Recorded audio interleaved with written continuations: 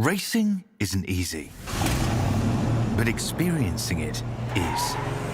iRacing puts you in the driver's seat with the industry's leading sim racing game. Drive on laser scan replicas of the greatest racing circuits from around the world. Go head-to-head against other drivers chosen by skill-based matchmaking to ensure competitive racing at every level. Compete across all your favorite series. In officially licensed cars, engineered to deliver the most accurate driving experience possible.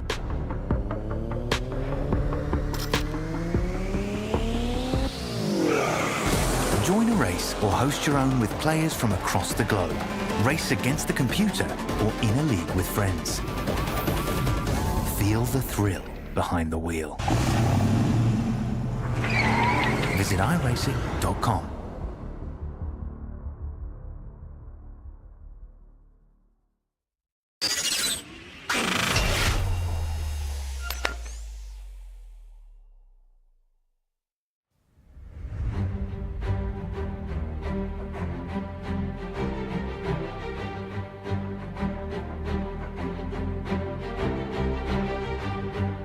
It's been a busy week for iRacers. Already, they've raised more than $40,000 in the 4th annual MS charity race. NASCAR fans have had their chance to focus in on the iRacing Brickyard 400. And now, for the 3rd time this year, iRacers around the globe, twice around the clock, go racing, this time for the 2024 iRacing Falcon Tire Spa 24 Hours. Hi, folks. Welcome to RaceSpot TV, to the iRacing Esports Network. I'm Juna Kankipati, alongside of Ewan O'Leary for the opening couple of hours. And Ewan, this one is a fun one. We've got 50 GT3 cars, the thread of rain here in the Ardennes, and some of the best sim racers in the world ready to go for the final 24-hour race of the iRacing special event calendar. Absolutely, the final one, but one that is just a little bit different to all of the others, or the other two, I should say. Multi-class traffic, the problem in those races. This time, it's more of a straight-out fight between GT3 machinery, which has seen some new additions in recent times in iRacing. It should make for a very race full of variety that maybe we've not seen in some previous years, and hopefully different manufacturers will all be competing for the win. Absolutely. I'm hoping that we get maybe the chance to see the Ford Mustang, the Chevy Corvette, mixing it up at the front, but I think we're expecting the established teams, for the most part, to be in the likes of the BMW M4, maybe the Ferrari as well. Looking forward to seeing how it changes around, though, through the course of the night, and as well with potential rain, as mentioned, on the horizon. Here's a look, though, at where we've already been, where we've still got left to go, about halfway through this 2024 journey, and the back half of this iRacing special event calendar really showcasing the diversity across of all the different disciplines. Next time out, we'll break ground with the first ever iRacing Martinsville MX500, before over to Crandon, and then the return of an endurance event, going to the Indianapolis Motor Speedway for the 6-hour race with the IMSA WeatherTech Sports Car Championship machines, the Bristol 500, Knoxville Nationals, then over down under for the Bathurst 1000, and then the final of the VCO Grand Slams before we really mix things up. And Ewan, often you and I, we get to focus a lot on these endurance races, but there's so much left in this next half of the year that I can't wait to see what the drivers really enjoy. Yeah, and you can see on the right hand side there, most of those coming in the last 4 months of the year or something like that, so they come thick and fast towards the end, and it, as you say, shows such great variety that iRacing has got now, including lots of events there that I don't really understand because I'm not American, but there you go, we'll bring them all to you and they'll be enjoyable to see. Yeah, no, we will enjoy bringing you some of that stuff, but Ewan, we can bring you along for the ride. You've been commentating on some short course racing, so who knows, maybe we'll get you out there to Crandon. Let's talk about BoP, though, because let's be honest, it's always the hot button talking point, especially when we've got the, 9 different manufacturers. Every single one of them has been hit in one way, shape, or form, the Ferrari being hit the most, with a 3.25% hit in power and the 2% reduction in fuel. Why is the fuel so important? Well, because you and we often talk about trying to extend the stints as far as possible, maybe trying to go beyond an hour. If you can go 65 minutes plus every stint, you can cut out a pit stop over 24 hours. Yeah, I remember last year when I raced the iRacing Spa 24 hours in not top split, as you might be able to imagine. I couldn't make an hour, nobody could, in fact, and so I wonder whether that's going to be the case this year as well, whether we're going to be seeing more than 23 pit stops, which is what you usually want to see, really, 60-minute stints and 23 pit stops throughout 24 hours. I don't know if that's going to be the case again here or whether we are going to make it an hour this year around, but it is so interesting that every car has been pulled back in some way, because often the way that you do it, I suppose, is by sort of marking them all against the slowest car in that sense. But no, we've got every car with some form of adjustment, and that for sure has influenced the car decisions that these teams have made as well. Oh, absolutely. I'm guessing for some, decisions right up to the wire as well. Let's talk about, well, history of this race, because it's one of these unique ones that, you know, over the course of the 5-year stretch from 2016 to 2020, we saw 5 different teams come out on top. And the real question, I think, in many ways is going to be the battle at the top. There's no VRS Kawanda in the field today, so it's the likes of the Team BMW Bank, powered by BS Competition last year, of course, or Team Redline, maybe someone else trying to rise their way to the top. And don't forget, it's a team event. You need a minimum of 2 drivers. If you do it by yourself, which there may be some people doing, not likely in this top split, you'll cross the line after 24 hours and instantly get disqualified for all of your effort. Let's talk about the track itself, though, because let's be honest, it's one of the most famous in all of global motorsport, and its challenges are known by all the drivers. Of course, our Rouge and Radion will take center stage, but in these GT3 cars, you've got to assume that, you know, the run through Blanchimont and those changing conditions expected during the night, that's going to be pretty sketchy as well. Yeah, it certainly is, and we know this circuit so well. It's not going to throw up any surprises in terms of you don't know what corner's coming next exactly, because Spa is so well used throughout the world of sim racing, throughout the world of motorsport, but it doesn't make it any less challenging that the changes that we've seen over at Eau Rouge in real life these days, obviously not here yet, but it doesn't make it any less of a challenging corner there either. It's a very, very interesting circuit indeed, and so a very familiar one, but still a difficult one. A good one for racing, though, and that's what we're hoping for primarily. Yes, but right now, focus on track in qualifying. And, well, if there was any expectation that we might get to at least see the Ford Mustang racing up towards the front here today, Team Redline have elected to put one of their cars out in that particular manufacturer, and so, you know, maybe expecting them to very much be pushing. They have 4 laps in qualifying, 15 minutes. They're on the 2nd of their attempts right now. And that is Bosch Thompson, who's cooking at the top right now with a 2:16.269. Now, he is only around, half a tenth quicker than his teammate in the BMW M Team Redline entry. Diogo Pinto going to be in that second second entry for Redline in the BMW. Then Marla Racing, also BMW. Williams Esports Racing Prodigy, also BMW. And BMW M Team BS Competition. There's a lot of BMWs right now at the front. It certainly is, and that's been probably the most selected manufacturer as well, if you're looking at the field as an entirety. To be honest, we've got plenty of them up towards the front now, and maybe that explains just why it's been selected so much. To be honest with you, I thought Redline sort of had to select BMWs in these events, but clearly I've got that wrong, and they've gone for a Ford on this occasion with that as well. But a slightly different look to their cars this time round. Normally we're used to seeing the black Redline cars with the red stripes down them. Well, they've gone for a sort of silvery look to their cars this time round, but I've got to say I'm a bit of a fan of it. It looks quite nice. Yep, I've got to say, they teased this on social media with a picture of a GTP machine initially, which got me confused. Did they forget which race they were coming to Spa for? But it's nice to see, of course, a little bit of change up, although I do get the feeling all the Team Redline entries probably going to look pretty similar. So hopefully, if they've got more entries, I'm not 100% sure, just looking down through the list, hopefully it's not just the manufacturers that will differentiate them. 7 minutes to go, 1 second covers 31 cars. On a track like this, 7 kilometers in length, it's a long lap. 1 second is a lot less of a margin than it would be at a track like a Lime Rock Park, for example. Down the hill through Pouhon, we ride with Pintos. Obviously now in third, car's looking very, very stable as he washes out as wide as he can. Yeah, that's one of the advantages of picking picking the BMW. That's why we chose it as a team last year. It's just so stable. Maybe you won't see the benefits of that throughout qualifying. It's not on pole at the moment, for example, although it is in the position, all the other positions down to 7th after that. It's very stable in the race, though. That's why you'd want to pick it, really. You know that realistically you are going to get this car to the end of the race without hitting the wall, unless your name's Lewis McGlade. You just had to throw that one in there. You were waiting, haven't you? Since taken 9 minutes. This broadcast. You've got plenty of hours as well to throw that one back in there as many times as possible. And he's off in London, not able to defend himself, so no complaints there. Here comes Pinto to the line, though. Just this final chicane to run. Look how he opens up the corner. Just really trying to maximize his entry and then switch it back. You can't run wide. Remember a couple of years ago in the real world, there was drivers running all the way up to the wall. Not here. Straight line yourself to the timing beam, and it's a 2.63. It's by 7 thousandths that Pinto goes to pole.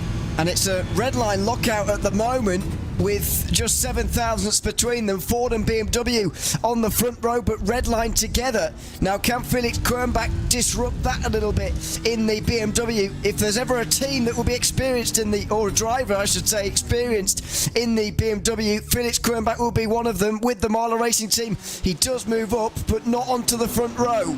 And here comes Sota Muto in what is a new colored, a new sponsored Williams Esports Racing Prodigy entry.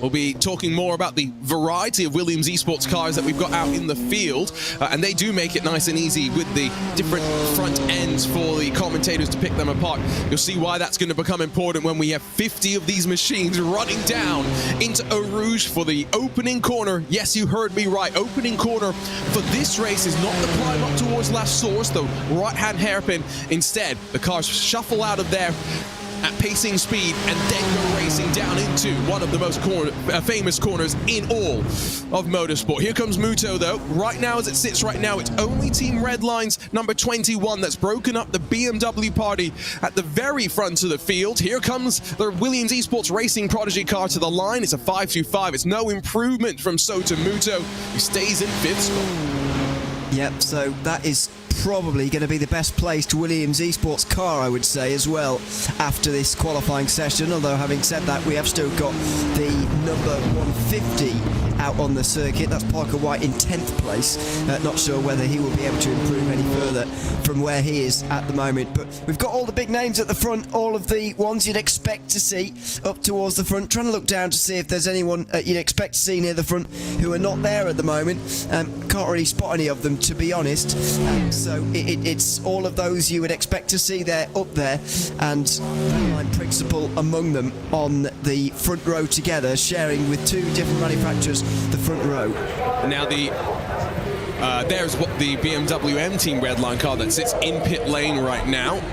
Diogo Pinto not going to head back out there, you'd think, with the time remaining. Not going to be able to run back around and start a lap and finish it before the clock strikes 0.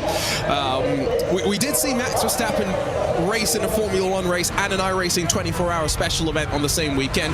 Don't believe he is due to do so this weekend. We wish him the best of luck at the Hungarian Grand Prix. Of course, he'll probably still be watching along and cheering on his teammates. Hugh Barter in the Apex Racing number 99. He's just jumped his way forward into 8th. And so the top 10 covered by a quite remarkable 0.3 of a second as Bosch Thompson pushes out wide down towards Pouhon, or the double gauche as it's now referred to. We're going to have an argument at some point about corner names, aren't we, Ewan, today? I don't know about an argument, but they do keep changing them. That's what I mean by argument. It's going to be oh wait, okay. When did you change that corner name on me? Well, also partly because double gauche is literally the most uninventive corner name there's ever been. So I don't know why. Maybe Pouhon means something in French as well, but that just doesn't make sense to me at all, that change. Yeah, so for those who don't know what Ewan is referring to, double gauche translates into English as literally the double left. So it's quite reductive, name for Pouhon. Now, I don't think I'm allowed to say what the translation is from Finnish Pouhon into English, but the wonders that is Google Translate, no, there is no translation for Pouhon, unfortunately, at least in French. Here comes Thompson to the line. Now, can he spring a surprise? Redline looking strong. If they control from the front, it's an ominous sign for those behind. And wow, a 2.16, 2.10, Bosch Thompson on top. Well, I didn't think there was enough time remaining for him to produce something like that, to be honest, but he certainly does have enough time, and Josh Thompson sets the best time for Team Redline. I wonder whether that will be at the pole-sitting lap in the end. The Ford Mustang, on its Spa 24 Hours debut here in iRacing, looks to have taken pole. And the best of the Chevy Corvettes is 15th with Altitude Esports by Freem. We do have 2 of the Mustangs in the top 10, but it's a sea of BMWs amongst them, a couple of Porsches scattered in the field as well. And I think the only reason really we don't have a Porsche right towards the top is Tristan Iglesias has left Simify Esports. He's now, of course, with Coanda's joined up with the purple and orange, and I don't think he's racing here today. Here comes Loic Rabier in the Team PGZ 119, currently down in 26th position, but the margins we're talking, he finds 210s. He could jump himself up into the top 15. 217.009 though. That's about a couple of hundred slower than the best lap, and he goes nowhere on the board. 30 seconds left to go. There's only Reino Talvar and Dino Lombardi still running out on track. Everybody else has called it a session. And wow, what a qualifying session that was. But you and 24 hours of racing still lie ahead. Yeah, we always talk about this, don't we, in 24-hour racing, whether it's in sim racing or in real life. How much does it matter? I would say actually quite a lot. I'm always a believer that it does actually matter, not least because it just shows where you are in terms of how speedy you are, but also it just keeps you out of a bit of trouble. And the Spa 24 Hours on the start certainly can produce this, especially in iRacing. It's quite a narrow run up the Kemmel Straight, and if there's an incident in front of you, just up ahead, then you can't really go anywhere to avoid it. So I would definitely want to be in that front 10 or so, maybe further forward, just to increase the chances if you're making it through the opening lap. Well, there is a chance of rain in the forecast, not on the horizon just yet, but it's a great day here in the Ardennes to kick off the 24 hours of running, the Falcontar Spa 24 hours on the horizon. Let's look at the starting grid where Team Redline lock out the front row, and Josh Thompson puts it on pole with a 2:16.205, really flying in that Ford Mustang. Diogo Pinto alongside in that BMW M Team Redline entry, and Max Verstappen will be entered in that car as well, doing the double F1 and this iRacing special event. Marla Racing Team and Falcon Sim Racing share row 2 with Williams Esports Racing Prodigy and Virtual Coach GG by Grid and Go, 5th and 6th positions. BMW M Team BS Plus competition alongside of the Apex Racing Team. Again, plenty of BMWs up toward the front before the second of the Ford Mustangs in the hand of Corentin Gunes for Sim RC. Parker White for Williams Esports Pit Fit rounds out the top 10 with the Williams Gaming Club and Falcon Sim Racing Team sharing row number 6. 13th and hopefully not unlucky 13th for BS Plus Turner as the split liveried entry tries to work forward alongside Dino Lombardi for the second of the Virtual Coach entries. James Baumey in the first of the Chevy Corvettes is alongside Gonzalo Vergara in that Simify Esports entry. A little bit weird to see it down in the pack in qualifying. David Boska for the third of the Virtual Coach entries is alongside Lassie Urinen for Team PGZ, while rounding out the top 20 in 19th Maniti, in 20th Apex Racing Academy. World Sim Racing Esports and the number 23 inside of the Team Hoisingveld and Jan Sentikowski. Pablo Arujo is going to be taking the start for Team PGZ back in 23rd alongside of Mac Performance, the best of the Audis. We're about halfway through the field as we find Shara Esports and Team PGZ, Maniti Racing, Valkyrie Competition, Impulse Racing, and the Apex Racing Academy cars. The rest of the top 30, and still within a second of your pole sitter. Again, the margins in qualifying ever so fine. Apex 1, only frauds. Impulse Racing, Sim Spirit, Fiercely Forward Pink, and Fiercely Forward Yellow, the top 36. They're rolling on their formation lap. We'll just scroll through the rest of the names in the field. Ewan, how excited are you? How nervous are you? You talked about the stress of the start. What are you expecting as we fall down to Rouge and Radion for the very first time?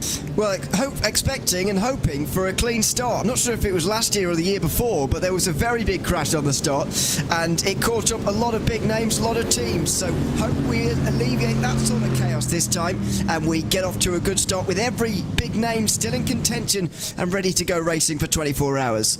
Yeah, the Max Verstappen news, by the way, kind of sprung on the commentators, wasn't announced on social media, something that we picked up on in sim. Kudos to Will Chadwick for sending that over. Pace car off and away, but we're not racing just yet, and it's time still for me to put Ewan on the spot. Ewan, who comes out on top 24 hours from now?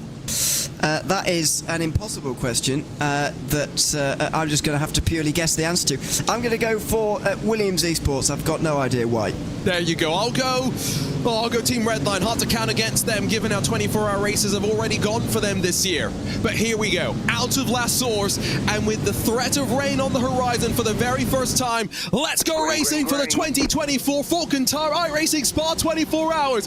And what a sight it is as we single file ourselves out down to Eau Rouge and climbing up over the crest of Radion. It's a moment of side-by-side for the Williams Gaming Club and Daniel Lafuente, who holds on to the spot in front of Alexander Thieber. But we continue to climb up through the Kemmel, the draft being fed out amongst the drivers. No one inside of the top 10 really looking for any moves. They're 3 wide behind and 1 driver with a slowdown. Oh, Hugh Barter in the Apex Racing 99's gonna feel the pain as we work our way now down through Malmedy and through the middle sector of the lap. But I can't quite believe I'm saying this. Out of Les Combes, all of our GT3 machines still running in a straight line. Well, it was into Malmedy where we saw the first crashes previously, so hopefully they get through there too. But a very good start indeed by everybody. The early jump from Redline there out of La Source was probably a good thing for the field. It just kept us all single file really on the way up through Eau Rouge as we're 3 wide into Pouhon. That's the Altitude Esports car in the middle, and Virtual Coach by Grin and Go really taking 2 for 1 there. David Bosga slips up the inside, and now watch Danny Lorenzo. We're more used to seeing him in a prototype entry, but in a GT3 machine, he's pretty handy as well. Finding alongside of James Baume, wheel to wheel through the pit path. This on the run towards the crucial corner that sweeps your momentum all the way back towards Blanchimont, and that's why Baume gives up the position. Danny Lorenzo's now going to try and hold on as they sweep their way out of Stavelot. But up towards Blanchimont, this is where the further back in line you are, the more dirty air you're dealing with, the more unsettled your car is going to be. And we're already cresting speeds of 270 kilometers an hour as we rise through this fast left-hander for the first time. And also, when you're further back in the pack as well, you're in more danger of sort of losing the group, if you like. The pace at the front has been very quick on this opening lap, but you absolutely want to be within that front group to sort of stay in the draft and stay up in contention with the leaders. It seems that at the moment pretty much everybody has done that, although they are jostling for position further back, and that could make some groups. I'm pretty sure I just saw cars spinning around at the final turn. I think you are correct. I see WSR Esports, Butt Kicker, Energy, SimSport and SimSpirit. A handful of cars involved, in SimSpirit down to pit lane instantly on the flatbed. That was a look to the inside from Diogo Pinto though on Josh Thompson. Here we go, back up through Eau Rouge and Radion for the second time of asking with the Mahler Racing Team car. Of course, powered by BS Competition, winners last year in that Team BMW bank entry, trying to look strong as well. But teammates up front swapping back and forth. Pinto up the inside, and it's BMW and Team Redline that canter to the lead. Now, is that going to be a recurring strategy, or is that a one-off? Will Pinto and Thompson just exchange positions every time, or will they run in this order with the BMW ahead and then the Ford Mustang? Very interesting to find out when we go through the Kemmel Straight next time round, as we have a look at what happened in the final corner. Oh, that's the Impulse Ferrari that really just gives a bit of a send to the factory livery BMW, and then bang, bang, bang, bang, bang. No one lifting, bit of Arca brakes in a couple of occasions there. And I just can tell you that Pablo Arujo, the 124 Team PGZ car, he's also been involved in something. So opening lap was clean for the most part, and then through Le Combe, big stack up, and I think that was the Apex Racing Academy car. Yeah, so that explains that. For PGZ, well, there must be one of the few Mercedes actually in the field, isn't they? Not seen too many of them in the entry list actually for this race, but pretty awkward. Yeah, I mean, overall it's been a pretty good start. I'm just comparing it to previous years really, whereby this time we've already got 10 damaged cars or something, but compared to that, it's been a very good start. Only a couple having to come in after a lap. And the other thing that we don't have is drivers running off the track too much, at least at the early stages right now. That incident limit, remember, something they do have to keep in mind. track limits at Spa, always a hot button topic. We'll see how these drivers fare over the course of the 24 hours with just 100 allotments off the track allowed. Back up towards the line, still with Diogo Pinto leading from his teammate, then Marla, Falcon Sim Racing, Williams Esports Racing Prodigy, Virtual Coach Grid and Go, BMW M Team BS Competition, Williams Esports PitFit, Sim RC and the Williams Gaming Club, the rest of the top 10. Fuel saving, I think we'll find out in about, 15 minutes time, Ewan, if they can make it to the top of the hour. Yeah, we certainly will. As I said before the race started, it wasn't possible when I did this race last year to make it an hour without fuel saving, although, you know, we were only a lap or so short, so I can't imagine it's impossible, even around a 7-kilometre circuit like this one. Let's just have a look here.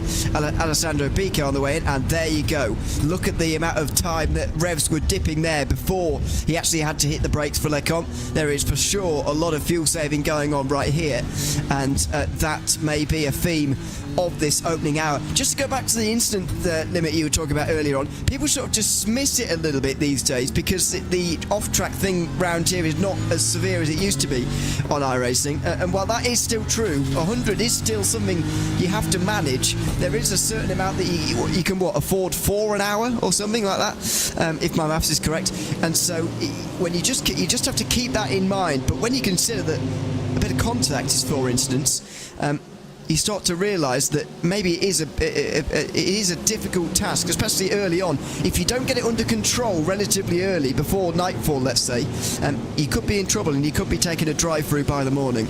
And this is maybe going to sound a little bit harsh to the drivers, but at the end of the day, it's not like the track limits are moving around, right? It's not like you can say that white line moved.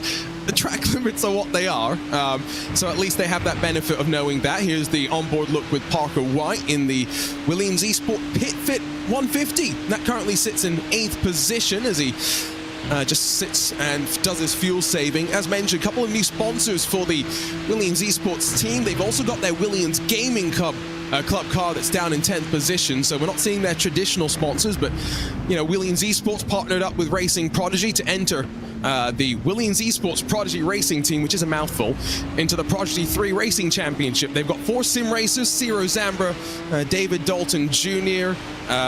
Wow, my memory at this time in the morning is being tested, and I really should know this stuff. 2 other very fantastic drivers who excuse me, forgive me, but the cool thing about this is Williams Esports are going to, their Williams fan zones, Ewan, in the future have opportunities for everyone, even if you don't have a sim rig, to go in, try and prove that you're pretty quick, pretty fast, and get a chance to go racing in the Prodigy Racing League in the future. Exactly. Very good to see an increased accessibility in that sense, from sort of provided for by them or whatever. By the way, in terms of competitively, by the way, not really sure why Parker White is being used at this stage in the race. I know he's quick, but I would have thought they'd be saving him back for the European night, when maybe he's a bit more alert than people on this side or this continent of the world. Not a bad point, actually. Sami Matti Trogan and Ate Kauppinen are going to share that Williams Esport PitFit car. PitFit being a performance and fitness focused body for motorsport athletes based out of Indianapolis, with office in Charlotte as well. That's going to be helping a lot of the racing prodigy and indeed people in IndyCar, NASCAR, and around the world of motorsports get prepared for the challenges of actual racing.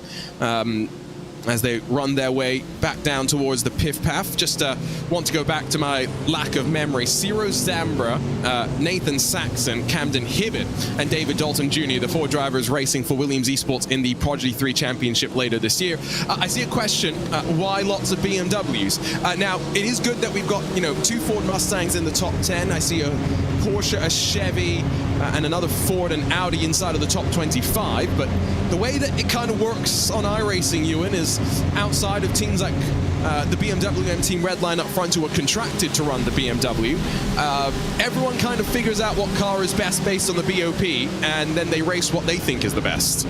Yeah, a little bit. And if you think this is a lot of BMWs, by the way, you should go back and watch the 2021 race.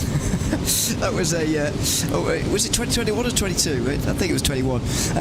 It was like maybe 22 actually, but the first year this car came out in iRacing, it was like a BMW race.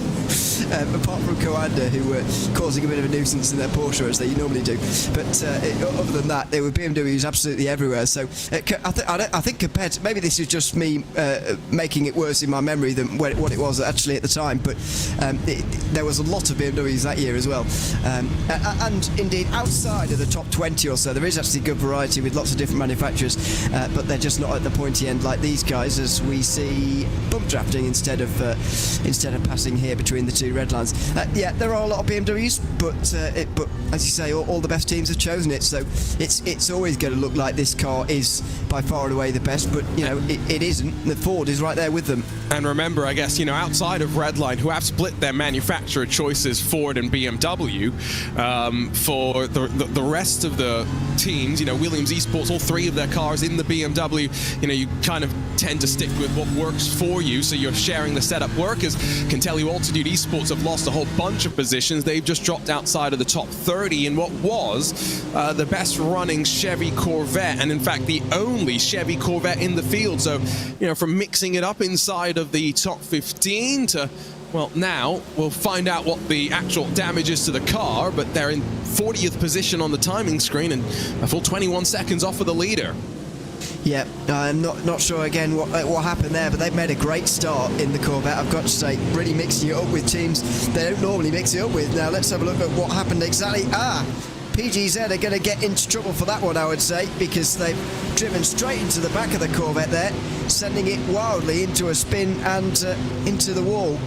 And so that would have been Lasse Urinen in the 114 that will be getting something, I'm sure, post-race from Nim Cross.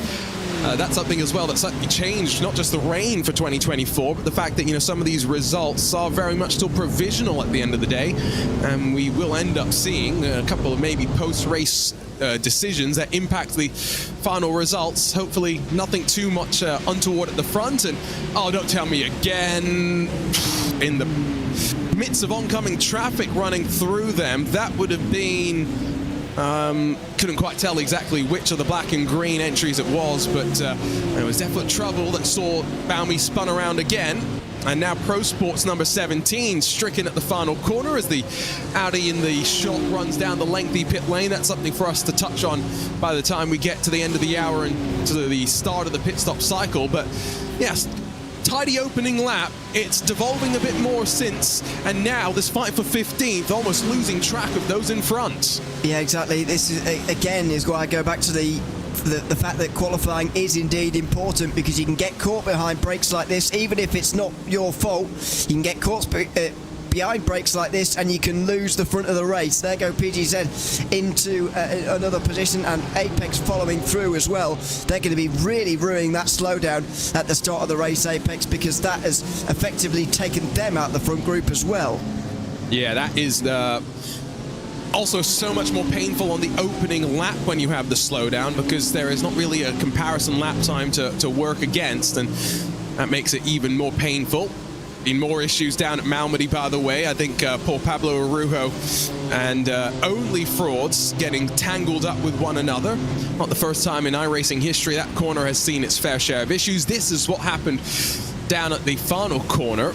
Ooh, as Pro Sport just... that corner does tighten up, let's not forget. You've really got to try and set it up on the right, but at least fortunately not going to get stricken on the inside curb and not unsafely rejoining either. Check and check.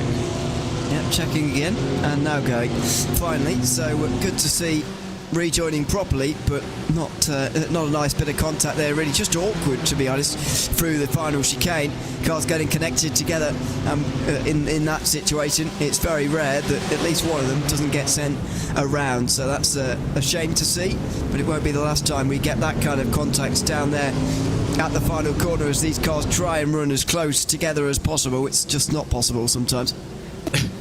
We have Will Chadwick, who's going to be jumping into the next part of the broadcast. It's going to be great to have his perspective as someone who's very capable of racing at this level.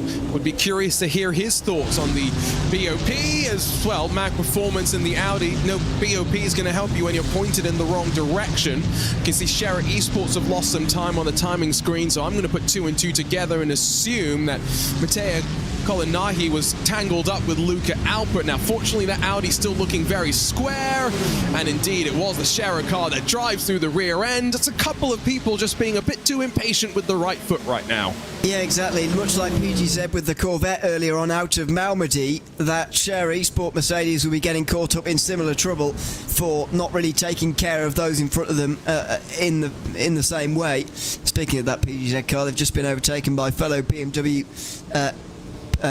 the Apex Racing team, Hugh Barter at the wheel of that one. But yeah, you're right.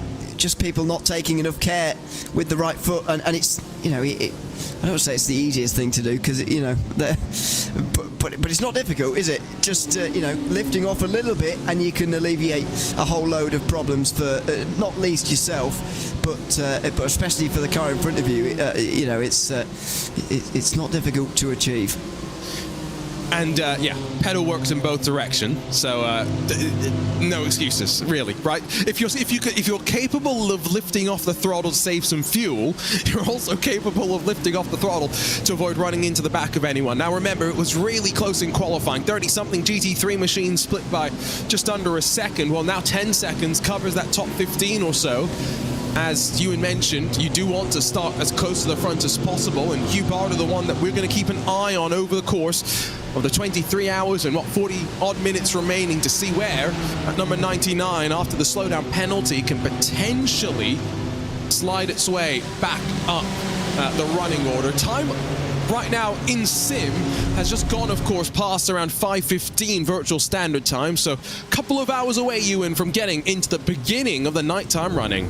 It's very, very early, isn't it, to be seeing darkness, but that's what happens in 24-hour races these days. I'm not sure why the trend recently has been going later and later starts, but it has been in real life, and seemingly will continue to do so as well. I personally think they should all start at 1 PM local time, and that would just be done with it, but anyway, that's just me. We will be seeing darkness very, very early on, and because of that, we'll be seeing the sunrise again very, very early on. I think even by sort of midnight here in Europe, or in the UK anyway, we'll be starting to see sunrise in sim. It'd be very weird. Which I don't think, you know, it's a bad thing. Now that's the just fact of 24-hour races. You know, some races have more darkness than others. You remember back in 2020 when so many races got shifted around, and you had the Bathurst 12-hour, for example, that instead of having the opening like 15-30 minutes be pitch black, you had the opening pit stops an hour in being still in pitch black conditions. Race started at the same time. It was just, you know, by virtue of the time of the year, the Earth slightly shifting around the sun, there was just less sunlight for the drivers, and did impact the race itself, of course, how you plan it out, and, you know, when you put your drivers in, etc. So one of those things where less nighttime running, maybe more golden hour running in many ways if you get those cool conditions, especially since track temperature by no means scorching, at least right now. The weather forecast, it's intriguing, isn't it? Because there's this brief blip in the morning around 8 AM virtual standard time when there's like a 60% chance of rain. There's also like a 20% chance of rain at 8 PM. Basically, we're not guaranteed rain for this special event. Well, yeah, if I'm being honest with you, I don't really understand the weather forecast that you can see in iRacing. I don't. But what I can say, agree on, is yes, it does dip up and down multiple times. So while I don't quite understand what the figures actually really mean, yeah, it's sort of one of those races where you're not entirely sure about. Kind of feels like a real Spa 24 hours in that sense. You never truly know what the weather's going to do when you start one of these in real life. What we need is for drivers to... So right now they can see the weather forecast. I think it's like a week before. What we need is for that weather forecast to get scrambled 10 minutes before the session goes up, so no one has any idea. That would be great. Anyway, down towards the opening corner, the battle for... What will this be? Scherer Esports and their Mercedes are working here. So this would be just around 24th position. And if you want to find your particular team and driver, the live timing link is posted on the RaceBot TV YouTube chat. Unfortunately, we don't really have access to post it anywhere else, so you'll have to come and go to that specific page just to go to visit the link. But I promise you, if you want to find your team, it's worth it. For example, CB5 just been passed by Team Huizinga and Jan Sentikowski in one of the Ford Mustangs. Team PGZ holding on, and the Apex Racing Academy car in front of Luca Alper in that share number 88. Yeah, we don't often see, speaking of that Huizinga car, we don't often see them outside of the Mercedes, to be honest, but they've gone for, maybe more so in recent times, but they've gone for the Ford Mustang this time around. A lot of big teams back here, I've got to say, outside of the top 20 or so. Sherry Sport have probably been the best Porsche Cup team in endurance racing anyway for the last 9 months or so, maybe a year. It's been a very impressive time for them, but in the GT3, outside the top 20 here against all of the other big teams that are in this race as well. It really is a who's who of sports car racing again, the Spa 24 Hours. Maybe a little bit less so than some of the others, especially Daytona at the start of the year when everyone's really ambitious for the year and really excited about endurance racing in January. Maybe that tails off a little bit by the summer, but it doesn't mean that the names on this list are any less big by any means. We've got a fantastic entry, and that speaks to just who we've got outside the top 20, to be honest. Some very big teams indeed. Yeah, Team Huizinga, you mentioned, them. They usually, when we were back in the GTE days, the Corvette staples. So I'm a bit surprised that they haven't immediately gone and picked up the new Corvette in GT3 as Simufy just in front, I think that is. Fighting wheel to wheel. That's one of potentially the lapped cars as they just shuffle for position. No, excuse me, that's Gonzalo Vergara. Is it Apex Racing Academy, or are they allowed down? No, that is Lorenzo Manfredotti, who slips his way up the inside.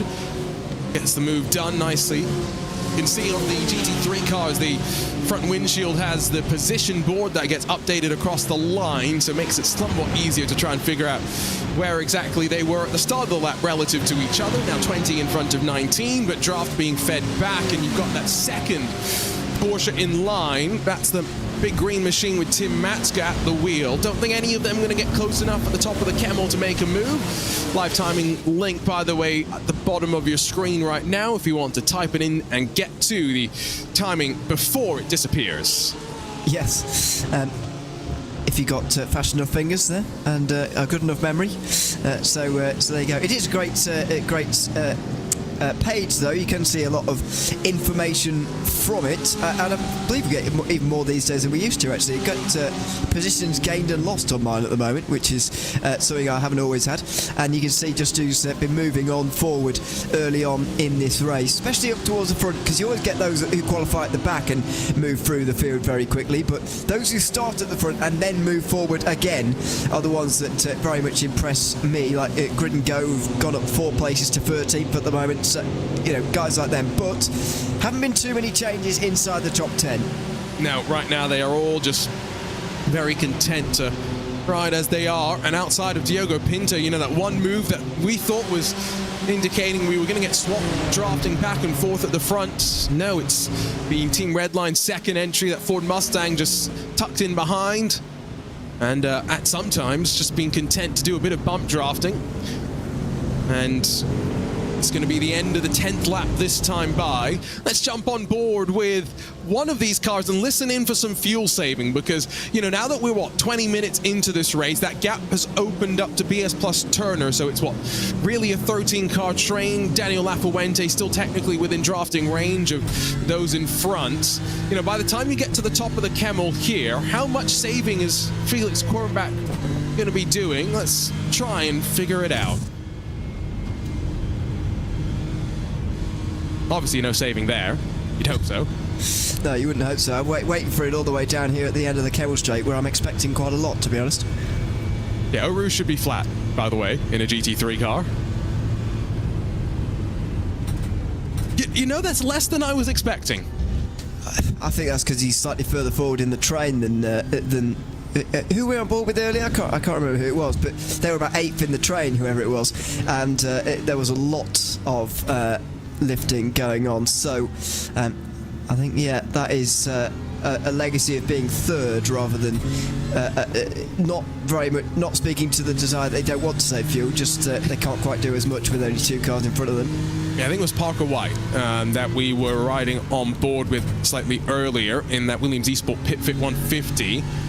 And so he would have been, what, 8th or so? So that's a lot deeper in the field. And I guess as well, it's that margin between the cars that's important. So in Quirnbach's case right now, he's leaving a couple of car lengths between him and those 2 cars in front. So that's something else that definitely needs to be factored in.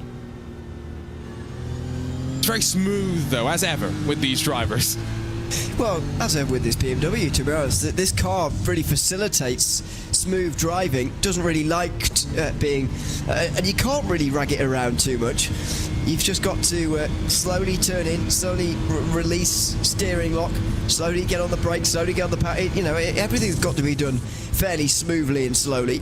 But that's the way that you get to the end of the 24 hours, to be honest. You're not going to get to the end by being on the ragged edge all the time.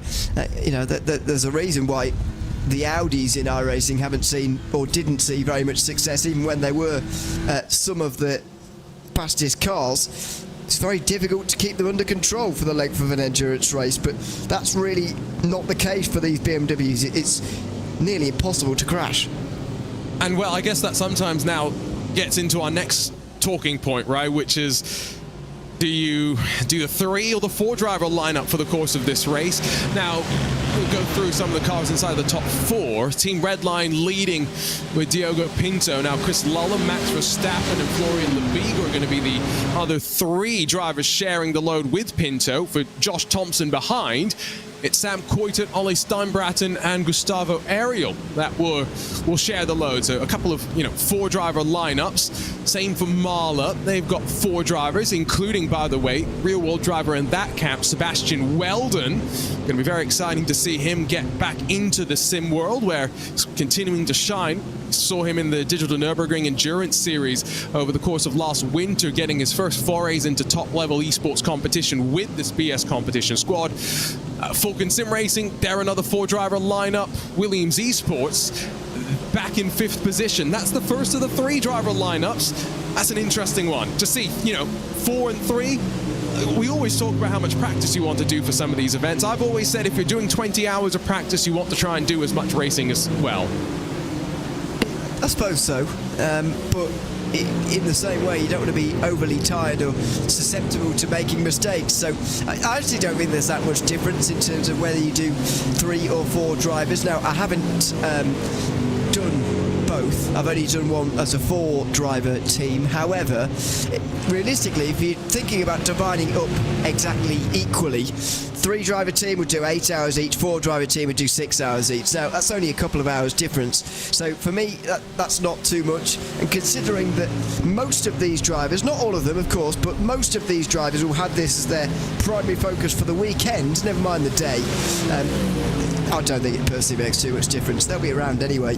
That is true. You do have to stick around in case someone's internet, for example, has issues. I kept scrolling through, and so the top 4 are all 4-driver lineups, but then 5th through 11th are all 3-driver lineups. You get to 12th, that's a 5-driver lineup. So in that car, they've got Falcon Sim Racing, Alexander Thieber, Lucas Muller, Jonas Wanner, Paul Lang, and Jesse Jones. So goes to show, however you want to make it work, make it work. Up the inside for the big green machine, what can Tim Matsker do to try and slip his way past the Apex Racing Academy car? Now, it's a good thing there's not gravel out there in the virtual world like there is in the real world, because that 97 would have got bogged down. Shara Esports says thank you very much, and Luca Alpert up to 20 seconds.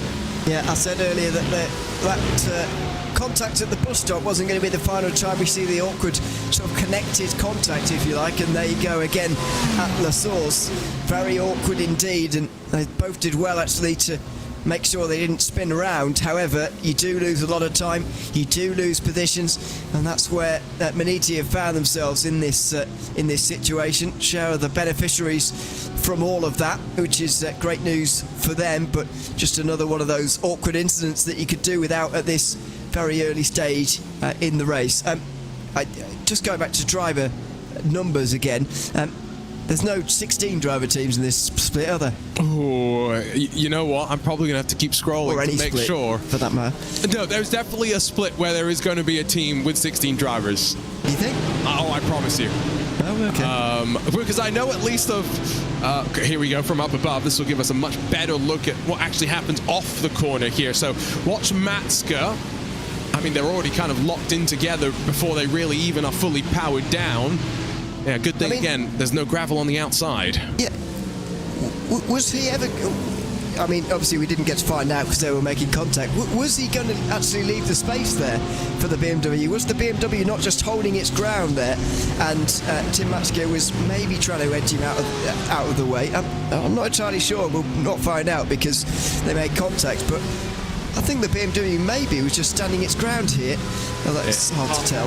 Yeah, hard to tell with all the contacts. That's really, I guess, just too early, unfortunately, to be able to tell too much more from that. But again, could have been worse, and no gravel. Again, this track's gone through quite a few changes since it was, you know, scanned by the team at iRacing. Gravel, curbs, and a couple of corners getting, you know, completely repaved as well. Not the entire track being repaved, though.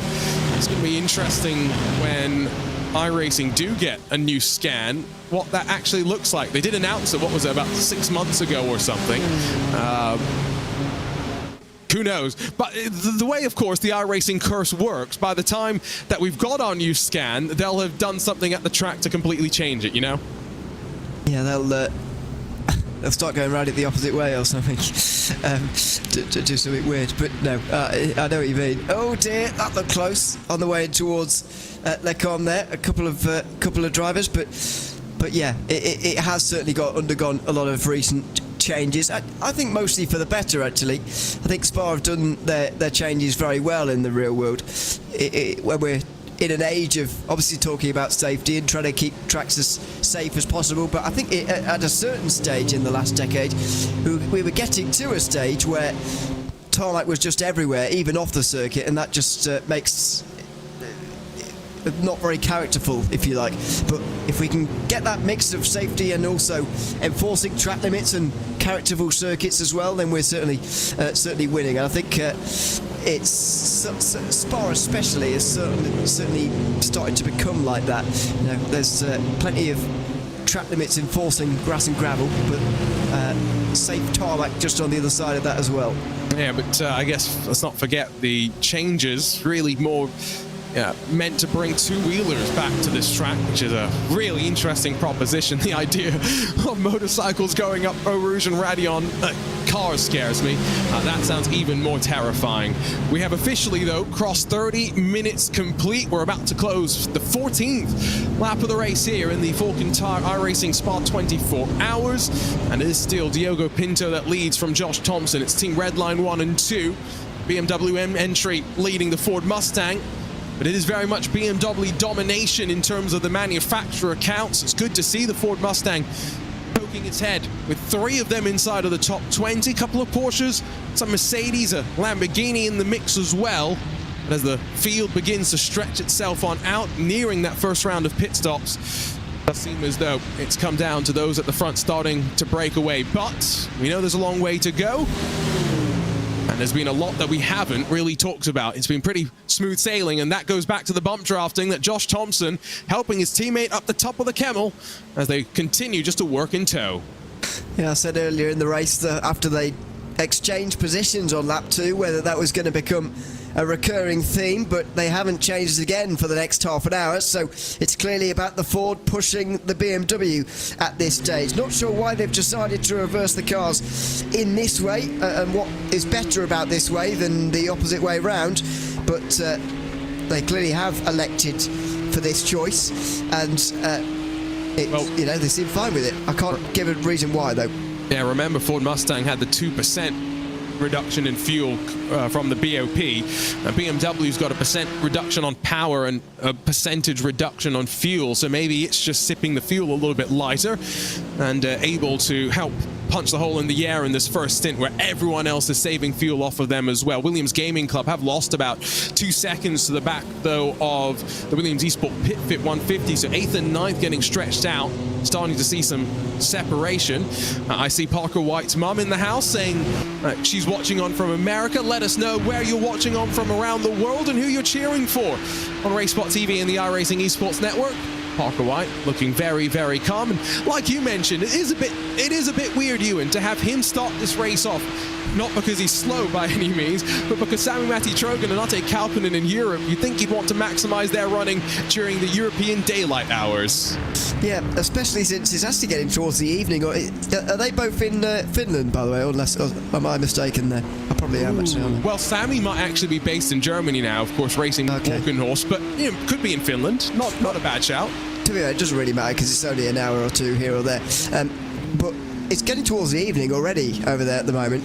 I know we're still early afternoon here in the UK, but over in Europe, certainly some parts of the further east you go, getting towards almost 5 o'clock already, 4:30 already. So it's, getting to that stage where actually maybe it's going to be relatively easy to sleep, shall we say, in a few hours' time. So again, I just question that a little bit. Of course, they'll all be sort of awake for a long period of time overnight wherever they are in the world, and that's just to give it in a 24-hour race. But again, I'm just confused. Why wouldn't you get those 2 Europeans to start the race, and then when it starts to get dark over in Europe, you can take turns sleeping, while Parker White is doing the majority maybe of the driving while it's night time in Europe. You said it. On board with Corentin Gunes in the Ford Mustang GT3. Great to see him. Usually, of course, we've seen him be very, very quick in a TCR, a touring car.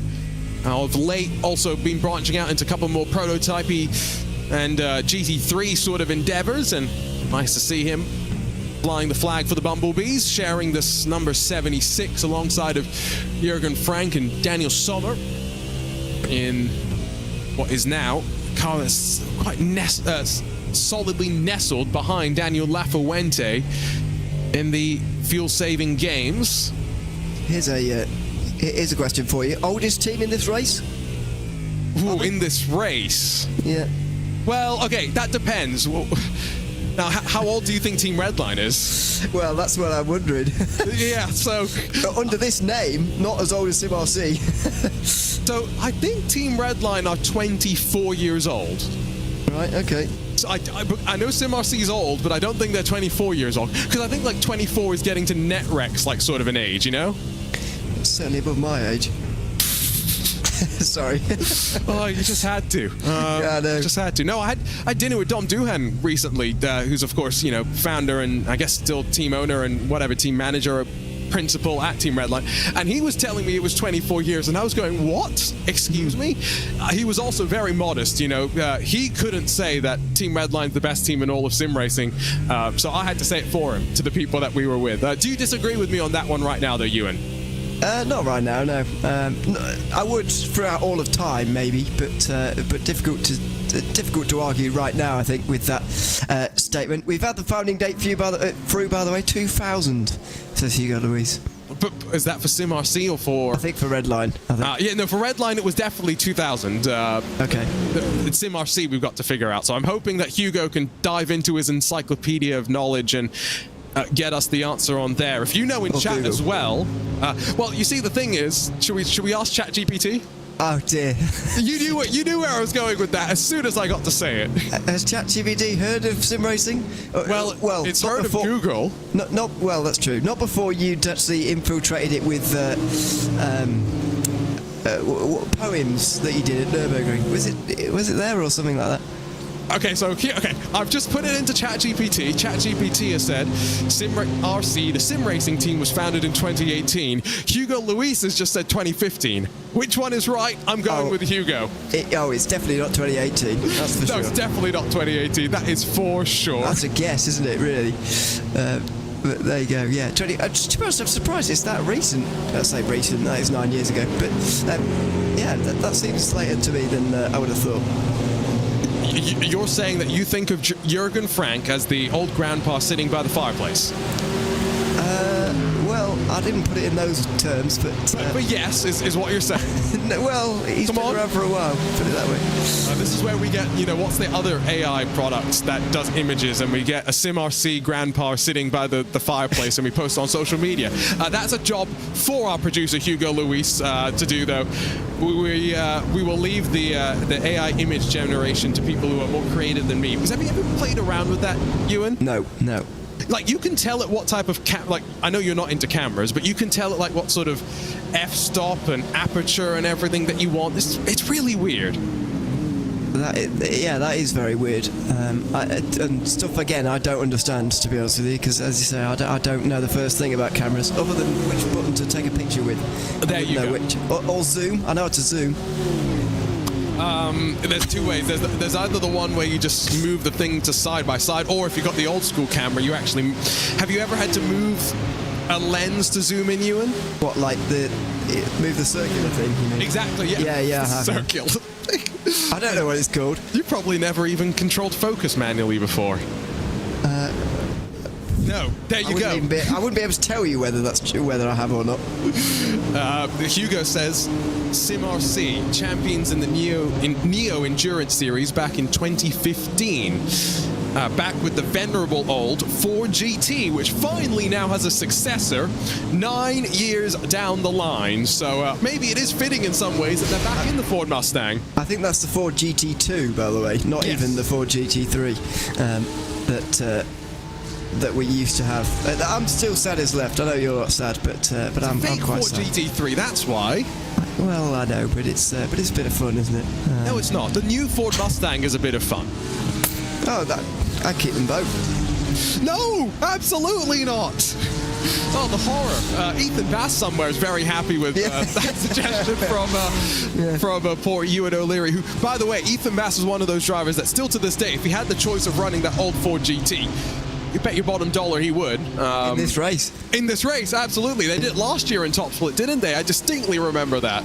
I don't remember it last year. I remember it previous years to that. I didn't think they made Top Split one of the recent years.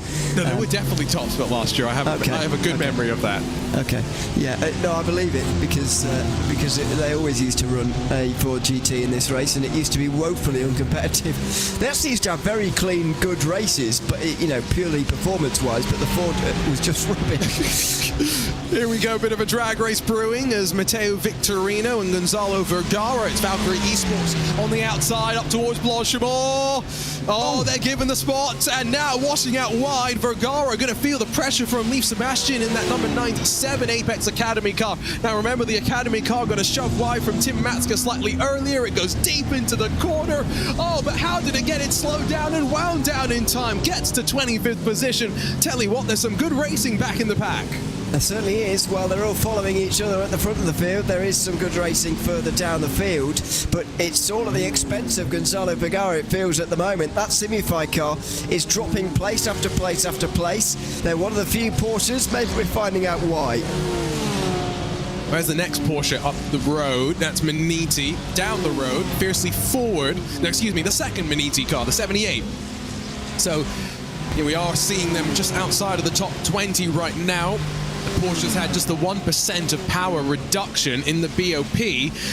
That gonna stall Gonzalo out here. Yep, he's not gonna be able to get to the inside of Leif Sebastian. Further back in the pack, that looked like Impulse alongside of Team PGZ.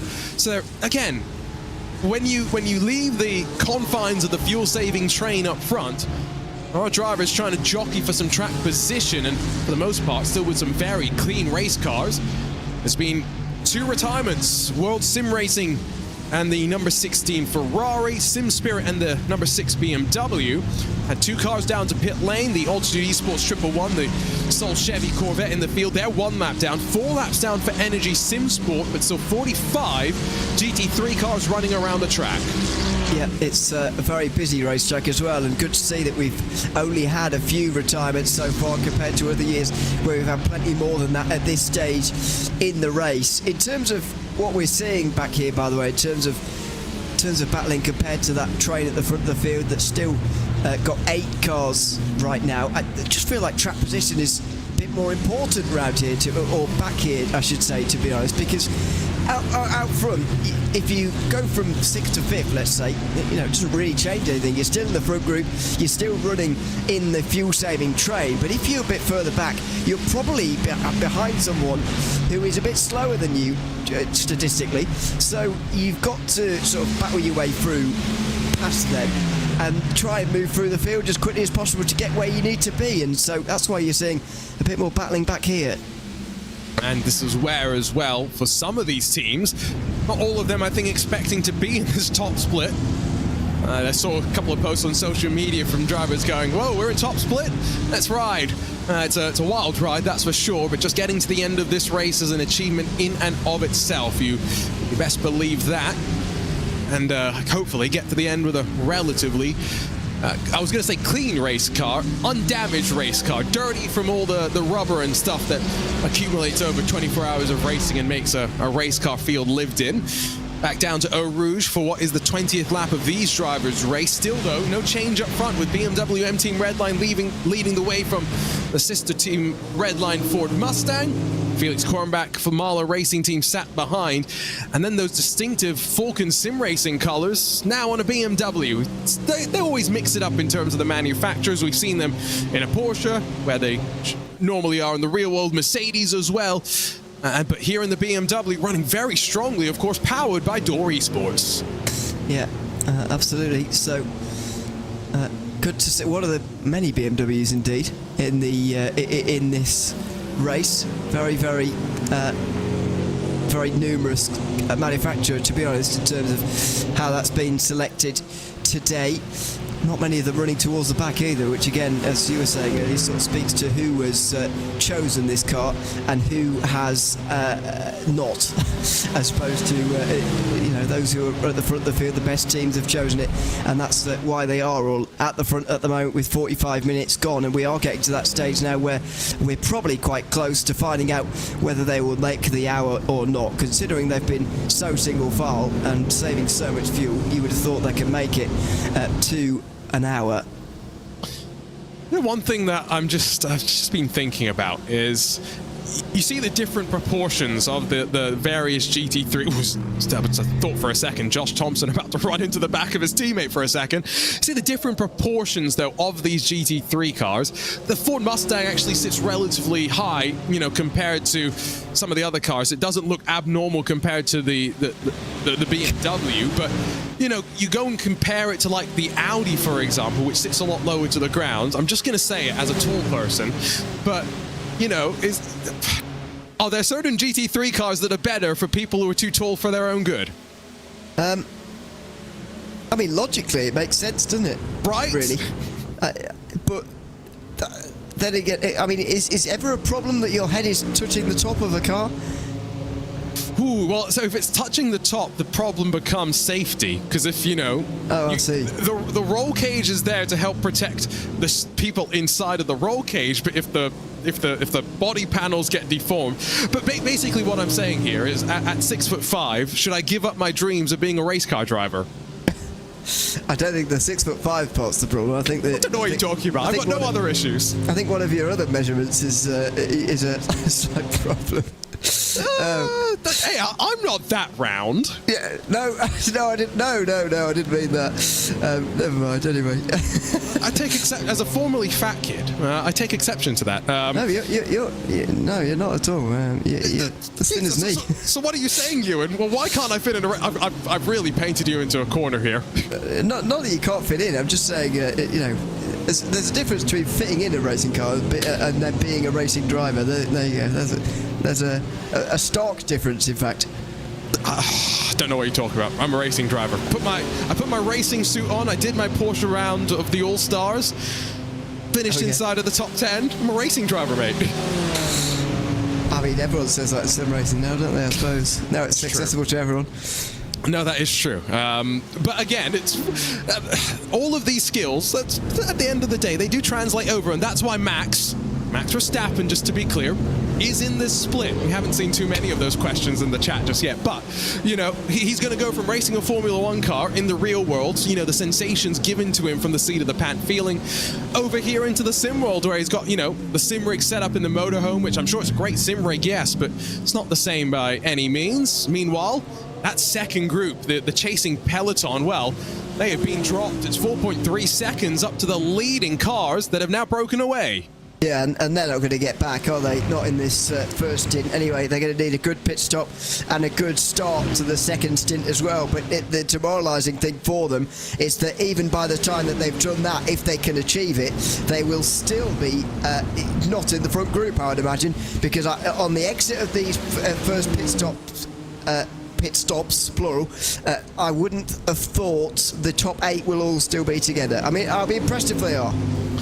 What's the virtual standard time in sim right now? It's probably going on... R5? Just past R5, I would have assumed, right? Yeah. When was the first chance of rain? 8, I think.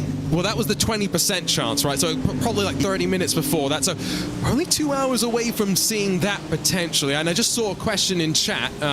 Be interesting to see the Ford in the rain, because in practice, this particular commenter said that they didn't think it was doing particularly well.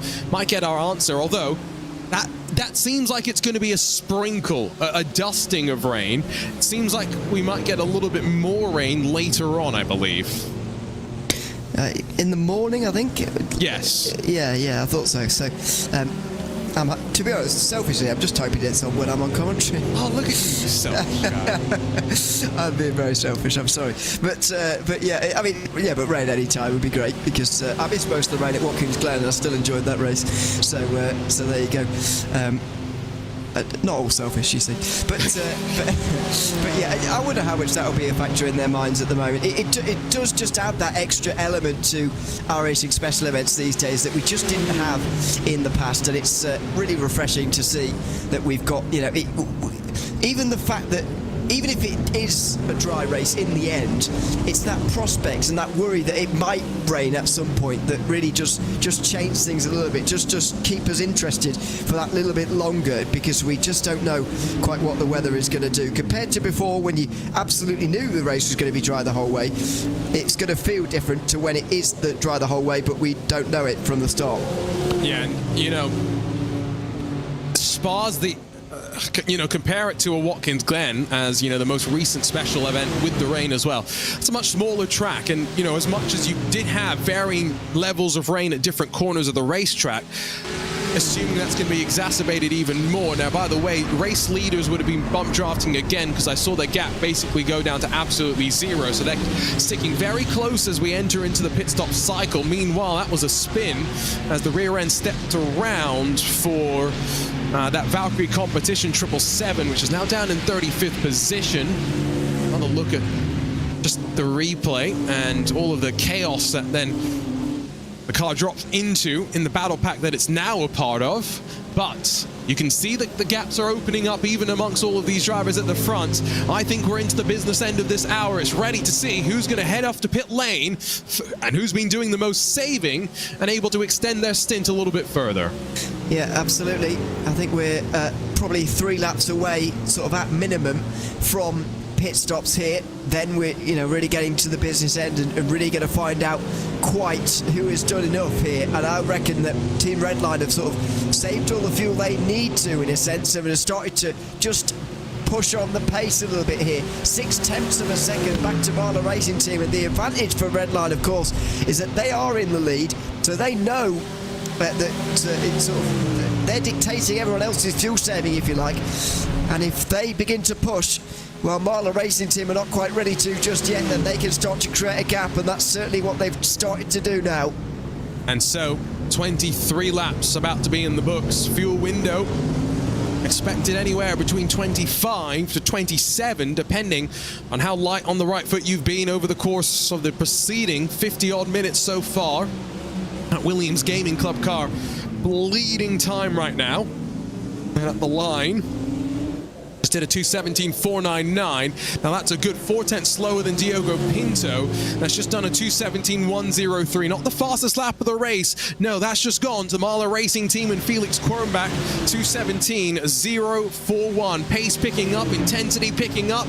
Now what do the teammates do? Josh Thompson has been just tucked in behind and doing bump drafting for 50-odd minutes and counting. I'm going to continue to do so at the top of the Camel for the 24th lap counting as they just continue to ride in line, and Redline controlling that tempo up front. 5 seconds the gap between 8th and 9th positions right now, heading into this pit stop window. Do you know how I can tell we all watch too much sim racing? Because me, you and Will Chadwick all thought Redline trying to break away at exactly the same time. Because they've just started to create the gap and it just looked a little bit different. So we really need to get alive, first of all. But second of all, they really are trying to make the difference before the pit stops. The difficulty always is at Spa is the fact you've got the draft, and that makes it so much more difficult. Felix Quirnbach doesn't even have to be as quick as the two in front of him to stay with them because of the way that the draft works. But what it is making a difference for is those at the back. You always get this whiplash effect in a big group like this, where those at the back are especially susceptible to a change in pace. And it looks like Alessandro Bico is the first one not able to go with it at the moment. He's gone 8/10 of a second behind Leandro Andarucci at the moment, who's doing a pretty good job of staying with Quirnbach, actually. But that gap between 4th and 5th is large. Yeah, very cool as well, just to see, right, that we've had all that fuel saving and these drivers didn't lull themselves into a false sense of security and were able to pick up the pace without starting to run off the track too much, accumulate those incident points, or, you know, just even make more mistakes at this point as well. So 24 laps about to be complete. It would be early to come in now, but maybe if you've not been so efficient with the fuel saving, you might be forced to. None of these leaders, though, going to be heading off to what is a long pit lane, and let's talk about that now, Ewan, because it wraps around from the entirety of that final corner out through La Source, down in towards Eau Rouge, and only then do you release yourself from the limiter. A trip down pit lane here, a drive-through penalty, is going to cost you a minimum of 60 seconds. Exactly. To fit everybody in to the pit boxes, you've got to use all of them, and so it is the longest pit lane in any iRacing special event that or certainly 24-hour special event that we have, and so you really want to avoid, as we were talking about earlier, the incident limit. Absolutely have to avoid that. It costs you so much around here, but also makes pit entry and the actual pit lane quite difficult, because that corner on the inside of La Source is tighter than you think. Valkyrie competition.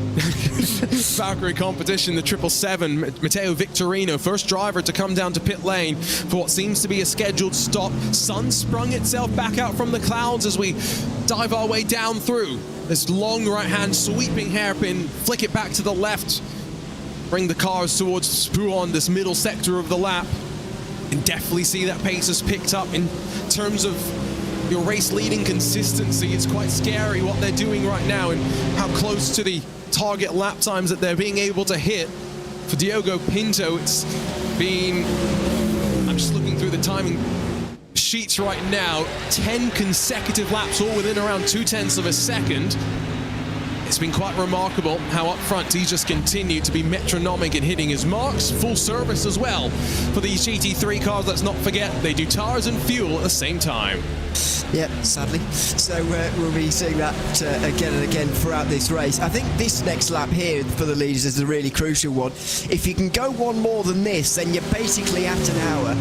So I think this next one here is the really key one.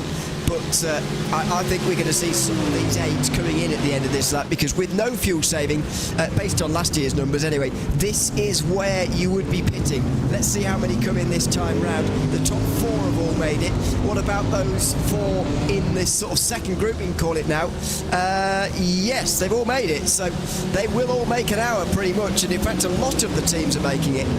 Haven't seen anyone inside of the top 15 or so yet. Excuse me. Right in 15th spot, Danny Lorenzo brings in the BS Plus Turner car, and that's just shy of the top of the hour. Even with the lengthy time down pit lane, they are going to be back out on track before 60 minutes has officially been complete, followed in by Lucas Prada in the number 23 World Sim Racing car, and the klaxon goes off for Apex 1 as well. Now, side by side for the lead, and Josh Thompson's had enough. He'll bosh his way to the inside and slide that Ford Mustang back to the point of the field. Diogo Pinto's been riding, saving his fuel and punching the hole in the air, and I think that's the guarantee. Down to pit lane this time by for Josh Thompson. Yeah, and probably for Pinto as well, because now they're ordered the right way in the boxes. Now, obviously, iRacing, you can go through people in the actual boxes themselves, but it is always awkward when you're the following car and your pit box is right behind the person who's coming in ahead of you. It's very difficult to spot the box that you're actually trying to stop in, and so this way they can just make it easier for the both of them, and it's a very minor difference, but it hasn't cost them anything to do so. Might still have the chance to go one lap longer. That's a look at everything happening out on track. A rather quiet pit lane, let's not forget. Only around 7 cars or so make their way in. Only Frauds and Fiercely Forward, Zenith, Gas Knock all included in the pit-taking machines. And as out of Stavelo and through the curve Paul Frere, Josh Thompson leads the field back up towards Blanchimont. We saw some of the other groupings as well. Mid-pack, top 20. Are they all coming down to the lane this time by? Lucas Prada's got the jump on Danny Lorenzo in pit lane as well, with a much more efficient time in the box. And so don't forget, it's a long pit lane. These drivers can make a very definite impact. Who hooks it to the right? Who's down on pit lane at the end of lap 26? Here comes the Mustang, and did Pinto follow? Yes, so Pinto in, but Falcon Sim Racing, Marla go one lap longer. Biko's gonna make his way into the lane with Cody Deeth following him in as well. We got split calls though as we reach the top of the first hour. Now that's surprising. That is going a long way on fuel there for the likes of Marla and Falcon and BS Competition as well. Very good fuel saving from those guys to make it not only just about to the hour like Redline and the others have managed, but comfortably over the hour, so they can afford to maybe even lose a lap later on in the race. And don't forget as well, especially for Marla and Falcon, who were 3rd and 4th before Redline pitted there, it's not cost them anything to save this extra lap of fuel. So just in case you didn't think the sort of double slipstream made any difference compared to just one slipstream, it absolutely does, because they've been able to get a whole lap out of it. And so as now the rest of the field is down on pit lane, it is just 3 teams, Marla, Falcon and BS Competition. Now remember, Marla powered of course by BS Competition, so clearly they have figured out something. Up onto the jacks, it's going to be a fresh set of Pirelli tires and a full tank of fuel for the field in unison as they now just wait, and a lengthy wait. It's around 40 seconds for a full service here. Not expecting of course any sort of battles on the pit merge. On that exit blend at the top of the hill at Radion, it's just going to be all of these GT3 machines storming up and trying to build their speed up. No driver changes. I think that's what we're also expecting across the board. I think this time next hour we'll be seeing the first driver changes, but yeah, not yet. Not quite yet required for everybody. Look at that, very full on pit lane. And out first, Grid and Go, who have made the front group. That's exactly what you have to do. If you're in that second group, take a short stop and get yourself back in contention. And it's a good 2 seconds short fill for them. It gains them the track position. They'll lead Josh Thompson up the top of the hill with Diogo Pinto and then Alessandro Biko in that Williams Esports Racing Prodigy car, latching onto these 2 red line machines. So this has really changed the game, and let's not forget those 3 that are still out on track. They may actually have longer to spend in the box, Ewan, because they've got more fuel to put into the car. They will have an in-lap with less fuel on board, so maybe it'll even itself out, but don't forget that's a shorter stop for Biko too, because that front group of 8 was just starting to split apart before the stops there, and so he's just short-filled slightly to get himself back on turn. But I think it's absolutely worth it if you're not in front in that front group, excuse me, at the end of this pit stop cycle. You're going to find it very difficult to win the race. And here they come, Kornbach, Anderuti and Talvar.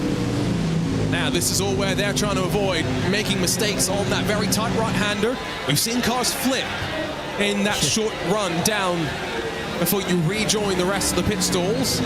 You and Snickers, it's funny for us in the booth, it's not funny for the driver behind the wheel. I'm only laughing because I've done it. I didn't roll over, but I did nearly damage our car last year by hitting that wall. After if I say so myself, very smooth and uneventful stint. It was quite an eventful stop. Let's see what happens here for the leaders. I totally believe that your stint was uneventful. Up on the jack. Remember, 40 seconds. That's the time that we're expecting them to sit already. That virtual coach by grid and go entry at the front of the field. Not where it wants to be, I think. If it's, you know, short field slightly, it wants to be saving some fuel behind the rest of the contenders. Yeah, so they've got to get this right. The only disadvantage with them doing this is the fact that they can't quite judge it based on what the others are doing in their pit stop. They're sort of doing it blind, and if you get it wrong, you could be out the front group and out of contention. So there is risk attached with this, but it could well be worth the trouble if it goes well. Out they go now, 41.6, 41.9, 41.6 for the three of them. I think the front two of Kurenbach and Anderuti will be in the front group. The problem here is going to be that speed, right, already built up, and so as much as they do emerge at the top of the crest, now where do those behind filter on through? Deep fires past Anderuti, so does Josh Thompson, but has Kurenbach been able to jump his way to the front? I think he will. Onto the brakes at the end of the Kemmel Straight. It's new race leader, the Mahler Racing Team, and Felix Kurenbach in front of Cody D, with now Redline, previously first and second, now third and fourth. So mostly because Cody Deef actually lifted off a lot on the way towards Les Combes there. If that was the last hour, if there was 55 minutes left rather than 22 hours and 55, then Cody Deef would have overtaken him there. I'm absolutely convinced of that. But he didn't need to, because there's so much time remaining, and it's actually beneficial for him now to have a drafting partner. But the difference this stint is that it's not two teammates from first and second who are not worried about being overtaken. It's two different teams, in fact 3 different teams in the top 3 this time round. That could really unsettle the group in a sense, and it could create some tension really, where it's not really required with this amount of time remaining. The Mahler Racing Team car looking at sharing that silver speck look from Team Redline. Apparently there's a memo that we didn't get as we ride with Diogo Pinto in that BMW M Team Redline car. It's a long way to go in this race. Let's not get too excited about anything, but still very much have got these 6 cars, I'd say, in the line. I think Parker White very much in danger of being dropped in that Williams Esport Pit Fit 150. Same could be said for Reino Talval. We saw the word in chat. As soon as that gap grows to around 7/10 of a second, you can start to struggle to gain the advantage of the draft. Plenty of fuel saving though down into the chicane. Instantly we're back on to the fuel strategy and the fuel target. All these drivers being told by their engineers. Yep, it is all very, very interesting indeed. After an hour of following one another and it not being very exciting, it was a very exciting pit stop cycle. So I am going to get excited about it, even with the amount of time we have remaining. I am going to get very excited about it. And one more thing as well. I said just before the pit stops I didn't think the front 8 would remain together. I actually thought that that would just be because someone would have an accidentally too long pit stop and you know, just one of those things, they just fall off the back of the train. But actually it just seems that the pace for the back 4 has really prevented them from really being involved in this front group again. Although I've got to say Parker White is doing a pretty amazing job at the moment of maybe getting back on terms here. He might just have the pace to catch the front 6 here. While they're fuel saving, he might just be going flat out trying to catch them again. Yeah. It's a busy day, by the way, in sim racing and in real motorsports as well. Later today, it's the second round of the Porsche qualifying series for the 2025 edition of the Porsche Esports Super Cup. On VCO Esports, we'll have coverage with RaceSpot of the second round of the VCO IndyCar Challenge, where we will have some of those Coanda Esports drivers that aren't unfortunately racing here in the 24 hours of Spa. One thing of note, though, not sure if you caught this one either. Ewan, have you seen some of the drivers racing in this Porsche qualifying series in 2024? I didn't even notice that he was on today, so no. Well, there you go. Well, a couple of years ago, certain world champion took a step back when he signed as an official Porsche Works driver. Josh Rogers is back in the qualifying series alongside a Mitchell de Jong, Dane Warren, and a handful of those other Coanda drivers. So, you know, it's going to be an interesting ride on the roll to 2025. That is very interesting indeed. Yeah. But we've said for a long time, haven't we, that we'd always like to see Josh Rogers driving a little bit more, and Yes. indeed lots of the Coanda drivers actually, but especially those at the very top of the team, like Josh Rogers, who is arguably the best sim racer, one of the best sim racers of all time, and we'd like to see him drive a little bit more, to be honest. So if we could get him in that series, get him in some others, it'd be great. And while we're on the subject of Josh Rogers, by the way, congratulations on his engagement that he's just had the other day. Congratulations to him. They didn't even realize. To be fair, I've been spending too much time off social media recently. It's normally for the best, but yeah, I was glad to see that. No, I was going to say for the best, but you know, sometimes there's some happy news on social media. So congratulations to Josh. There's plenty of sim racers settling down as well.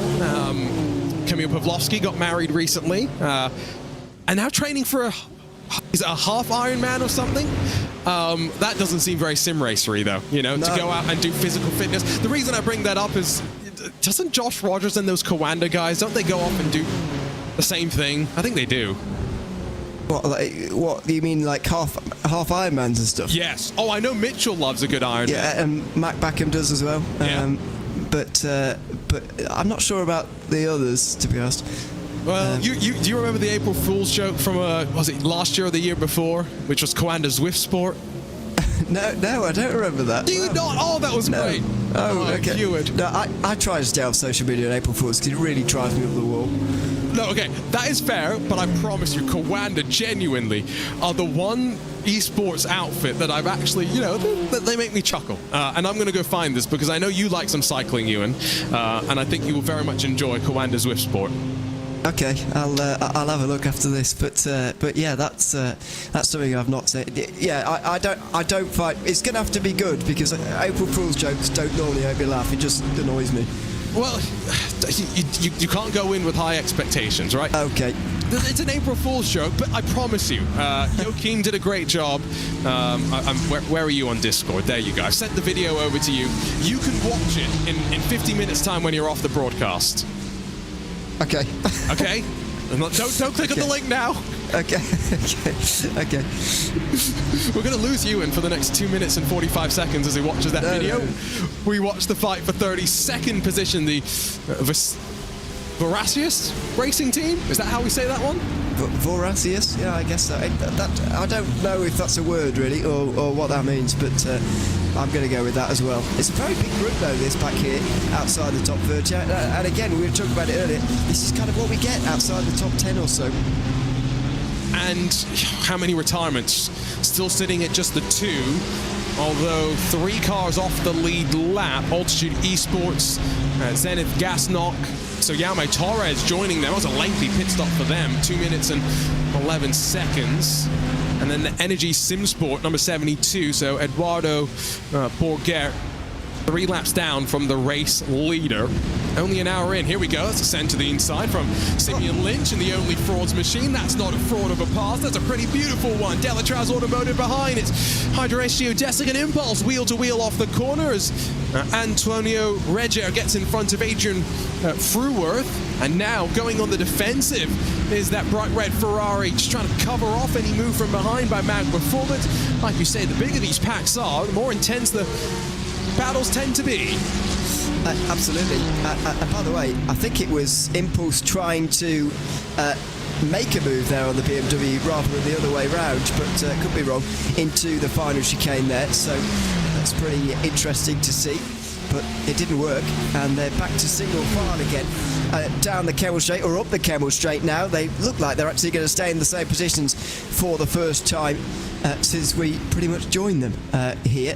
But I went and Googled Voracious, by the way. Apparently it does mean something in English. It's wanting or devouring great quantities of food. So there you go. Okay. So within the context of motorsport, they want to gather up as many positions as they can? I guess so, or or something like that. Yeah, I'm not really sure if they're a recognised team or whether they've just made up a name for this event. Now, I'm trying to look through their driver roster. They've got a 3-driver lineup here. Juan Cruz, Nick Sick, I've never seen him before. David Gomez, don't think I've seen him. I have seen Fernando Borda in Dallara IR18s in IndyCars before, so yeah, maybe a relatively new up-and-coming esports team. And sometimes in these bigger, singles class special events, we often get to see some of these teams make their presence known instead of just the big names, and so that is a good thing to see. Speaking of the IndyCars, by the way, not just qualifiers for the Porsche Tag Heuer Esports Super Cup kicking off, but on Thursday, the first round of the IndyCar Butt Kicker iRacing qualifying series got underway as well. 7 rounds, first ever iRacing IndyCar Championship Series later this year, and Luke McEwen winning the first race from Long Beach. Very exciting, Ewan, to finally get that underway. Yeah, there's a lot going on at the moment, isn't there? There's a lot. Feels like in the last couple of months there's not really been a lot, especially the last month or so, not really been a lot happening. And now all of a sudden there's about four things going on in one day. So that's typical, isn't it, of just any, especially sport seems to do that just generally. But anyway, it's good to see, and I can imagine you're very pleased about more IndyCar in iRacing. More IndyCar? Yes, please. We don't have enough iRacing special events in the IndyCar. We need one every month in the IndyCar. Crikey. Don't we have that? Or really? Oh, no, I'm just joking at this point, just to be clear. Okay. No, nothing serious about that comment. There is plenty. I feel as though if you are just a casual iRacer who just wants to enjoy your racing, there's something every weekend at this point, between iRacing special events, NASCAR iRacing series, iRacing IndyCar series, regular weekly official races that you may want to do. Then maybe there's like some league events. The Williams Gaming Club, for example, they host a bunch of different things for their own community to go and do, some 6-hour races and stuff.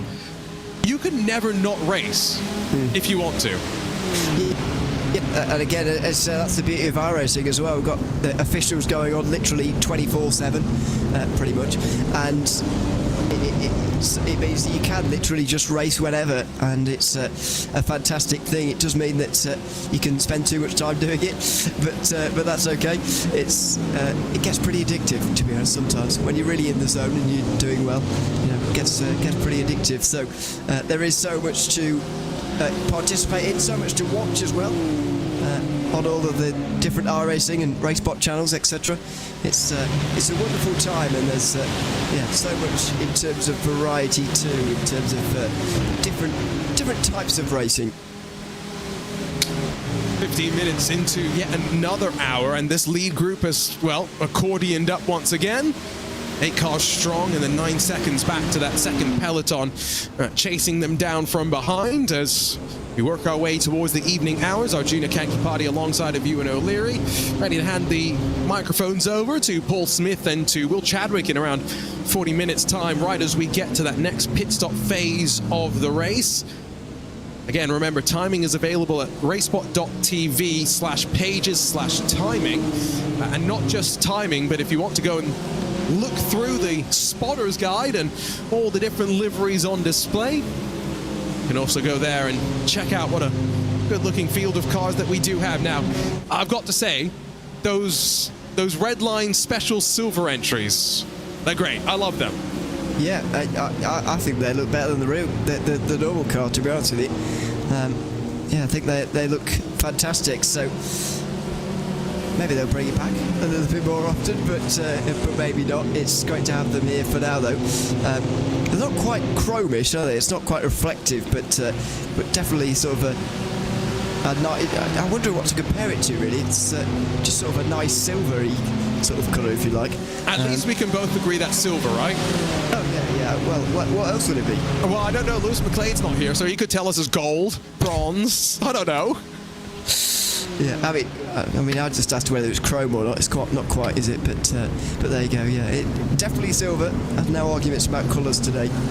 Yeah, we managed to throw Lewis under the bus for crashing a car at Spa. Now we've thrown him under the bus for not being able to identify orange from brown. That was the Altitude Chevy down to pit lane. Remember, they are already 1 lap down. They are in for what is a scheduled stop at the end of a 26-lap stint as race leaders once again out of last source and running down in towards turn number 1 with the Mahler Racing team number 10, Felix Kornbach, in control and in the lead of this race. And you did mention it as well, Ewan, the fact that these 3 teams, Mahler, Falcon and BS Competition, went 1 lap longer is going to mean that maybe later in this race they can afford to go 1 lap shorter and fill up a little less fuel.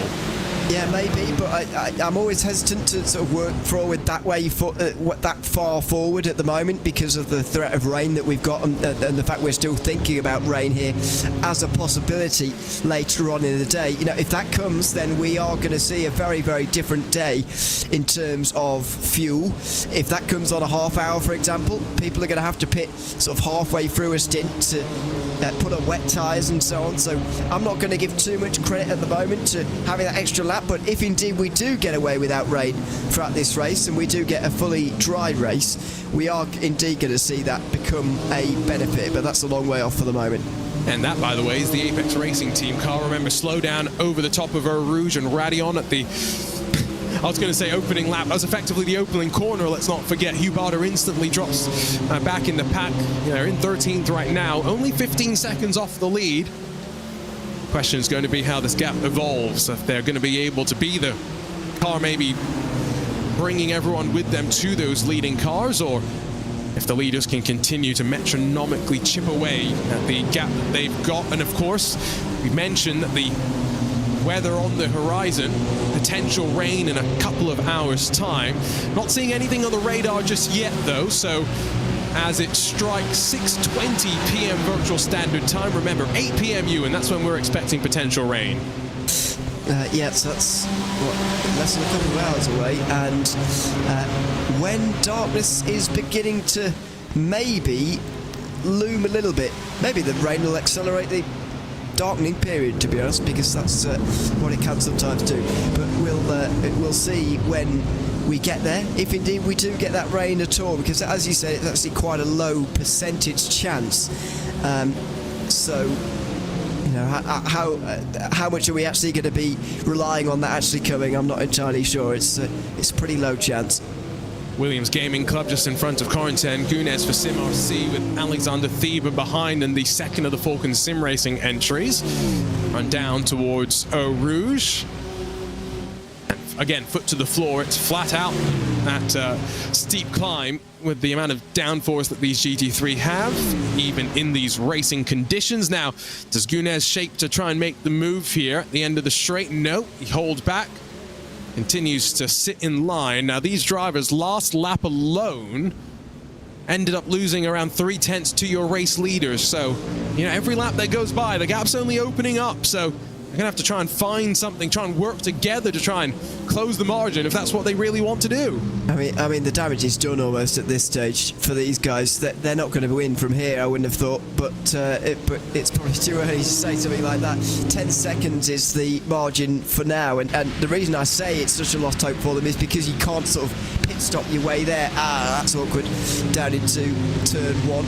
It's one of the Mercedes hitting the Ferrari we're seeing in that very big group just outside the top 30 earlier on. The Greico Motorsport, the Ferrari that actually went around in the end in that very big group. Yeah, I really don't see it happening for these guys. It's way too big of a gap to cross. I can tell you that that weather radar, by the way, not only showing no rain at all, but the prediction, which does go forward around 4 hours, not showing any signs of rain either, but fingers crossed, never say never. It would not be atypical for the Ardennes to suddenly start springing up some rain here and there.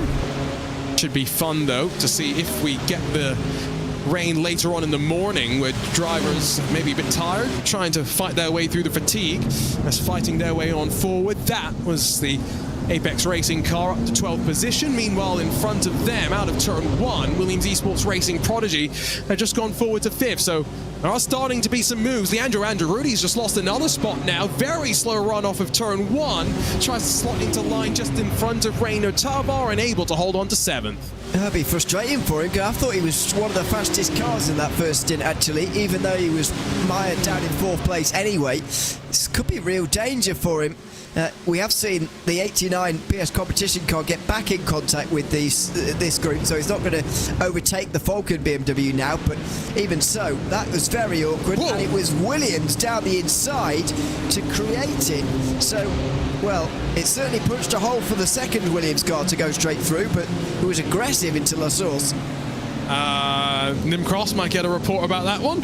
Sure, there might be some words exchanged between the teams and the drivers as well, but at least doesn't seem to be any lasting damage on the 44 of Andraruti as it sits right now. This is what happened to the big green machine. Contacts with the 46 BMW that just then gets nosed into the wall. That's the Hydra Race Geodesic car. Now down in 41st position after it tried to spin around, but yeah, turn the steering the other way. Yeah, there you go. Got the traction control off as well. Nice tidy move to avoid having to back up into the racing line itself. Another incident though, 90 minutes or so into the race.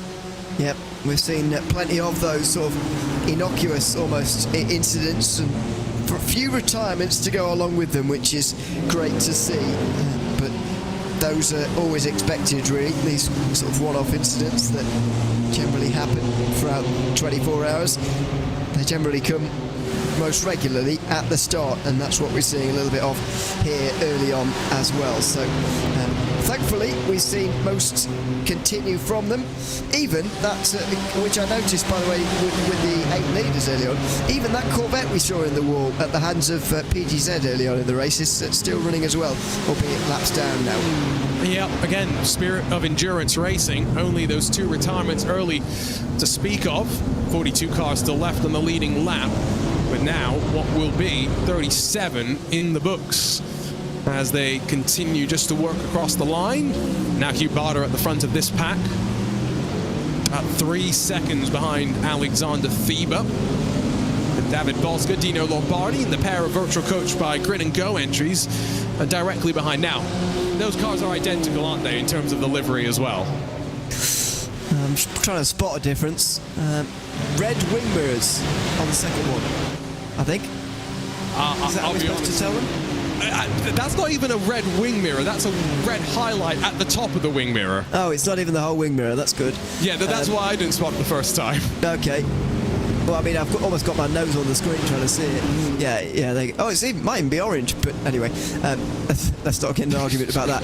There is literally no difference. There you go. That makes it look more obvious, I suppose. Please keep zooming in, Mr. Producer. There you go. That's how close we need to be to the car to really make sure we know what colour it is. There's some vents there. There's a couple of vents that are orange too. Some bonnet vents. But are those orange on the other car, or are those... See, this is now the question. So the question, you see, commentators are dumb. We need our lives to be made easy. Those 2 cars are too similar. You know, I'll give this to at least Team Redline. Those 2 silver cars are identical, but there's no mistaking a BMW for a Ford Mustang. No. So we can get away with that. That's fine. But it is quite rare to see the same team going for 2 different manufacturers in the same race.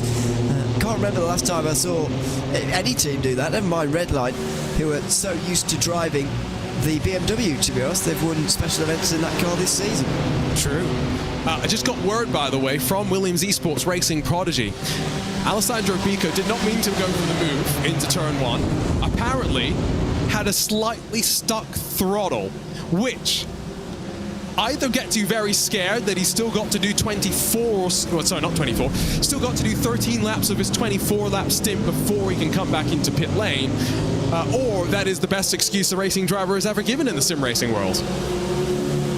That was my first thought, but you can never prove these things particularly.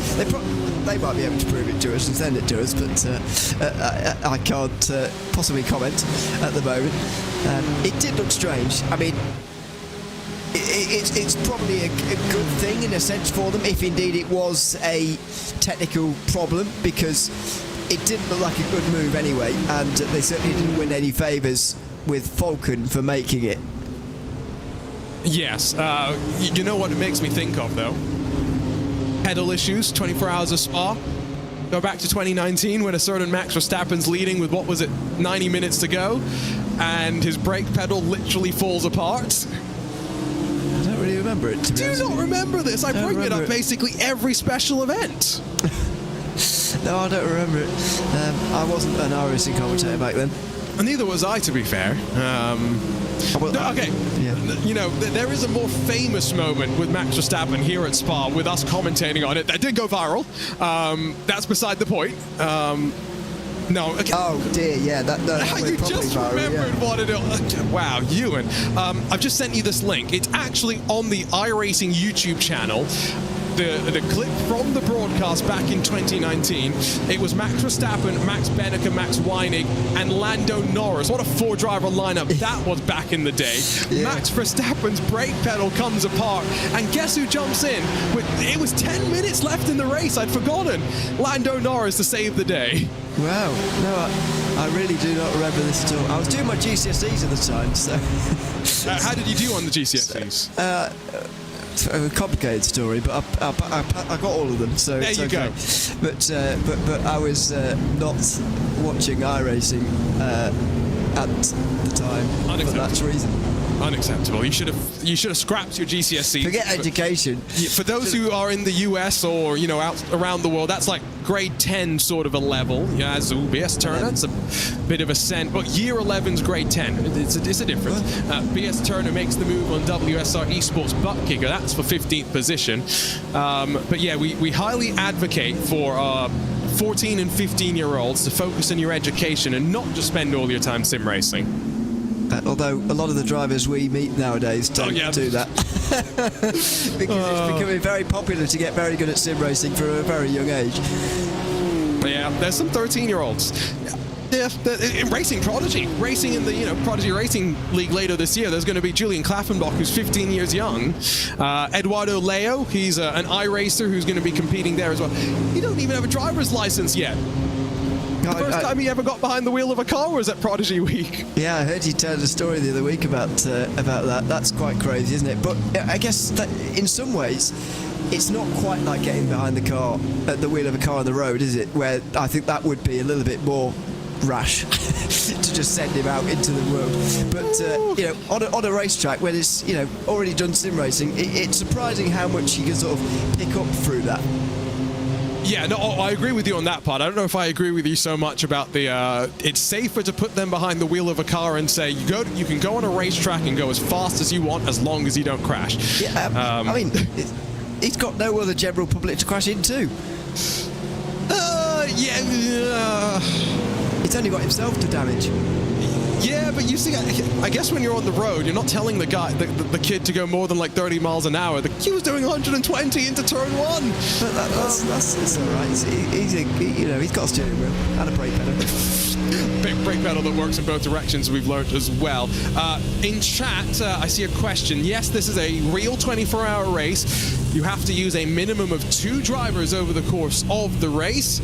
In some teams, there's 3 drivers, some teams 4, a couple of teams 5. And in the car that we ride on board with, Josh Thompson sits in 21st for Team Redline. In his teammate's car, the BMW M Team Redline car that sits behind. Let's get back on focus for the race for just a moment here. Speaking of Max Verstappen, he will be in that race. And in that car in this race. And do you remember the last time that Max Verstappen did both a sim race and a real race on the same weekend? Well, I don't remember the last time. Unless there's been a time previous to the one I'm remembering as the last time. Nürburgring, when he won that, and then Imola? Yes. Ah, that was the last time. Okay. Well, okay, I see what you're saying. We don't know if in the intervening races since then, if he's been doing more racing, sim racing during the Grand Prix weekends. But yes, the last time he did a 24-hour iRacing special event and a Formula One Grand Prix, that being very specific now, he won both of them. So keep an eye out for that. Yeah, sorry, I just wanted to clarify. You might have been thinking of something different to me. So anyway, it was quite a spectacular weekend, and a thought popped into our head about an hour ago when we started to realise this. I wonder whether he's been keeping it on the low a little bit, just so people don't report so that on people it. don't ask him so much about it. Yeah, because he was asked relentlessly whether he should be doing it or not last time. That happened after one of the races in the Middle East because the timing, right? He was up at like 2 in the morning on Twitch or something. Keep it on the DL, Max. Although it's hard to keep it on the DL when he goes on the Twitch stream with Team Redline, Luke Crane, the rest of the drivers. You know, he's having a blast. Yeah, but that's unavoidable. I agree, but he could keep it on the low until today. Yeah, well, they didn't put it on social media that he was racing. Exactly, yeah. We got totally surprised when we saw the name in the sim, but we know how dedicated, how committed he is, and curious that he's in the BMW and not the Ford Mustang, though, especially given, Red Bull and Ford, there's some ties there. Yeah, is there? Well, from 2026, it'll be Red Bull Ford. I see, okay, yeah, you're thinking ahead, fine. So you think that's the reason why they've gone for it here? No, definitely not. I just find it funny that, Max had the choice of which car to be in, probably. Yeah. You're not telling Max, no, you can't be in the car that you want to be in. And he's technically, in this race, going to drive for the official BMW M Team Redline car. So Max Verstappen, Red Bull driver, competing for BMW today. At least it's not a Mercedes. Exactly, yeah, a bit of a conflict of interest, but there you go. I mean, if they were in the Mercedes, I don't think they'd be in the top 10 at the moment, although there is one in 19th, I suppose. It's not been the most popular car of the day. They don't seem to have any problem with him doing it, not even whether it's in a BMW or whether it's in whatever. There doesn't seem to be any problem with him racing, so fair play to him for doing it again. And we'll see if he can do the double again. What a double it would be, especially with all the stories and history with this race. Here's the move potentially from Corentin Nunez. Nope, stays in 10th.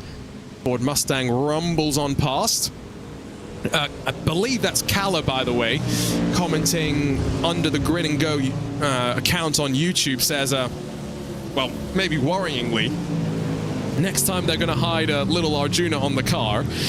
That's scary. But also says that the probability that you make money out of sim racing with the things that you learn from it rather from the actual driving is more likely. And I think that's something that a lot of people do recognize nowadays. Let's not forget that these quote-unquote full-time sim races, a lot more of them make their money from coaching, building setups, everything outside of the actual competition, as much as there are a couple of them that do get paid to drive. It's not necessarily the fun life, is it, Ewan? Because we are literally talking, though, about driving in the sim for like 6 or 7 or 8 hours a day.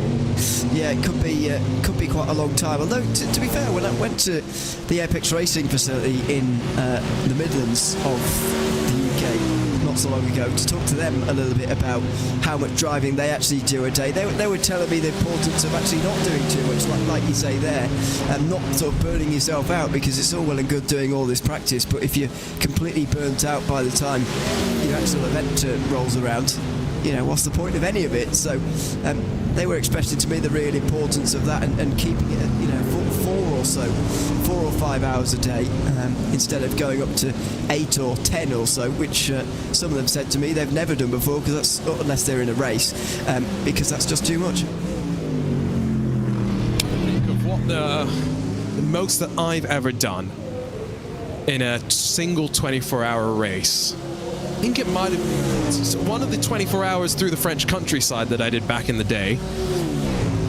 Now, did I do 10 or 14 hours? It was one of the two. I did 2 quadruple stints, so that's about like 8 hours there in the HPD it would have been.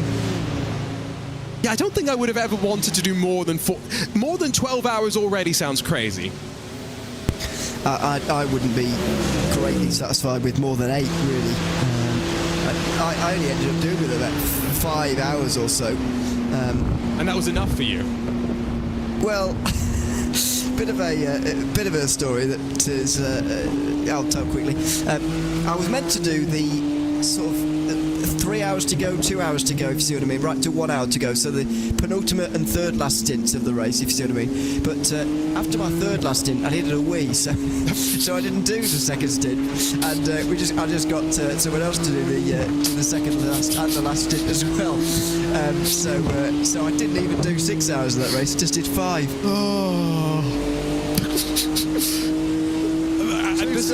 This is how in the real world, but whether it's in real world racing or in sim racing, sometimes the calls of nature are just strategies. Thank you for sharing, Ewan. Sorry. No. Maybe giggle at least. Ewan, we have a lot of commentary today as well, so it's a good thing that we're having a fun time, at least to start the day off. Might not enjoy it so much at the end of the day, I think, at least for you. The reason why I'm laughing so much as well is I just went over to look at Laurens Vanthoor. It's a 24 Hours of Le Mans in the real world this year. RaceBot was actually helping with Porsche's live stream, so it was cool watching some of the onboard cameras and just, fatigue through some of those long safety car periods and whatnot. Laurens Vanthoor did 11 hours and 45 minutes of driving in this year's 24 Hours of Le Mans. Is that allowed?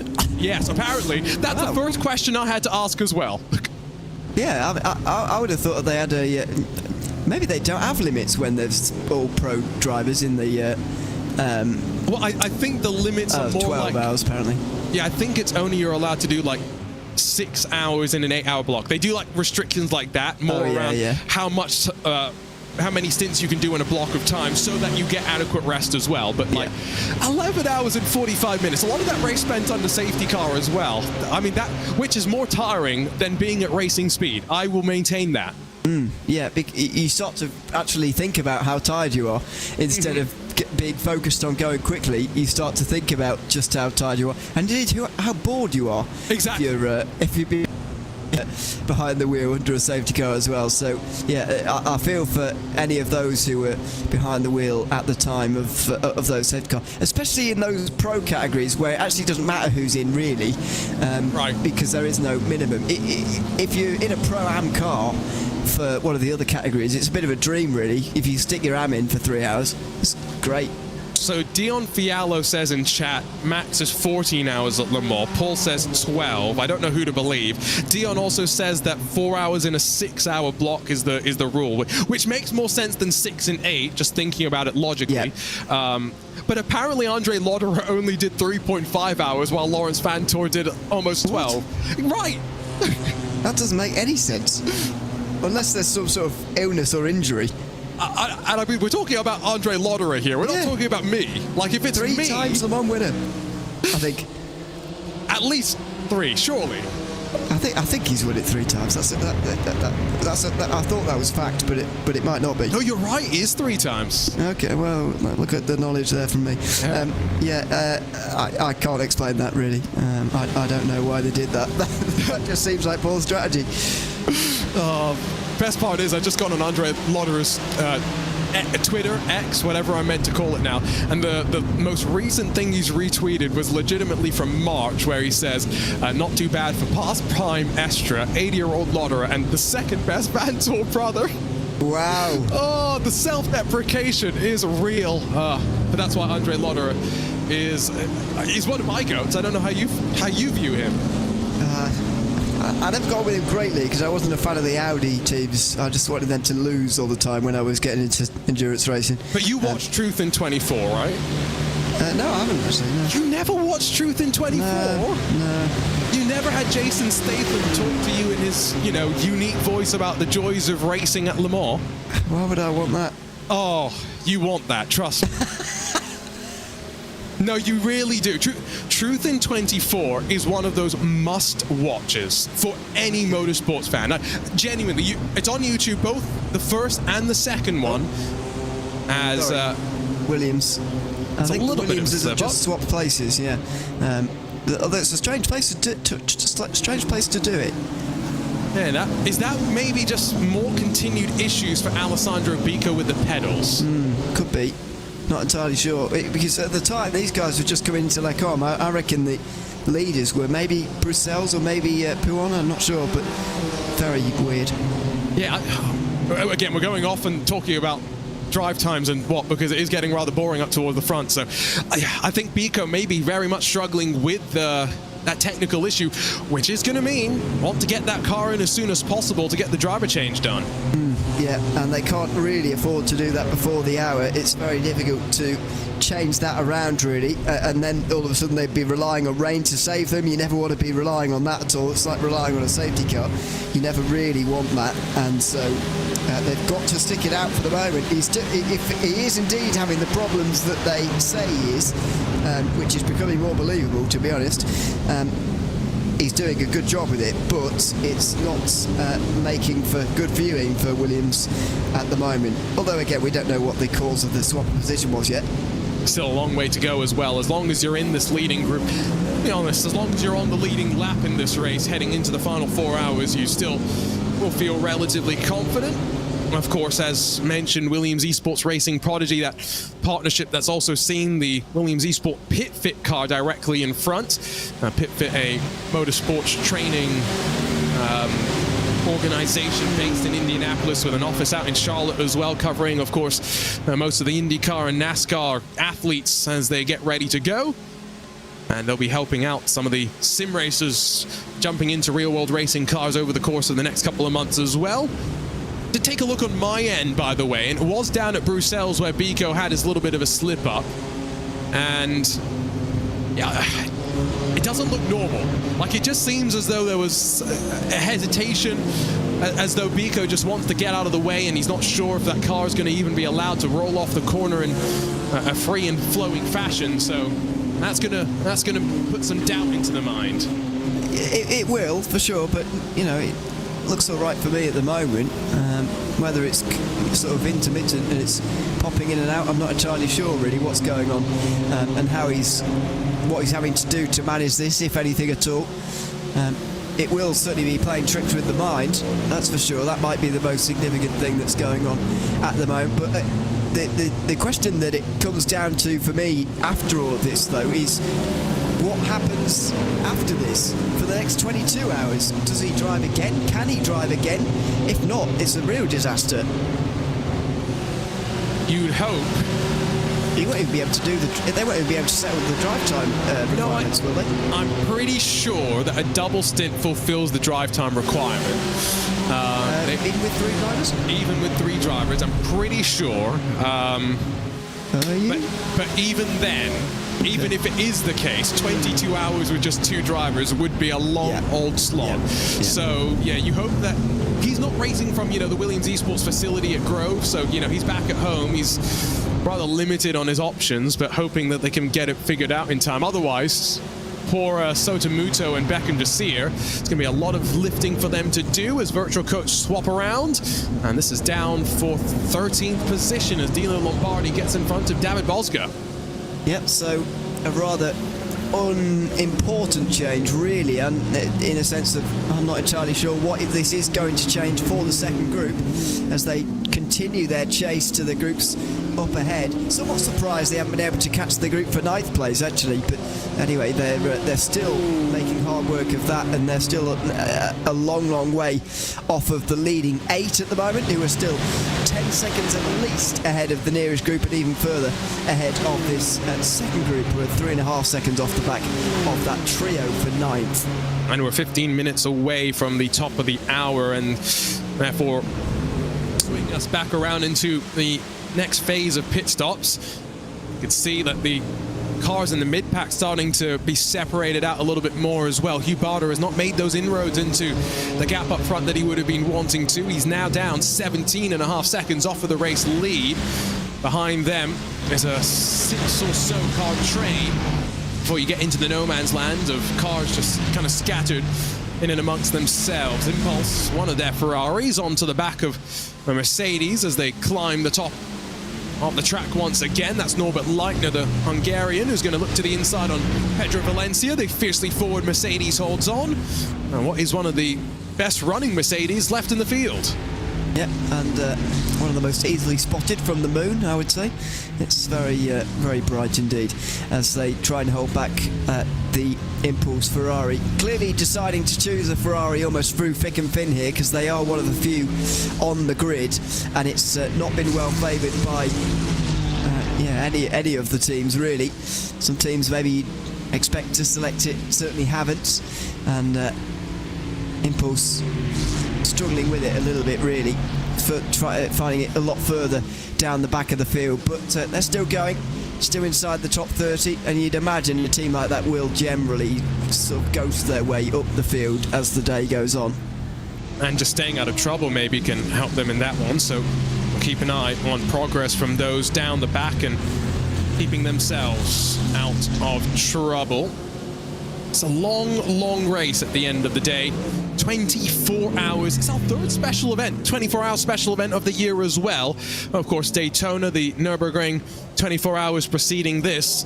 It's unique in its own way, right? Because single-class race, there's 50-odd GT3 machines as opposed to, you know, Daytona. We've got 3 classes, 2 of them being prototypes, GTP, LMP2, and GTD. Nürburgring 24, we've got the 4, the 5 different classes and different manufacturers all mixed up in and amongst them as well. So again, we talked about seeing some of the different teams that maybe we traditionally wouldn't get to see. Also means traffic is very different over the course of the race. Certainly is. Normally we do talk about traffic more, but that's because it's sort of a thing to get through, a recognised part of the race. But at Spa, it is still part of the race, but not really talked about quite as much, and it does require sometimes a bit of cooperation from the car going a lap down as well, and sometimes you get it too. It'll be interesting to see what kind of race we get today in terms of how people are willing to jump out the way or how they're not willing to do so. Find that very interesting when we get to it, but we're not quite there just yet. The sort of back end of those who have not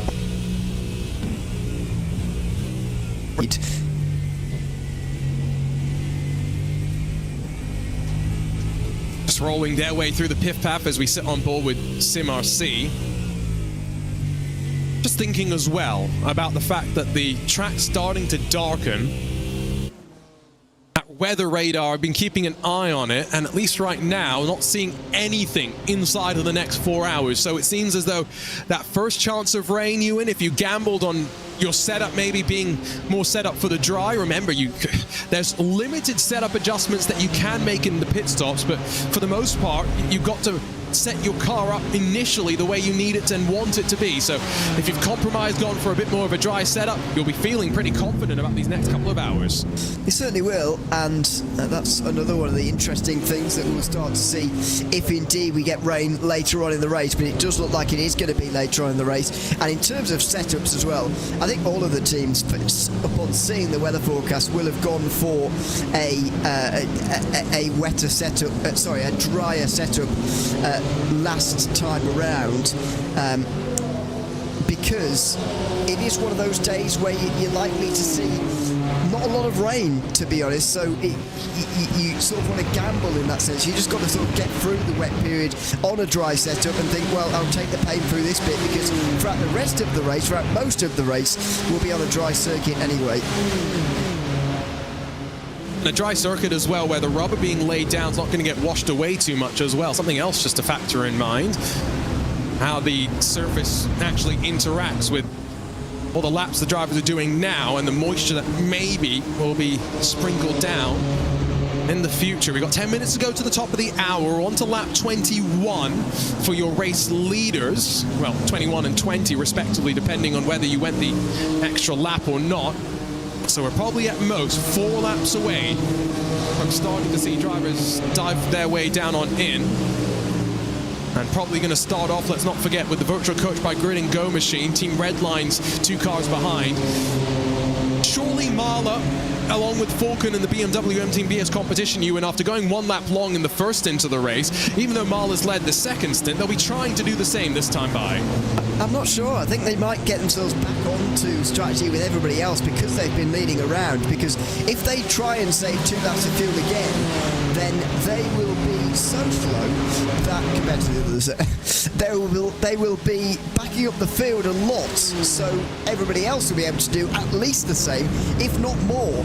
So I think that's going to be really difficult for them to achieve or even maintain throughout this stint here. But what they have been able to do here is push on the pace a little bit more, and what it might do is just put some of these teams under pressure for saving the amount of fuel that they need to throughout this stint. And again, we're in the final 10 minutes, and the front driver or team in the group beginning to apply the pressure, and you can see that with the sort of last 3 cars in the train.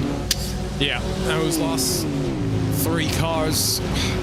Remember that we did see the BMW M Team BS competition number 89 just kind of sit at the back in the first stint as well. See what's going to happen on the merge on the track position blend at the top of the track next time by. Lights flash from the Mustang of Josh Thompson. He jinks to the inside. Is he going to make the move now on Cody Deeth with some assistance? Yes, that BMW doesn't put up much of a fight, but once again, right as we get up towards the pit stop window, the red line car is starting to slice their way on forward. Yeah, and I think you can see the danger here that Marla Racing Team could have been afforded a bit of a margin there by Cody Deeth, who maybe just couldn't quite stay with them. Don't forget that Deeth needs to do the maximum amount of fuel saving throughout this stint, because not only did he that's quite an extent, not only did he not quite make it as far as the Marla Racing Team last time, but he didn't even stay in the pit lane for as long. He hasn't got as much fuel on board as anybody here. He absolutely does need to fuel save a lot here, Cody Deeth, and so that's why Josh Thompson realised he needed to get through. Otherwise, Felix Quirnbach would be allowed to get away into the lead completely on his own. One thing I guess as well is I saw speculation in chat that maybe Cody Deeth was quite close to extending the stint to do the extra lap in the first part of the race, and that's why he had a slightly short fill.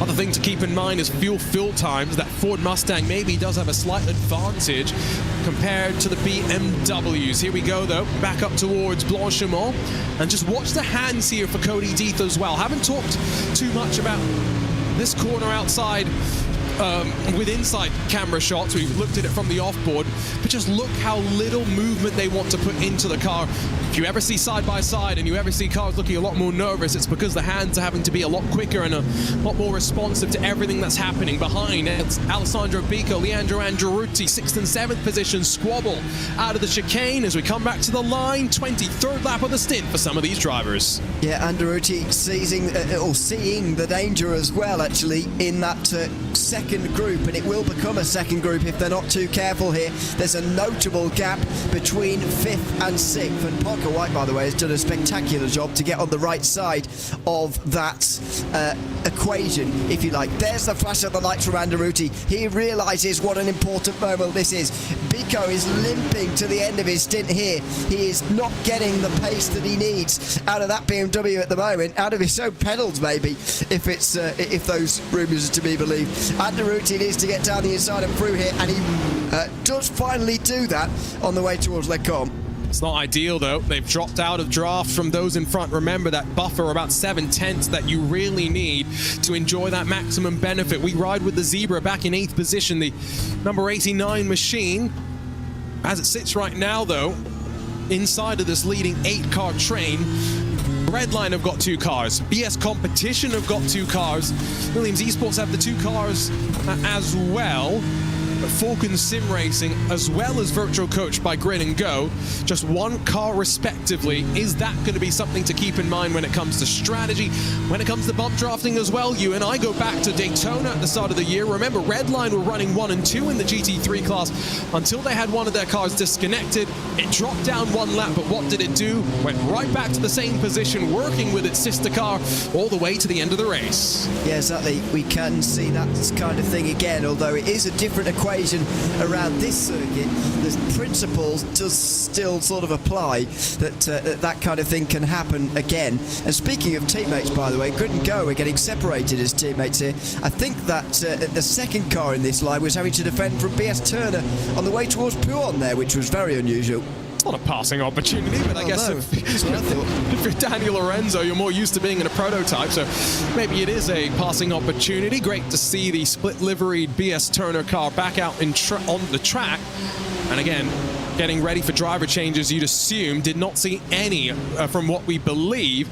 in the first cycle of the race. Your leaders have just broken the timing beam yet again, though, so they go past the line once more. That's a throw to the inside from Lasse Urinen from Team PGZ's 114. Lucas Prada trying to hold on in the World Sim Racing Esports butt kicker number 23. It's two BMWs off the corner on the outside. Should see the white and black 23 hold on initially, but up to last source. Here comes Urinen once again, deep onto the brakes, trying to hold the tighter line. Now you can run wide and put your foot to the floor. It's not going to matter. Team PGZ grabs 16th. Yeah, and they're starting to make progress through this group now as well. How much that pass will actually matter in the grand scheme of things after these pit stops are made is still to be seen, really, because everything can change very, very quickly indeed. But it's a good start for them as long as they can hang on to this place. You would imagine that WSR will just push them into line now, and they will indeed do that. But you can start to see it always gets like this in the final 10 minutes. Everyone just starts to move a little bit after an hour of fuel saving, after 50 minutes, I should say, of fuel saving or so. Everyone just starts to move when the pit stops are on the horizon, and so here we are again. Pit stops have started, overtakes happening on the circuit, and the prospect of missing the group and getting shot out the back of the group is once again going to be a fear for a lot of these teams. It does seem as though that is a full stint for the drivers that have just come down onto the lane, so as expected for them, but 24 laps and counting for the Ford Mustang for Team Redline, and a couple of those drivers directly behind. It's the 23rd lap of the stint for the Mahler Racing team. We're expecting them to be able to go at least one lap longer than the rest of the field, even if they've been running up front. Have they still continued just to save the fuel? Our times have dropped from low 17s, 2:17s at the end of the stint. We're still doing 2:17.5s right now. Does not seem to be the same level of urgency from the body language of the car. But as the temperature drops, it becomes that much more difficult to save fuel. There's more grip, more access to the loud pedal. And off to pit lane, virtual coach indeed. Cody Deeth was needing to do a bit more fuel saving. He'll blink at the end of lap 24, but the rest of that group staying out there. It's just one peeling off to the box. Yeah, that's no surprise at all, the fact that he's not made it, but it's okay in a sense. He's in the middle of the group. He can take a full pit stop here with no fear of getting dropped out the back of it, in my opinion, and next time round he can save fuel just as much as he has this time to get himself back to the hour again, because in my opinion he still needs another lap before the end of the race. Thankfully he's got 22 hours to sort that out, but he's back to where he needs to be. The most important thing throughout that stint was get back in the leading group, and Grin and Go have achieved that. Right, so 60 seconds left to go. And next time by, I'm expecting that Mustang for Redline and maybe a handful of others to make their way down onto the box. But Ewan, it's 2 hours that have flown on by. It's time for you and I to say goodbye. You're going to be back in a couple of hours, as am I, to work through the night back towards the morning. What are we expecting, though, given what we've seen to open this race up?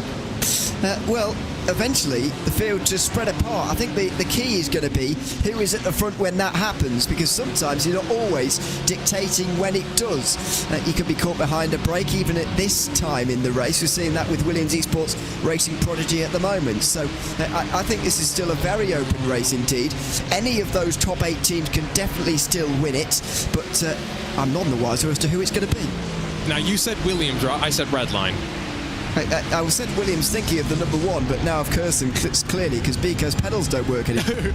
Yes, but okay, we're still establishing our predictions. You and I will be back at the end and we will circle back to them, but it's time for us to step aside 2 hours into this 24 hours of Spa, powered by Falcon Tires, the third 24-hour race in the iRacing special events. Arjuna Kankipati, Ewan O'Leary saying goodbye, and Paul Smith and Will Chadwick ready to walk you through the next couple of hours. Thank you very much, chaps. Yes, hello everybody, welcome along.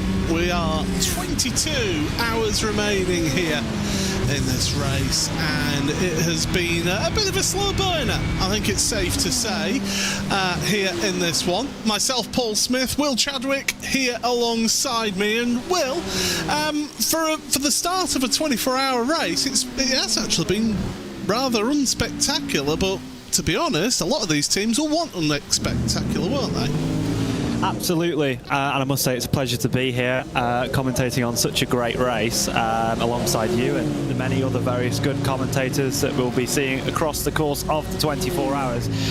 Spa is, like you say, a very interesting race. All the teams will be planning their perfect strategies out to have, well, I guess, a kind of a perfect plan of doing the stints, doing the bump drafting, but I expected it to be this way. But I think it does say for how good the driving standards have been so far. Yeah, absolutely. Yeah, there's not actually been that many incidents involved in this race. We'll go through that, what has happened in this race in just a short time. But right now we have got pit stops going on. Williams Esports with Alessandro Bico, Daniel Lafuente in the Williams Gaming Club car, SimRC, Apex Racing Team, Virtual Coach GG by G&G, both of their number 02 and 03 car, Team PGZ. It's a veritable pit party down there in the pit lane, in the endurance end of the pit lane. Of course, this venue, this race, uses both the old pit straight, which you see there on the screen, and of course the Grand Prix pit lane as well. Just don't flip your car on the inside of La Source like my teammate once did in an endurance race. Incredibly tight pit lane, like you say. The turnaround, I know, is quite a challenging. Some cars, especially the Ford Mustang, struggles to get through that corner, and it's an 85.5 second full pit lane delta for these guys. That'll be fuel and tyres, fueling up to something around 100 litres or maybe a little bit above, with a set of tyres as well. Noting from the first stint, as the track rubbers in, iRacing's got a very dynamic and very detailed rubber line data that gets set down, and I know a lot of the teams were actually maybe changing the front ARBs in the first stop to slightly adapt the balance from that first hour where the track's quite green to when we're getting the rubber down onto the circuit. So that's important to mention, those stops being, those changes being allowed now in the new patch of iRacing this season, and pretty much being free as long as you're fueling somewhat above 80 litres. Now, Marla Racing Team onto pit road after 26 lap stint. They weren't able to go that lap longer because they were at the front of the field for that stint, so they were forging a path and just using that little bit more fuel. Team Redline, they were able to go 27 laps with both the 21 and the 20 car, along with the Williams Esports Pit Fit car and the Falcon Sim Racing Team car as well. They've been able to go 27 laps. Falcon Sim Racing, Leandro Andaruti in the number 44, and the BMW M Team BS Plus competition, they have stayed out for their 27th lap of their stint. So some driver changes going on here. I will say 2 hours, it's a good stint length around here, isn't it? You can go a triple or quadruple stint around here, but you start feeling it after a while, don't you? Absolutely. I think that something that, you know, I don't think that maybe the viewers at home maybe get an idea of is how much mental strength and how concentrated you have to be for the length of these stints. Of course, these drivers have done 2 hours already. The sort of acceptable normal stint is around about 2 hours to 3 hours, and I certainly know that Redline are planning to do more of a 3-hour stint for their drivers, whereas some of them, like the BS competition car, we have seen make a driver change already after 2. Elias Raka into that car down in 4th. They'll drop down even more because there comes the Grid and Go car and up towards the front again. So remember, the 001 car did come in. It's now on to lap 3 of its stint for Nicolas Rubler. So they are in 5th place right now, but they have been working their way forward, but not as long on the pit cycle. So it's going to be interesting to see how the strategy pans out for them, whether they can do a bit more fuel saving this stint. The 2 leaders that are due their pit stop, they are onto pit road right now. And so the final lot of our second pit stop's underway, and we'll see where those two BMW M4 GT3s come out of pit road compared to this gaggle of cars led by Josh Thompson in that Team Redline 21. Yeah, be interesting to see that. They've obviously been able to extend that extra lap on fuel across these 2 hours, which is useful. And I know last year we saw quite a slow-paced race. It was very slow, very fuel-saving, dynamic. And I think the teams this year are kind of encouraging themselves not to do that in that sort of way this year. I think we've seen a much higher pace in the opening stages, people running much closer to the maximum and less fuel saving taking place, although we have seen a little bit of fuel saving. But I think last year a lot of cars got kept in that lead fight due to the pace that was ran, whereas this year I think we're trying to see a bit more separation from these lead packs who know they've got the pace to open up a little bit of a gap. What a driver you can have to jump into your car in that BMW M Team BS Plus competition car. Phil Denez, I mean, my goodness, he can pedal a car, that is for sure. So a quick driver, well, they're all quick drivers compared to me, jumping into the car as there goes Diogo Pinto on a move on Parker White. Here comes the pit stoppers up out of Eau Rouge into Radion. And they'll be suffering. And you feel that slower pace all the way up to the top of the hill here, don't you? Absolutely, you do have to make awareness in your mind to make sure you're not covering off the pit exit. You don't want to have a clumsy crash that, you know, I'm sure you may have seen if you've ever raced at Spa, just someone coming out the pit lane and you just being a little bit too tight to the line. So some quite heads-up driving needed from the drivers in this leading pack. Yeah, that looks like a good stop from the number 44 Falcon Sim Racing team. And yeah, Damon Woods leading the way as things stand at the moment.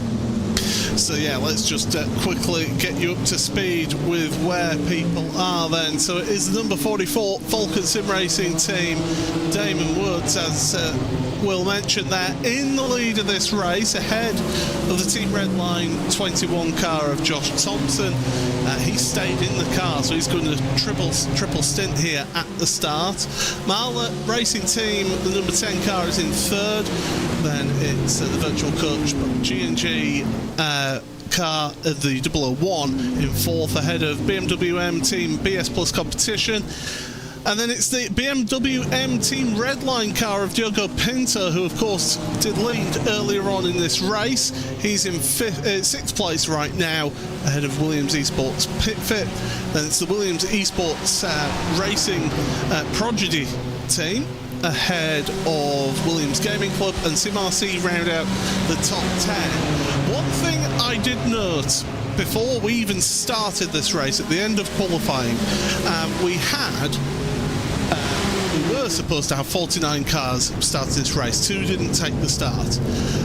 So out of 47 cars, 41 of them were all within a second of each other.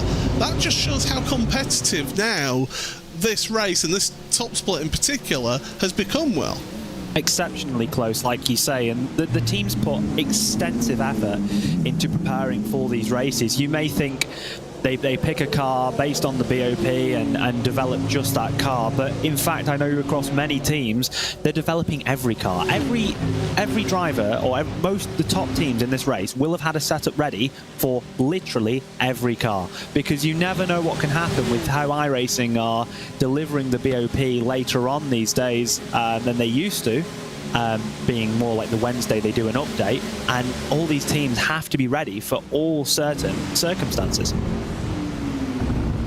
So, as we are 10 minutes into this latest hour, the race did start nice and clean, no crashes at the start, although the Apex number 99 did end up with a slowdown penalty through Eau Rouge Radion, which they had to serve all the way up to Le Combe.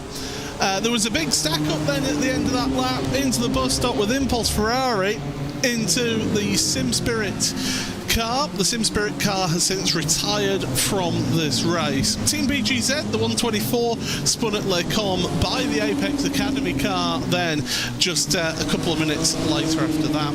Altitude Esports had an incident up at Malmedy after 10 minutes of the race. Then things settled down. The Mahala, Vulcan and BMW M-Tim BS competition cars all went one lap longer at the first pit stops. And then the Williams Racing Prodigy car, after about an hour and 24 minutes, forced the Falcon number 44 wide at turn 1 to get into P5. So a little bit of shenanigans between them in this front group. And then, as we saw with the pit stops, the 001 Grid and Go car did come onto pit lane a lap earlier than the leaders. So interested to see how these early stages have been going here in this race, and how good it feels for me as a lead commentator to not have to be talking about people doing shenanigans and pushing the limits of the simulator. It feels nice, because that's the last time I commentated on the 24 Hours of Spa. I think it's a testament to the work that iRacing have put in to not only proof their simulator from being slightly exploited by these teams and individuals, but also the efforts they put into the tyre model. I think a lot of people in the community are happy with the GT3 tyre model at the moment. It has no particular way of having a perfect warm-up. It's pretty robust, and unlike GT3 tyre models of old, it doesn't react that badly to sliding the tyre. You can slide it a little bit and get completely away with it, although it's optimal to minimize sliding at all times just for general tread depth purposes. The tyre in GT3 at the moment has come leaps and bounds among the last 2-3 years, and I think we've got this class in probably one of the best places it's ever been on this simulator. Do you know what I would secretly want to have here in iRacing with these 24-hour races?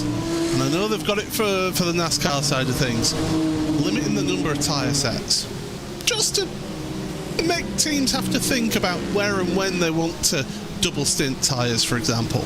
I would like that to come in. Yeah, I think it's an interesting dynamic, obviously removed since the fact that we now do tyres and fuel at the same time for, I think, the last 3 seasons now at least. Potentially it's more than that, and my mind's just blurring everything together. But yeah, it would be an interesting point, but I think obviously iRacing always want to cater to the larger sim racing community, and I think that when you think about what can be challenging and what can be race ending in a GT3 category, managing tyres that are getting down to the carcass because maybe you've only got 16 sets for the race and you're really trying to push it, may be capable for these top teams who are more than capable, with more the drivers possible to handle a car that's maybe not handling perfectly. But I think that maybe when you get into lower splits, potentially that could cause some issues. But I think there's a good dynamic either way, no matter how you do it.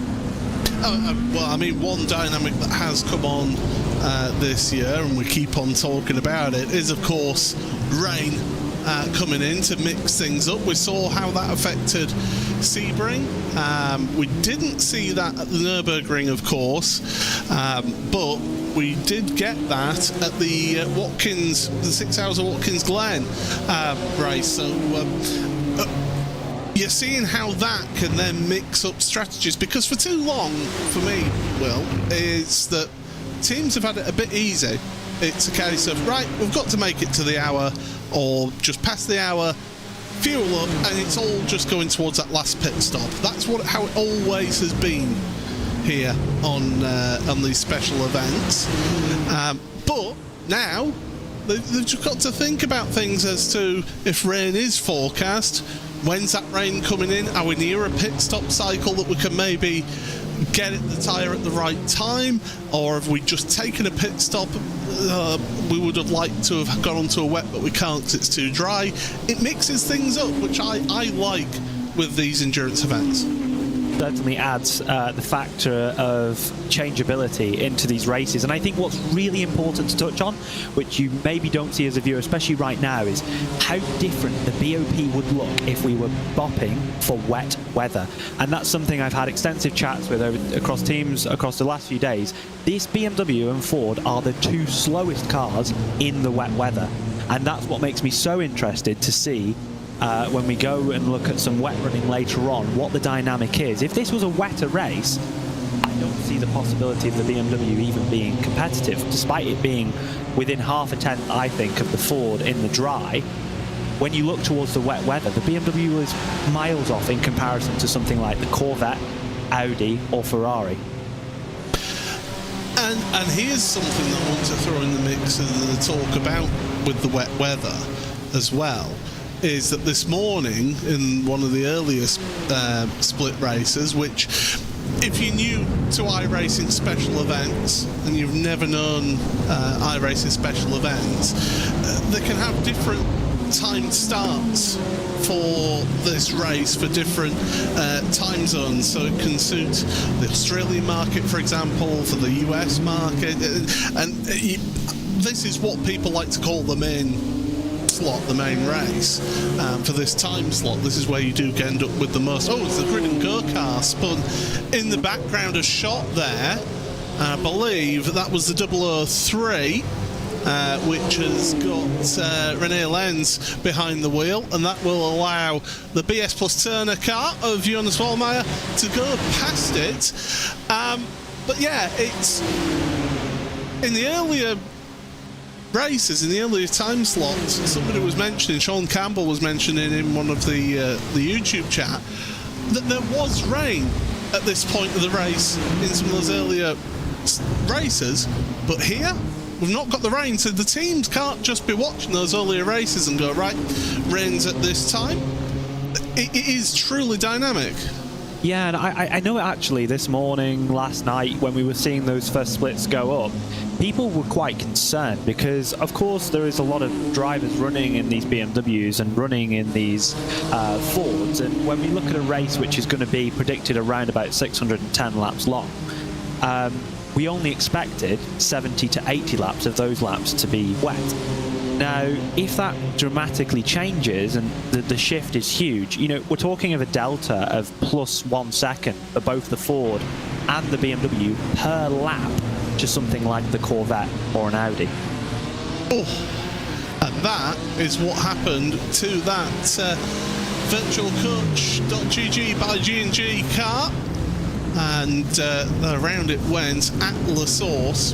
Really tricky corner at La Source because if you go too close to that inside wall, it can kick the car around. If you take a different line in, say take a little bit of a wider entry in to get the run out of the corner, somebody may dive down the inside and try and make a move on you there. It is one of those corners where you can get multiple lines meeting each other, and unfortunately then contact happens. We're looking at the race leaders though. It is still the Falcon Sim Racing Team Teal who will lead this one. Damon Woods behind the wheel of his BMW M4 GT3. And Josh Thompson, I mean, we've pretty much seen this all race, haven't we, Will? That Josh is quite content to be just sat behind people doing fuel saving. Yeah, and something I'd just like to bring up is how great of a race Josh is having so far. I mean, pole position, having great opening stints for Josh, and I know that obviously the last year or so, sometimes the results hasn't come his way, but I think if you know Josh, you know he's one of the hardest working people in the entirety of sim racing, and to see him going so well at Spa today is really nice to see. Josh Thompson is one of those people who if he doesn't have bad luck, he doesn't have any luck at all. He's just one of those people who, I mean, I've commentated him in multiple private leagues. I've raced against him in, well, I say raced against him. I've raced in same races as Josh Thompson as well. And whenever we have sort of been racing together, we both know each other, that we can trust each other to give each other racing room. And so you can have some great battles with Josh. If he knows how you are and you're okay with him, he'll be okay with you and give you just that limit. But when it came to, say, like the Porsche Esports Super Cup, for example, didn't have the greatest luck in that series the times that he's been in there. So he's one of those confidence drivers, I feel, and when he's on a good day, he is very difficult to beat. Yeah, absolutely. And yeah, I think it must be going to say that not only Josh, but every driver in this field, especially so far, has held great driving standards. You know, we've seen very little incidents, and the amount of hours of preparation that these teams and these drivers have put into this event, you know, boggles the mind. I can imagine plus 20 hours, so 20 hours of driving time on track, purely on track, 20 hours for every driver that's in one of these cars at the front of the field, and in some cases will be double that. Yeah, when I was hearing Ewan and Arjuna talking about practice times and things like that, I think the most practice I ever did for a 24-hour race, and I think that says a lot about why I'm sat this side of the commentary microphone. I think the most practice I ever did was about 6 hours for one of these things. Get to a stage where I feel comfortable that I'm not going to throw it into the wall, and I could do a full stint without accumulating an exorbitant amount of off tracks. Then I was happy with that. But these drivers, they're all at the limit, pushing themselves, but it was very notable that a few of it was mentioned by Ewan, you can't get to the point where you're burning yourself out, can you? You've got to manage it. It's so tempting. Your equipment's there all the time to I'll just jump on and do a couple of hours. You can't burn yourself out, can you, Will? It's a very balanced thing to do. There's definitely the possibility of running so much that you end up getting to the race and all of a sudden you're dropping kind of off your peak, and I've seen that happen many a time. It's happened to me as well. But what I will mention is it's quite an interesting dynamic coming from yesterday, when Friday is often one of the busiest days of the year, busiest days of the week, when you're preparing for a 24-hour or 12-hour, 6-hour special event, and iRacing was down for a large majority of the time due to external factors, and that really was an interesting fact to see kind of how the drivers dealt with themselves and prepared for this race. And I actually think that will have had a profound effect on not only the drivers but how the preparations have gone into things, because so much free time on your hands, maybe they've looked a little bit more into strategy, all the weather forecast, and maybe made some slightly different decisions that they may have initially made, because that amount of time to think just before the start of a race, and it certainly changes the dynamic up a little bit. I remember talking to Kevin Ellis Jr. down at the Porsche Experience Centre at Silverstone. It would have been last year now, I think it was. Or would it have been the year before? My goodness, this is all just coming into one thing. This is what happens, Will, I'll warn you now. Once you reach 40, you start thinking, was that last year or was it the year before? I can't remember. But I was talking to him, and I was saying about, because we, for certain series, we'll have the webcams of the drivers there, and I said, Kevin, you never really sort of celebrate a win. You just come across the line and you sort of like give a wee sort of satisfied smile, and that's about it. And he goes, well, I've been doing that many laps that by the time it gets to the race, it's a case of, well, I've done my job. Yeah, and I think that when you look at a top-level sim racer, some of the ways to control your performances is trying to take the emotion out of it. Because I think that emotion can cause a lot of rash decisions, and these races are incredibly calculated. A number of these teams have engineers working behind the scenes, coming up with strategy, kind of assessing how the race has gone so far, fuel numbers, etc. That if you just throw that all away by being a little bit too annoyed at something which may not even matter in the grand scheme of things, you might have just had someone be a little bit rude and cut your nose off or something, just like you've had in a piece of traffic in real life, and it may have caused you no damage, but it could cause you to make a silly error or something like this. And I think a lot of these guys focus a lot on kind of removing the emotion, but keeping that desire deep down to really push and fight for the victories. Yeah, Jackie Stewart used to say, when he was racing back in the 60s and start of the 70s, that he very much, and you touched on it there, he took the emotion out of the driving. He made sure he did not let emotion take over his driving and his performance there, and that he attributed to being able to perform at such a high level for what was then a very long career. I mean, you think now, look at Fernando Alonso, Lewis Hamilton, their careers, that's a long career now, whereas back in those days, if you got a 10-year Formula One career, you look being very good indeed. That was something that Jackie Stewart used to bring up, of just taking that emotion out of his driving, and it showed with his performances. And you see a lot of the drivers now taking that approach, and you're absolutely right. If you're very emotional, you're going to make a mistake, and you're going to do something silly, and then you'll be thinking, why is that always happening to me? Yeah, talking about potentially silly actions, having a little bit of a fight there between the 001 of Nicolas Rubelar and the 20 of Diogo Pinto. Noting that Rubelar had a few small connection issues over the last I'd say couple minutes, potentially Diogo not being happy with the pace, and looking at how big that gap is ahead of the number 20 car to the 10 of Elias Riker. Time to get a little bit of a move on to make sure he doesn't lose that leading train.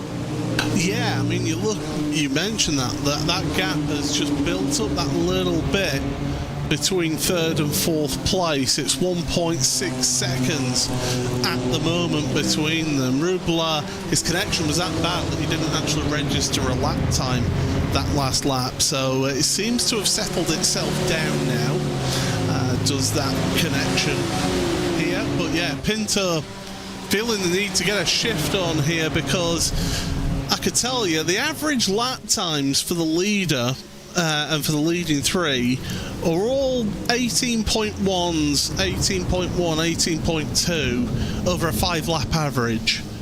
And this group, they're kind of matching that performance, but right now they're not really gaining that gap back up, and that's what Pinto is trying to do now. Maybe use just a little bit of fuel now, get back up to that group so they can then do that more fuel saving.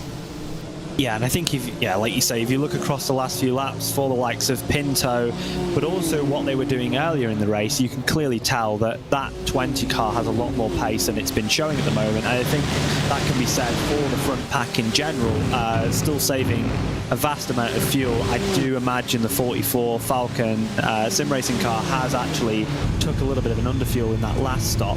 And now really for Diogo, it's time to get a little bit of a move on, close that gap by about 0.6, 0.7 of a second, and then start to wean that fuel saving back in a little bit. But certainly not ideal for the 20 BMW Team Redline car, and be interesting to see how they manage this situation. Phil Denez making the move up the Kemmel Straight into Lecom, and making the move up into 5th place. So Rubelar just moving down a little bit there in the field, and maybe just a little bit off the pace right now. And if you get out of a rhythm, if something maybe distracts you, you can get out of the rhythm of the track, and it takes you a few laps to then get that back up again. And it's really tricky to do that as well. But Rubelar, you've got to remember, this is the 13th lap of their stint. The car behind them, the Williams Esports Pit Fit, is on lap 11 of their stint. So they pitted that little bit earlier, and maybe they're just finding now that the pace just isn't quite there for them. And we're talking tenths here, Will, aren't we? It's not like it's seconds of difference. It's tenths of a second difference. Yeah, and I think what a lot of teams generally look into is a stint average time, and how many tenths of a second you are off per lap on average across the course of a stint. And for some people, they just miss that 1, 2, 3 tenths of a second per lap, which ultimately towards the end of the stint can add up to 2, 3, 4, 5, 6 seconds, something around that sort of region. And Rubelar fresh in the car, it can be quite nerve-wracking. I know the feeling of taking over a car in a very good position in one of these races, and those first few laps can be quite tentative because you almost drive within yourself. And I think what a lot of the top drivers really do super well is that they enter a mode where they're just driving freely. They're not thinking about that. They're not racing the occasion.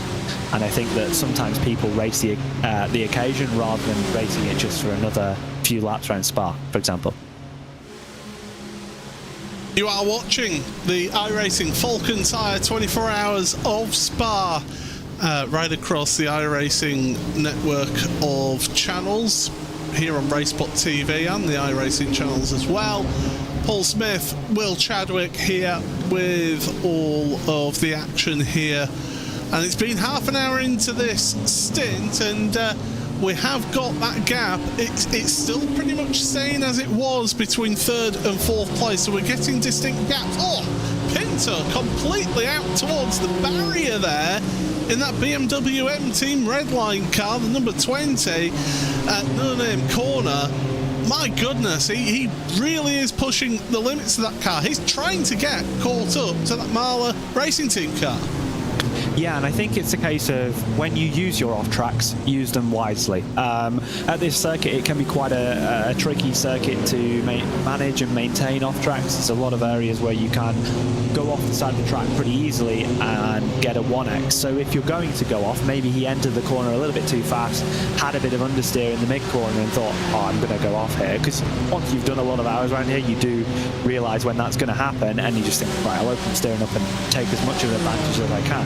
Which is funny because I was speaking with some real-life stewards 2 weeks ago now when I was at my real-life racing round, and they actually said that the real drivers do the exact same thing, and they don't like to give out anything in terms of when track limits penalties are allowed or disallowed, but you know, they all use them again to their advantage. And again, another bit of esports and racing driver mentality of just trying to take that little inconvenience or something that they can just use to gain that little bit of a tiny advantage when they do have a small mistake or something.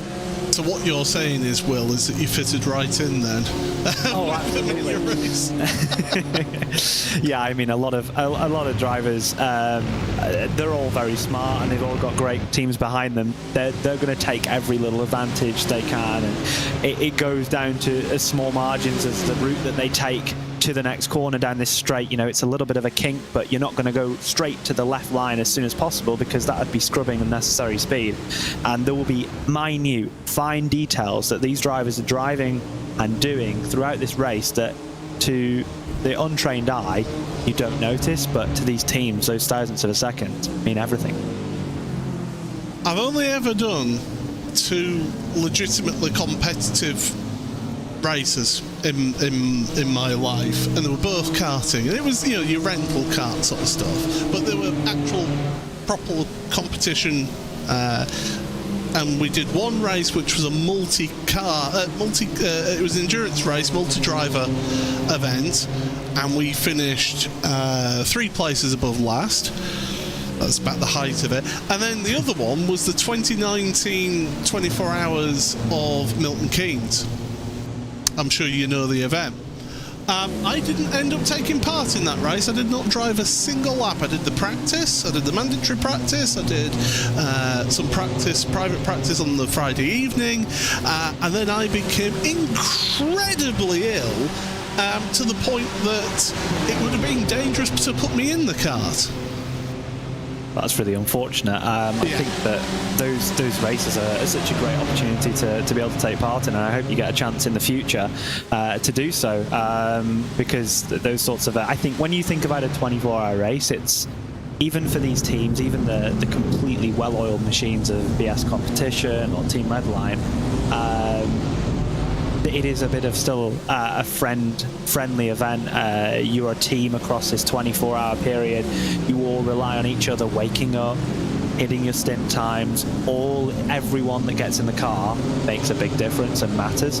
And I think that it really brings a strong sense of camaraderie and stuff like that to these events. And it's always great to see that replicated on the sim, but also in real life across these 24-hour races. And I really don't think there's a better place to do these sorts of races other than iRacing. I will say I am glad that iRacing doesn't ask you to put your weight in.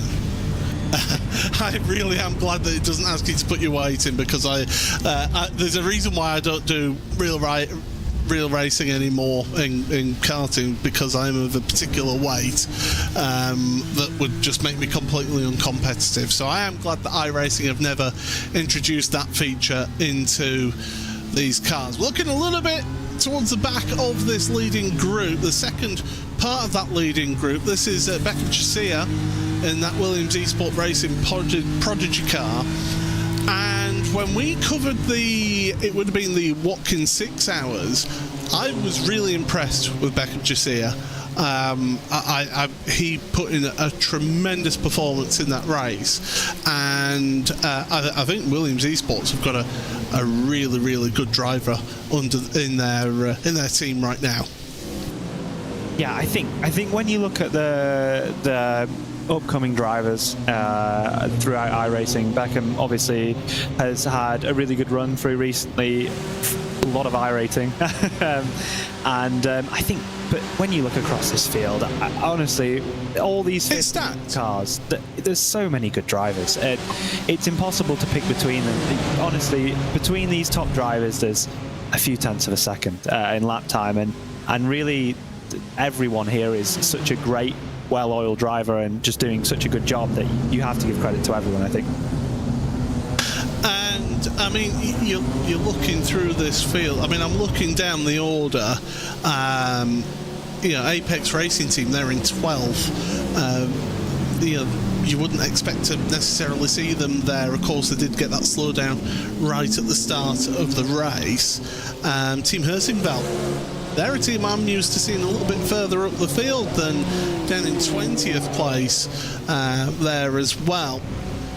So there are some big teams there that have maybe not got things quite hooked up quite as much as they would like to have here for this race. And again, it shows that level of performance that we've got here. Somebody was asking earlier on, what's the strength of field? And again, if you're new to iRacing has a way of ranking its drivers, as we see Beckham Chasia just moving ahead of Nicholas Rubler. So that's down to the back of that second group, the leading group for Rubler there. I think could be a little bit concerned about that pace. But somebody was asking about the strength of field. So iRacing has a way of ranking drivers called iRating, and depending on your performances in races, you either gain or lose iRating. And right now, in this race, the strength of field, so that's the average iRating right across this race, is 8,020. I can remember that when top split, you were talking, it's a strong top split with 5k, 6k. It has come on leaps and bounds. I know there has been a little bit of a iRating inflation, hasn't there? And a lot of people have been getting really high iRatings, but that just goes to show how strong the field is here in this race today. Yeah, and across the sim in general, a lot of iRating is about, and I think it's really interesting when we came to the Porsche Esports Tag Heuer qualifying series last week. I was in second split, and there was a 9k in second split of that first round at Hockenheim, and you see likes of people like Dane Warren, who was the number 22 car in second split, and you think of someone like Dane Warren, who's competing in all these other sim championships across iRacing, to be the 22nd highest car in the second split. It shows the change that we've had across the last few years and how people have been able to get a little bit more iRating as we constantly see that little bit of progression from everyone's side. I mean, I'm just thinking of Dane Warren there. When you think he's been very much focused with that Porsche outfit, the Porsche Coanda team, he's been very much focused on one series and one series only, and that's not on iRacing.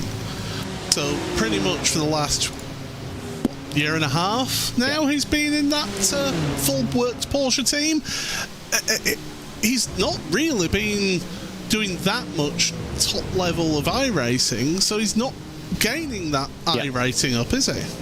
No, and I think it's interesting because I feel like if you'd spoken to anyone 2 years ago, they'd say, well, what you need is probably just above just above 8,000 iRating will have you available to do any top split now. But I think that you look today and what you kind of expect from a high-level driver who wants to do top split racing, despite how fast you may or may not be, you need 9,500, because when we get to these grids of GT3s, when we've got a 3-class race and you've only got 14 GT3s getting in, that strength of field of the average iRating of that field is so astronomically high that you have to have that level of iRating. Well, we are seeing a separation at the front. The top 3 have got their own little split away from the second group, although Pinto and Dinez are trying their best to catch up to the back of that. We're looking at the race for 12th place. Luca Kita in the Apex Racing team. Oh my goodness, the virtual coach GG by G&G, Dino Lombardi. My goodness, what on earth? That's got to be a hardware failure. It has to be. There's no question. That's so unfortunate for Dino Lombardi in that grid and go car. That is really, really unfortunate. I'm not sure what happened there, but like you say, it has to be a hardware failure. And judging by the fact the car's almost still not moving, I really sympathise for them, because I've been in that situation and it's horrible. As that car then, huge issue. For it to suddenly just move like that has got to be a hardware issue. To come around like that, because it is the telltale sign. Here's the replay.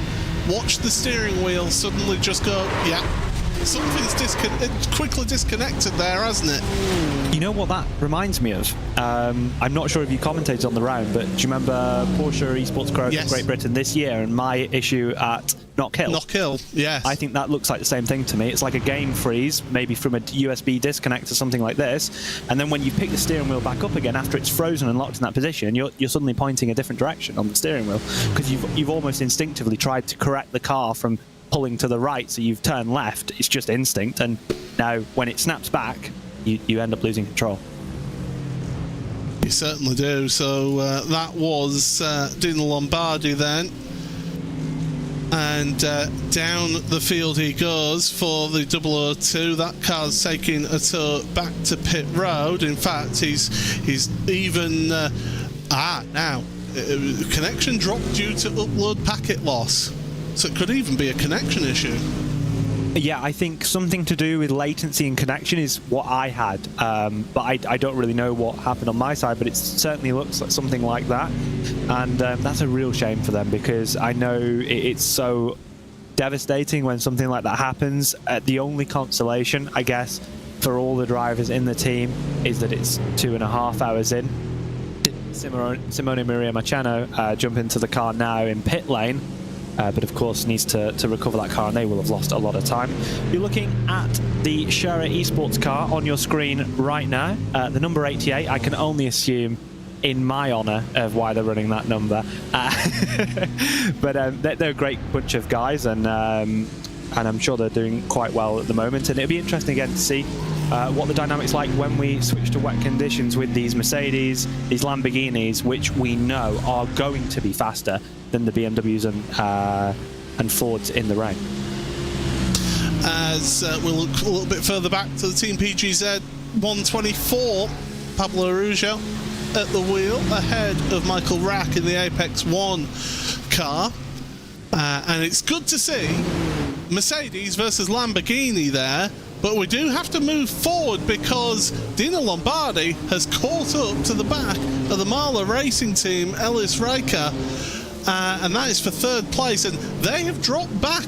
Elias has dropped back from the 2 race leaders here.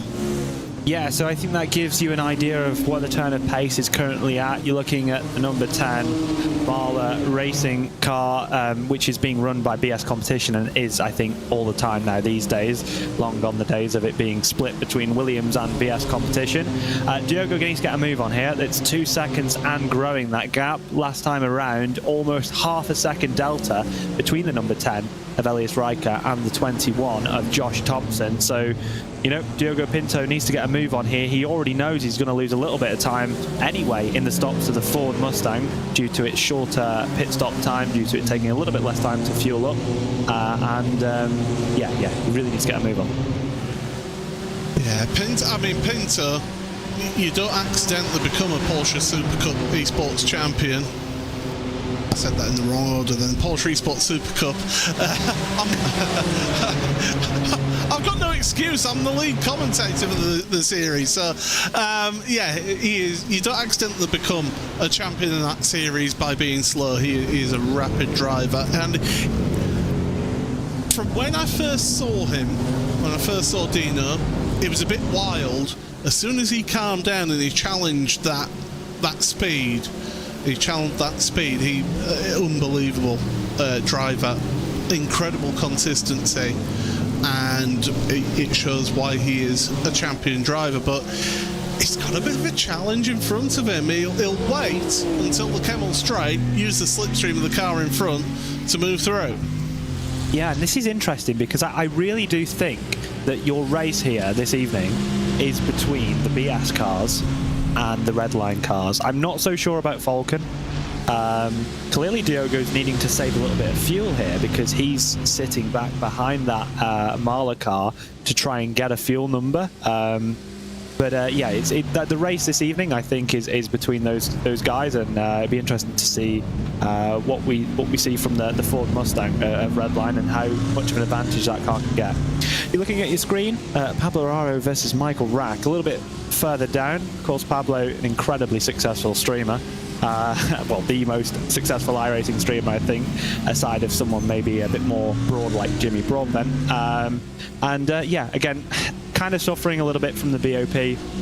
These cars, you know, I think on average about 0.2 a second off per lap. Maybe the Mercedes being a tiny bit better than the Lamborghini, but just watch that dynamic once we see a bit of rain, hopefully later on in the race, and I think you'll be seeing that sort of speed delta change quite a lot. Norbert Leitner for Impulse Racing in the car 66 has got a mechanical meatball warning flag. That's a black and orange flag, and has been on pit road for 4 minutes now.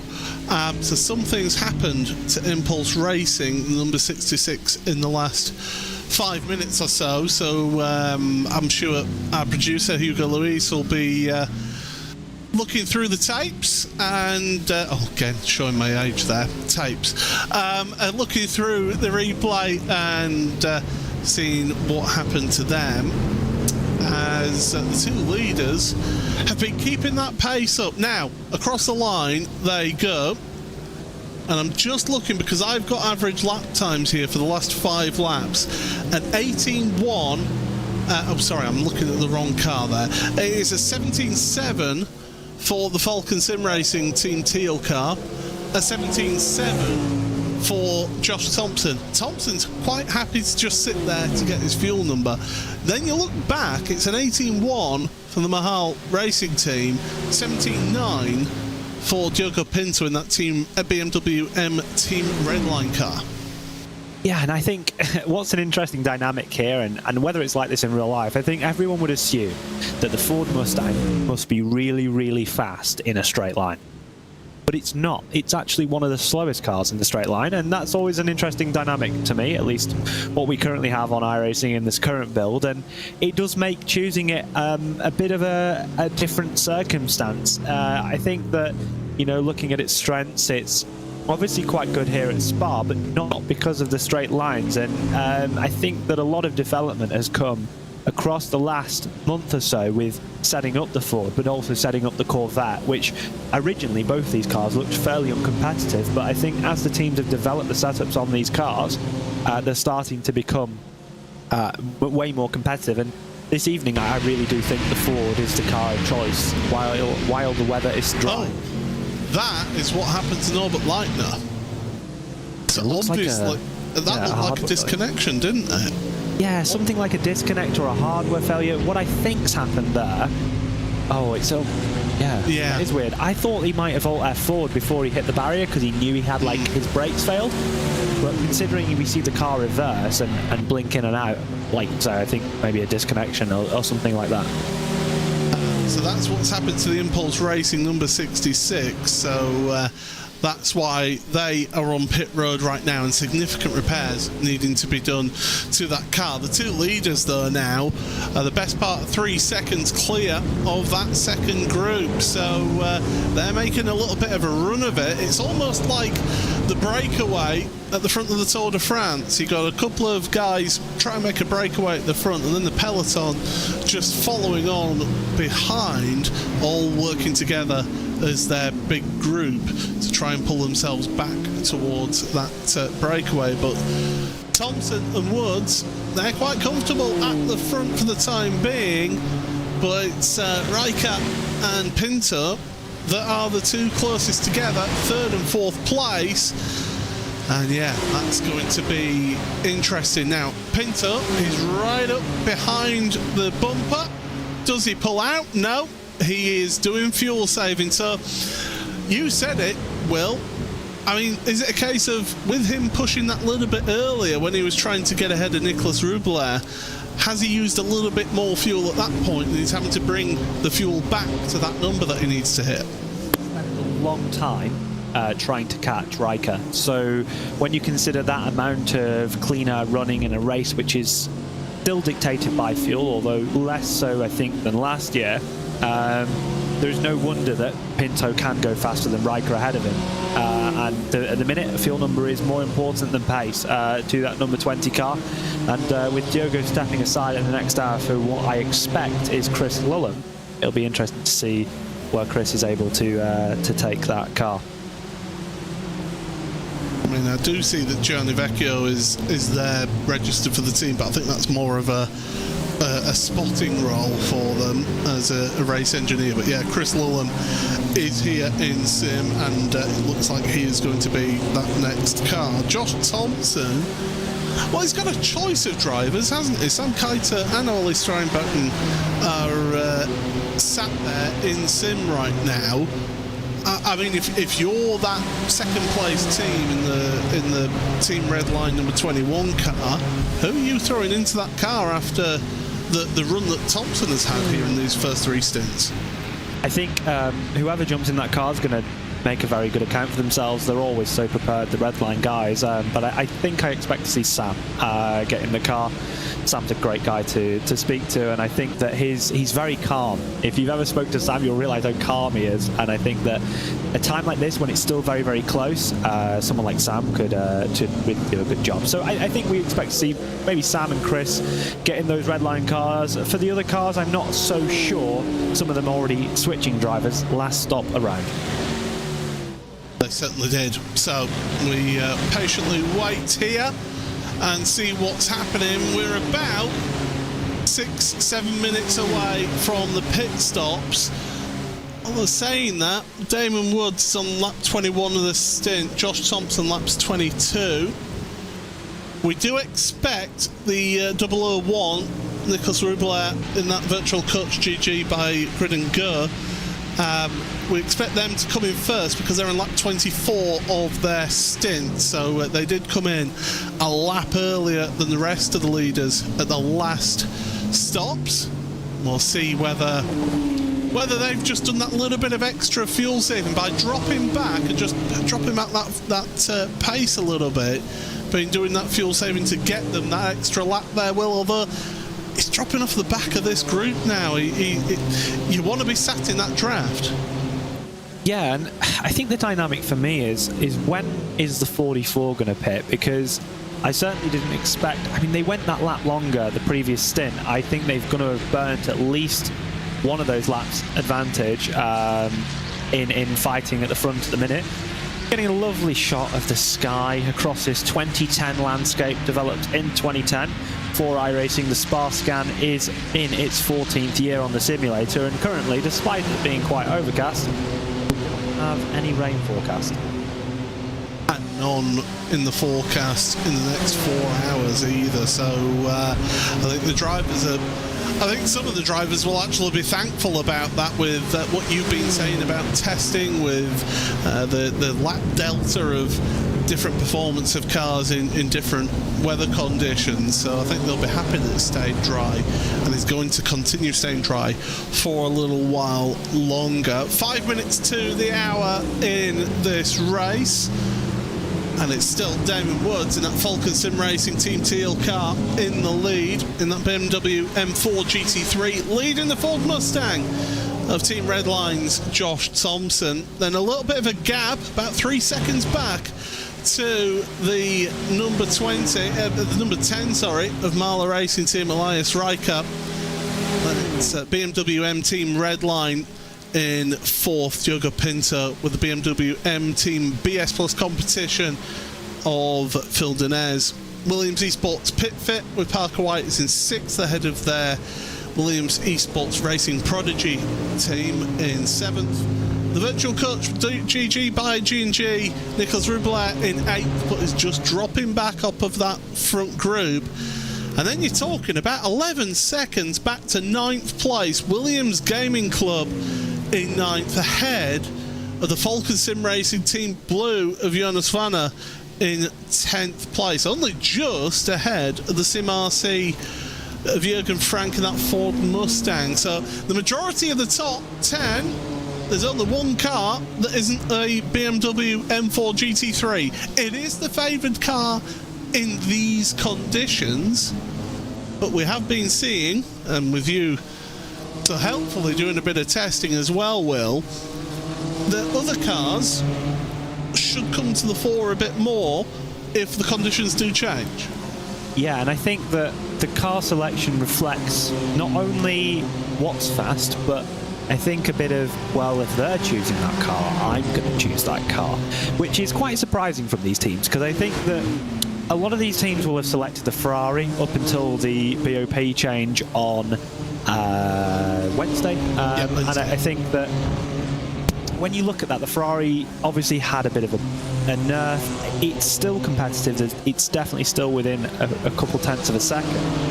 But I still feel like people have jumped to the BMW a bit too soon. Now, the likes of BMW Team Redline and BS Competition are mandated to drive the BMW, being BMW factory teams.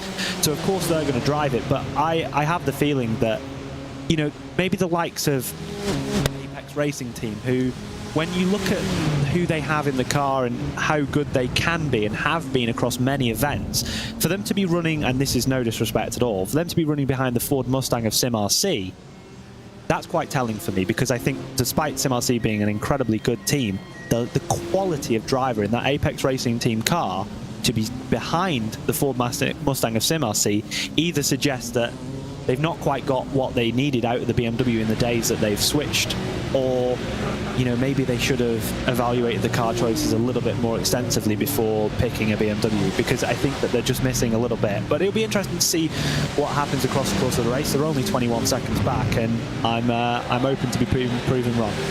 Jonas Vollmeyer in that BS Plus Turner car onto pit road for the first pit stop. So that's about 2 minutes short of the hour. There is a car with a mechanical meatball warning flag out there, the 120 Mag Performance.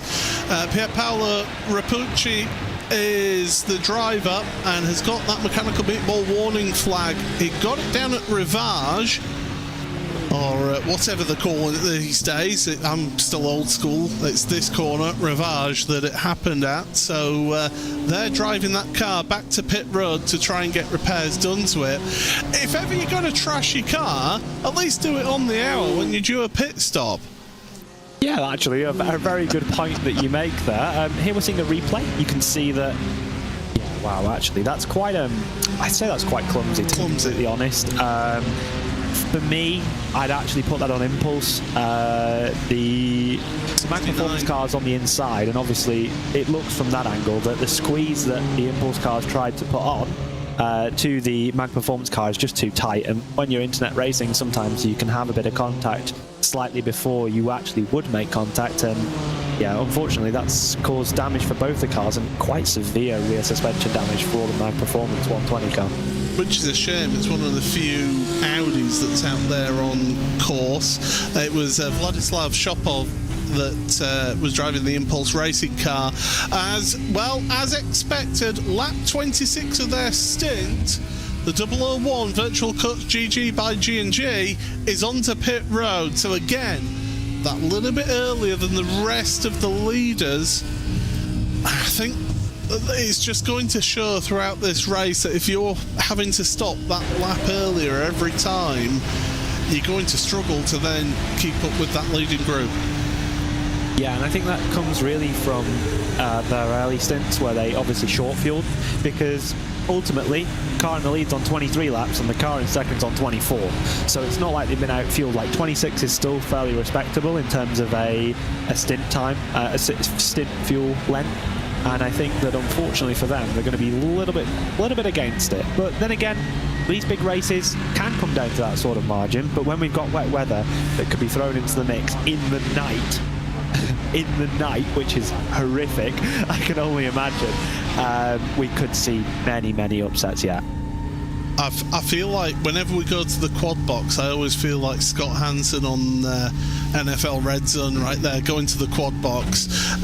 Great to see. We've got cameras everywhere, well, not literally, but we have got cameras trained across multiple parts of the track to see who does what, where, when and how on this race. We have gone over the hour here in this iRacing Falcon Tyre 24 Hours of Spa here on the iRacing eSport network of channels. RaceSpot TV's coverage here with myself, Paul Smith, Will Chadwick on commentary. We're going to be here for a little while longer yet. And, well, it's been, again, a bit of a slow burner hour, that one. It's all about just waiting for pit stops, waiting to see who does what strategy, where, when and how. But what has been intriguing is the pace of the front two being able to pull away from the rest of that leading group that we had 8 cars at one point together. Yeah, and I think ultimately this comes down to one incredibly small mistake that Diogo made in the previous hour. You know, he missed his box. That cost him 0.7, 0.8 of a second. He lost additional time due to the BMW fueling slower than the Mustang, for example. And despite them coming in level, they came out 2 seconds apart. And ultimately, that was the difference between second place and 6th place. And that has really affected this stint so far. And it shows the fine margins that can take place in these races, which can really matter. And despite it being early on, and it's probably not going to matter in the whole scheme of things, we would think so far, I do think that race between the Redline Ford and the Redline BMW is an incredibly interesting dynamic. It certainly is. I'm trying to keep our little bit of a highlights sheet up to date with information that's going on, just to give you a little bit of the behind the scenes here. We like to keep a sort of sheet together of key things that have happened in the race, so that when other commentators come on, they know what's been the key things to happen in this one. And so I'm just been updating that as we've got that pit party just past the hour in the race onto pit road. And it's that mixture of BMWs, Ford Mustangs, there's a Mercedes in there, a Porsche in there as well, a Ferrari, the 296. You mentioned it, the 296 up until Wednesday, it was going to be a all Ferrari race apart from those that were mandated to drive other manufacturers' cars, wasn't it? It was seemed to be the car to be in, and then Wednesday comes along, iRacing say, hang on a second, chaps, and they change the balance of performance. Before you know it, it's BMW's the favoured car. Yeah, and I think the drive performance between all these cars, or at least the top 4 cars, are very close. I don't think that when we look at the balance of performance, we could say it's bad by any means. The BS car, the number 10, or the Marlow car, I should say, coming into the pit lane, so that shows you a little bit of a fuel disadvantage to the likes of Denez and Pinto in the 20 and 89 respectively. And yeah, like I say, I don't think the delta between the top 4 cars in class, that being Ford, BMW, Ferrari and Mercedes in the dry, I don't think it's that large. Or maybe even the Corvette, I should say, is still quite up there. And I'm actually really disappointed to see the Corvette not picked as much as I was hoping it would be. The Apex Racing Academy, Tom Rea, has got a black flag, so that must be on pit exit I would imagine, because they would have served it if it was on pit entry. So pit exit, maybe just getting the speed limit wrong, or even cutting across the white line on pit exit up over the top when you're running through the runoff of Radion. That can get you a black flag as well for an unsafe pit exit. So maybe that's what's happened to them. But you are absolutely right. Marla Racing Team, 26 laps they managed, compared to Williams Esports Racing Prodigy with 27 laps. So an extra lap got out of the fuel for Beckham Chasia there. Really shows the little bit of advantage that they had. Although saying that, Marla, once they lost the slipstream, they were forging the path for that next group of cars, so will have been using more fuel. Absolutely, and I think it tells a lot when you see the likes of Pinto actively basically deciding to lose time to still save a bit more fuel and make that 27 laps, and it must show how tight it can be for those cars up at the front. Expecting to see the leading lot in this time by watching an Apex Racing Academy car peel off to the pit lane, one of the many BMWs in this top split here in 2024. Very interesting to see. That's the 98 car with the black flag entering into pit road. So how long is the actual cone-to-cone delta then, just without taking a stop here? Oh, you've caught me off guard. So it's 85.5 seconds with a full stop. Cone to cone is obviously the longest, probably the longest of the special event season. I'd imagine somewhere in the region of about, I think it's about 35 to 40 seconds, but I'd have to get that checked. Yeah, if you're able to find that out, as your leaders do come onto pit road, but Phil Denez staying out there onto lap 27 of the stint. So, Damon Woods, Josh Thompson, Diogo Pinto, Parker White, all onto pit road as here comes Tom Ryer. Oh, it's do you know what? There's no worse feeling than having to do a drive-through penalty at this particular version of Spa. If it's on just the historic, the endurance, just the original endurance pit lane, or if it's just on the Grand Prix pit lane, it's not too bad. But when you've got that combined pit lane, oh, it's so bad. It's so bad. Yeah, I can only echo that. It is really, really long, and it's so easy to just get one small pit lane penalty, like you say, just through just not leaving the pit lane limiter on for your teammate. Something like that, because a lot of these drivers don't run pit lane limiters, and maybe they enable it in the box. Maybe people just have slightly different ways of doing things, and if you're not switched on, it can be really easy to do. Ollie Steinbretten into the number 21 car alongside Chris Lulham in the number 20. Interesting to see what other swaps are going on down the field, but like we say, we saw a few people do swaps after 2 hours, so not expecting that many teams to swap drivers this time around. Falcon car comes out ahead again over Team Red Line number 20 now. Sorry, above the 21 and the 20. So those two out pretty much together. Yeah, you see the 20 in the background of shot there. We can give you a delta cone to cone, by the way, because, well, a driver's tested it for us with a black flag. 59.1 seconds. Wow. That is a very, very long time. And it's and the pit lane speed limit here is, it's 60 or is it 80 kilometers? 60 kilometers an hour. Oh, yes. It is painful. I can tell you a story. You know how you said about, some drivers not using pit limiters? Let me tell you a story about another endurance race that I did here in a private league once. And I did the opening stint in the car. It was a 4-hour race, so we were basically just changing driver every pit stop, because the length of the pit stops was you weren't losing any time. As the BMW M team BS Plus competition car of Phil Denez comes onto pit road for his service. So I came into pit road, pulled up in the garage, had pit limiter on, handed over to my teammate. My teammate then drives through the pit lane, gets to the exit, and can't accelerate because he hadn't mapped a button to change the pit limiter.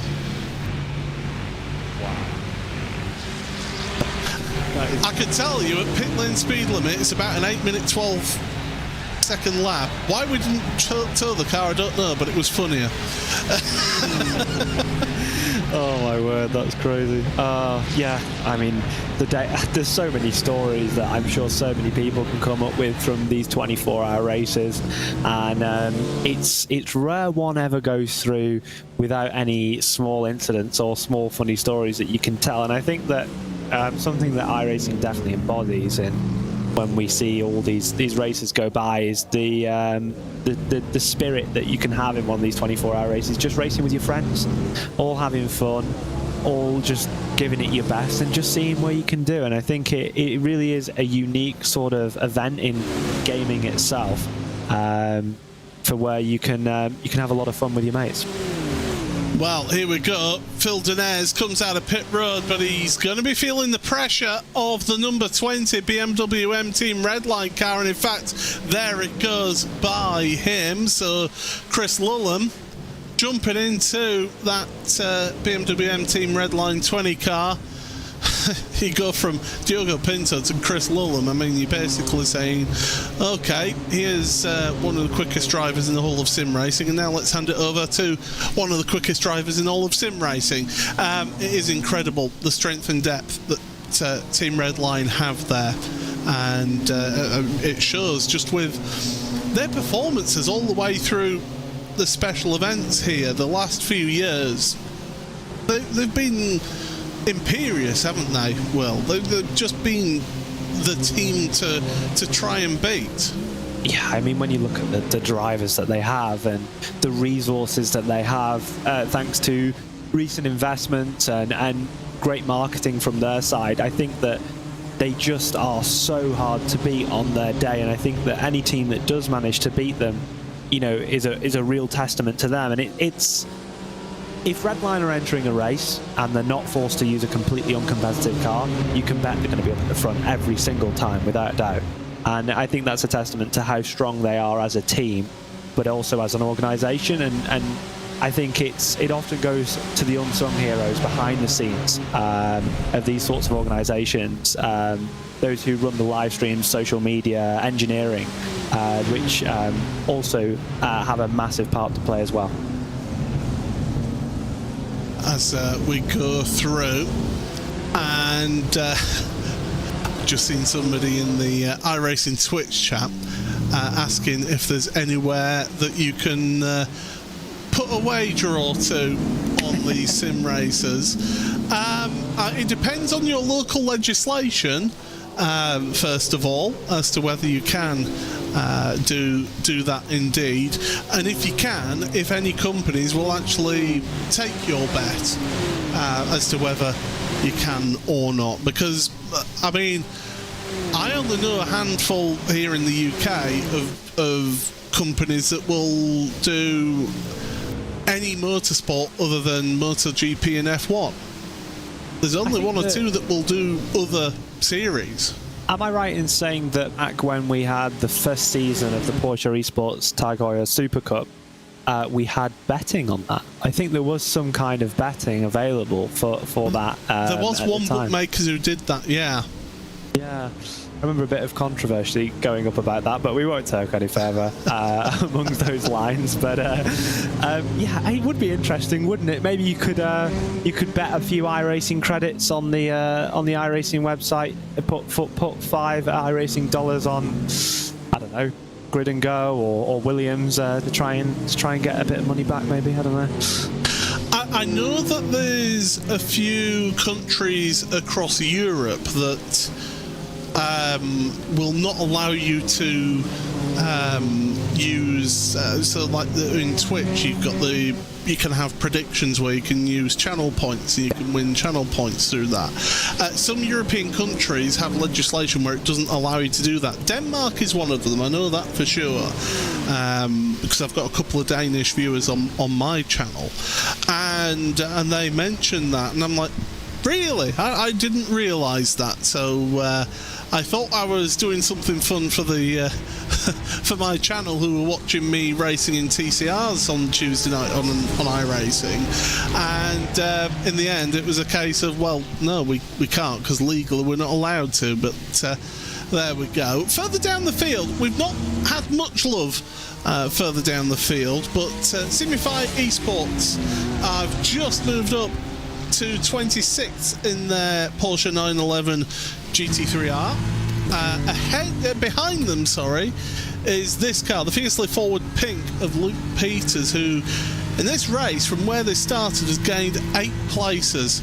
Has this fiercely forward pink BMW car. Behind them, though, Pro Sport Sim Racing Red, Victor Brill, is in 28th. So a few close cars together. Further down your field as well, the leaders are pretty much saying as they were, although I say that Phil Denez has just got back past Chris Lulham, so I think Lulham is going for the fuel numbers once again. I think it's Team Redline have got a, nope, we've got a number, we're needing to stick to it. Yeah, and it's strange to see the gaps that have opened up, I think, at that front of the pack. You'd say that Phil Denez and Chris Lulham are some of the... I mean, again, it's a story of, oh, these drivers are really good. Oh, wait, they all are very good. But yeah, it's definitely an interesting fact. I remember seeing Damon for the first time, I think back late 2022. The first time I became aware of Damon, and wow, he was so fast and so talented. I remember back in the Fordzilla days, before that unfortunately disappeared. What a time for it to disappear, by the way, when a Ford Mustang comes along. I know. It's a shame, really, with that. I really enjoyed my years that I spent at that team. But yeah, I remember seeing Damon for the first time, and I know we really wanted to bring him on board there. Before things started to come to a close, and I think he's a fantastic acquisition for Falcon Sim Racing. Of course, I think still run by Duel Esports. And you're looking at the second one of those cars in Jonas Warner. Yeah, 10th place for that Falcon Sim Racing Team Blue car, ahead of Luca Kita in that Apex Racing Team number 99 that's doing a bit of a recovery drive. Not far behind them is Jürgen Frank in the Sim RC car, and then a little bit back is the WSR Esports book kicker car of Alex Davidson, and he's got Team PGZ Samuel Ward to keep him company. So there are a few closer races. I won't say battle, although I think that race for 13th place could be a bit more of a battle potentially than these guys. But yeah, it's, I say race rather than battle, because it's just people picking and choosing. Okay, I am significantly quicker than sitting behind. I need to get by and get my fuel number a different way, as movement in your top 8, and that's Marla Racing Team just losing out to Williams Esports Pit Fit. So Sammy Matty-Trogan, I can remember commentating on him in the iRacing World Rally, the Rallycross Championship.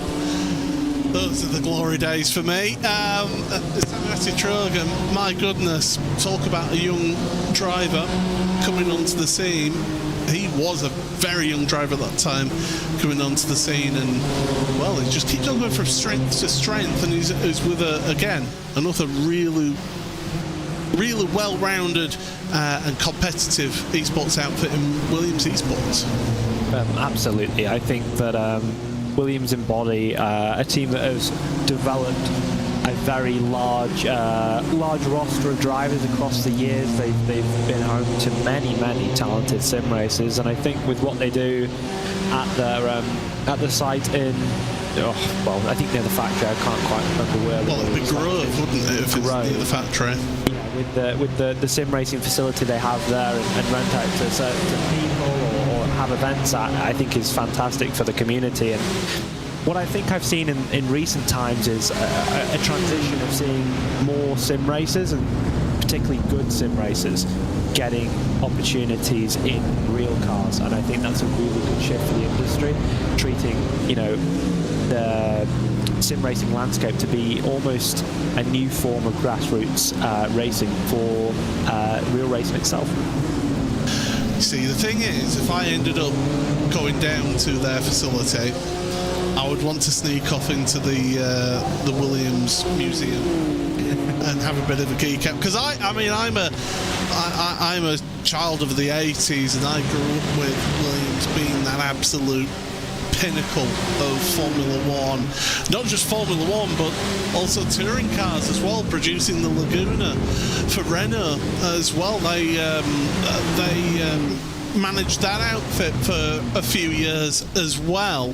So it showed the level of money and support that was going into it. Side by side, and a change of position there. Marla just dropping back. Williams Esports Racing Prodigy moving forward. Beckham Jassia now up into 6th place. I just get the feeling that Marla are going a little bit through the phase that the 001, who've now got Sven Hasse behind the wheel. Talk about an exciting driver, shall we say, Sven Hasse. Not without his controversy, it must be said. I just get the feeling that Marla are in that spot that the 001 was in the last stint right now, and they're falling to the back of this top 8. And I think it's what we kind of talk about, that small differences between drivers perhaps. Elliott's a fantastic driver, maybe struggling a little bit with tyre wear, with balance. I don't know how much teams have experimented with changing bars and wings at this sort of stage of the race. I know that there are teams doing it, and there are teams that have done it in the first hour. But it is an interesting dynamic, because it was never something that was... It was always something that when you had a race, one of these 24-hour races, you had to make a small compromise, at least at the start of the race or in the cold temps, because your setup would not work across all the temperatures, and it would be unbalanced at some point in time. And yeah, as we see some more moves going on there, I think that it's an interesting dynamic, at least, for sure. Sven Hasse trying to lean his way through at the chicane there. Trying to show his pace, but I tell you what, Elias Reichert showing that he's not going to be a pushover. But to be honest, if you fight like that between each other, you're going to slow each other up, and you're going to lose the draft of the cars in front. Speaking of draft, Chris Lillam sat in the draft of Phil Denez right here. It's BMW M Team BS Plus Competition in 3rd, and it's the BMW M Team Redline in 4th. So the BMW Works outfits are doing well, bottom of the podium, almost and also almost into the podium with Chris Lillam in 4th. Yeah, and here you see a nice little graphic of your manufacturers in this race. Of course, that one sole Ford of Team Redline up inside the top 10 with the swarm of BMWs, now topped out by the Apex Racing car, which is making a little bit of progress from earlier on. You see a lot of those cars sort of, 20s back, being, Ferraris, Audis, Porsches. I massively respect people that are driving the Porsche in this race, because I really don't think it's that good in either wet or dry. But, for some people it is really a car of what they feel so comfortable in. It's certainly definitely a different driving experience to something like a BMW, Ford, Audi or Corvette, something like this, for example. And I think it's super interesting to see the split at the moment, and I really am. I'm on the edge of my seat. I'm waiting for rain. We need a bit of rain in this race. We're going to have to wait a while, because looking at the forecast, it's giving the forecast up to 12:15 a.m. right now. 0% precipitation showing right now. Air temperature doesn't drop that much. Now, having been to Spa a couple of times myself, I can tell you that it is either blazing sunshine and in the 30s, or it's overcast and in the teens, or it's absolutely bucketing it down and you're quite cold. Those are the extremes that I have experienced at Spa. I didn't get the snow.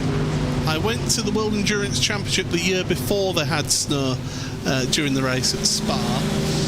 but it is one of those venues that you have to pack for all weathers, basically.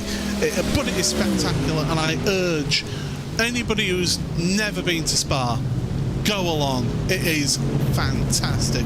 Adam Volkovic in the Team Heusinkveld Ford Mustang, just losing a place then to the Team BGZ cars. That's down to 19th for them. Like Rabia up into 18th place, and they're just behind the Scherer Esport Mercedes AMG in 17th place. That is a car, by the way, the Mercedes. It doesn't look like it's going to work. When you look at how a GT3 car looks, the majority of GT3 cars, that Mercedes with that 17-yard long bonnet, it doesn't look like it's going to work, but it's one of the most successful GT3 cars. Okay, it's had a couple of Evos here now and then, but it's one of the most successful GT3 cars in the last 10-15 years. And I think it's a testament to how they've managed to build that car as a faithful shell of the real road car, but also in mind of trying to develop a car which is good for racing. Of course, having that engine so far back that it's a front mid-engine car certainly helps the balance of the car. And I think that when you consider that that car often is topping the speed traps, it makes it a very, very hard car to beat, even at a circuit like Spa. Yeah, it's got a thunderous engine as well. I can tell you feel it in your chest when one of those cars go past. A little bit like the Bentley used to as well. When that was running, that you could feel in your chest. The noise from that engine, it was spectacular, I can tell you, especially if you went to Alton Park, because you can get nice and close to the track at Alton Park. Will, you know exactly what I mean as well. I remember when they first arrived at Alton Park back in somewhere, I'd like to say between 2010 and 2012, around the sort of time when Autosport, what's the name of Zach Brown's GT team or endurance team? United Autosport. Yeah, okay, there you go. So I am right. Yeah, I remember when they first rocked up with the Audis, and you had the new fresh Audis that were onto a factory program. You had Bentley with their ludicrous factory program supported by M Sport, and yeah, what a time of GT racing that is, and what a time we have now for GT and endurance racing with the new GTP/LMH classes, and GT3 having a real resurgence as well. Well, with World Endurance Championship going to GT3 regulations as well, going away from GTE. Okay, it's Le Mans GT3 because, of course, the ACO had to make it a little bit different to the rest of GT3. But it's great to see that there's yet another series. If you've got a spare $1 million in your pocket, you know, get yourself a good GT3 car. Then think about the spares and dig a bit deeper into your pocket for some spares and to be able to run the thing. But there's so many series that you can run GT3s in. That's absolutely incredible. Okay, you're not going to get into the World Endurance Championship straight away as a newcomer, but you can join the 24-hour series. With Creventic, they're more than happy to have you along, and you get to race on some spectacular venues. I mean, Mugello for one of them this year. Okay, once the heavens opened, it was a bit tricky, but you know, somewhere like Mugello or Monza. I mean, I was lucky enough to go to Monza last year. It was the first time I'd seen the Ferrari 296 in person, and yeah, what a series like that, great entry level into the world of endurance racing. It gets you known, gets your drivers known as well. If you've got somebody who's maybe a brand new bronze driver, they can get themselves a seat in one of those cars, get a bit of experience under the belt, and move the way through SRO series, British GT Championship, all sorts of different series, and work the way through. And so what me and Paul are really saying here is, if you have a spare £1 million, we would love the donation. Couple of million. Probably more, yes. Well, if I was driving it, you'd need a couple of million to pay for the repairs. Williams Esports Prodigy just moving ahead of the Williams Esports Pit Fit outfit. So Becca Chasia just moving forward. Now, if I'm those two teams, it's a case of, right, work together, let's pull both cars forward towards the BMW M Team Redline car. I think that's what I'm saying now if I'm in that team. Yeah, I was told for this race to expect a lot of bump drafting, like we've seen many a time across many events before. We're watching a little bit of a replay there from a nice little sort of blimp camera / chopper cam from the section of the track, Lecom. Yeah, I think. No? Yeah, I'm not sure. Lecom.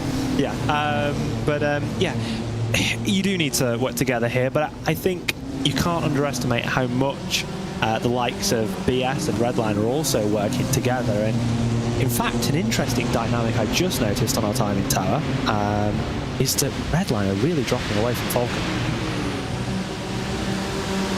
I mean, they're back to a second, just under a second back from the race leader. It's not the end of the world. They're still in the slipstream there, so there can still be fuel saving. But Ollie Steinbratton will be looking at that and be thinking, we need to just want to be within half a second to be nice and comfortable with that. One thing I have been noticing with these shots, it's very hazy out there on track. The relative humidity is 96%. So there's a lot of moisture in the air. So you do feel that there will be some rain at some point in this race. It's just a question of when rather than if. Although right now, mostly cloudy turns into partly cloudy after about 10:30. So the clouds are moving away as we head towards the evening.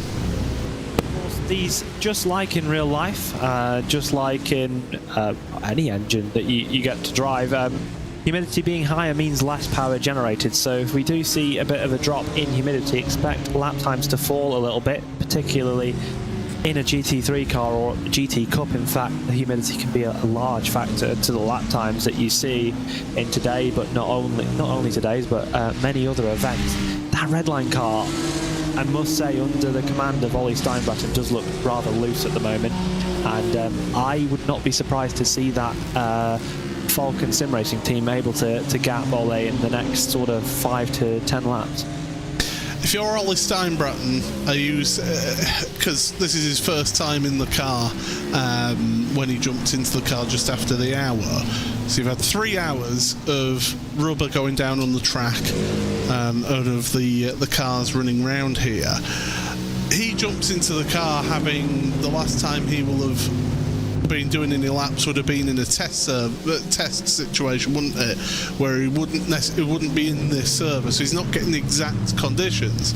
He jumps into the car, and if that car's a little bit loose, is it a case of maybe adjusting an ARB in the pit stop, something like that, just to help try and tighten the car up a little bit?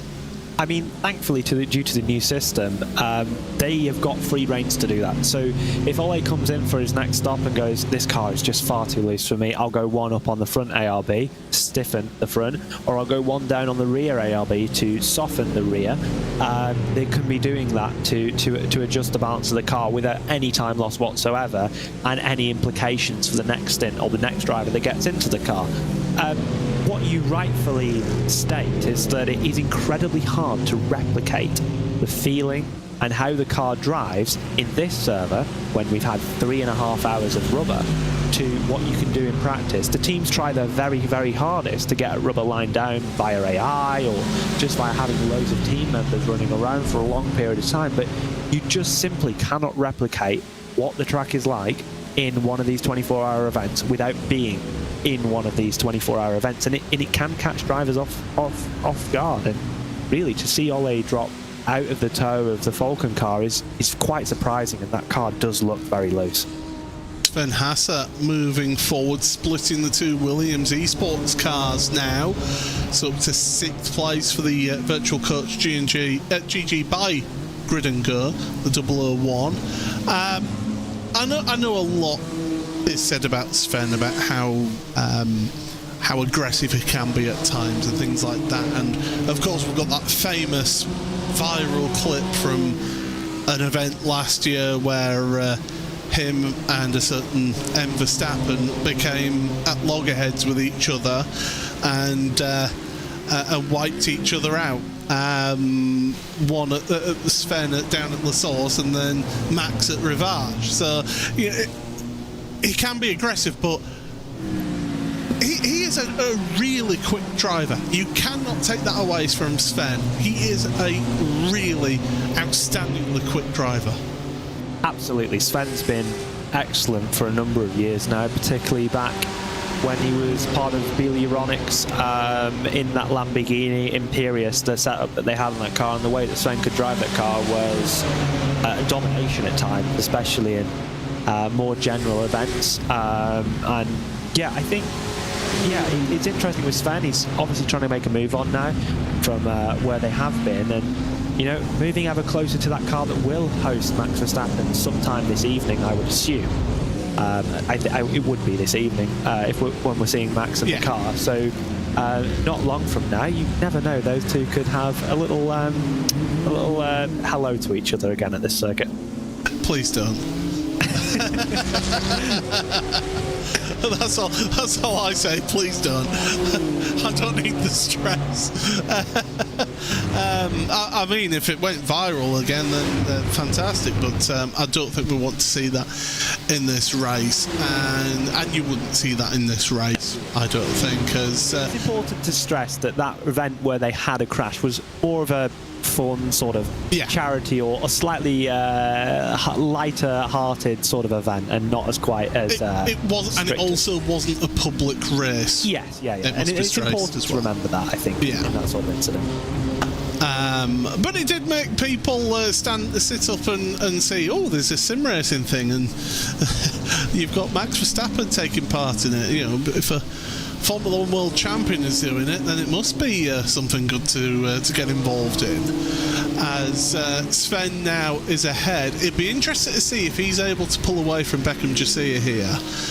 I think the Williams guys, they're working to that number again still. They're still hitting that fuel number and worried about that. I think Sven Hasser has just been told we can maybe ignore the fuel number a little bit, get us back up towards not the front two, but at least that second group to the podium.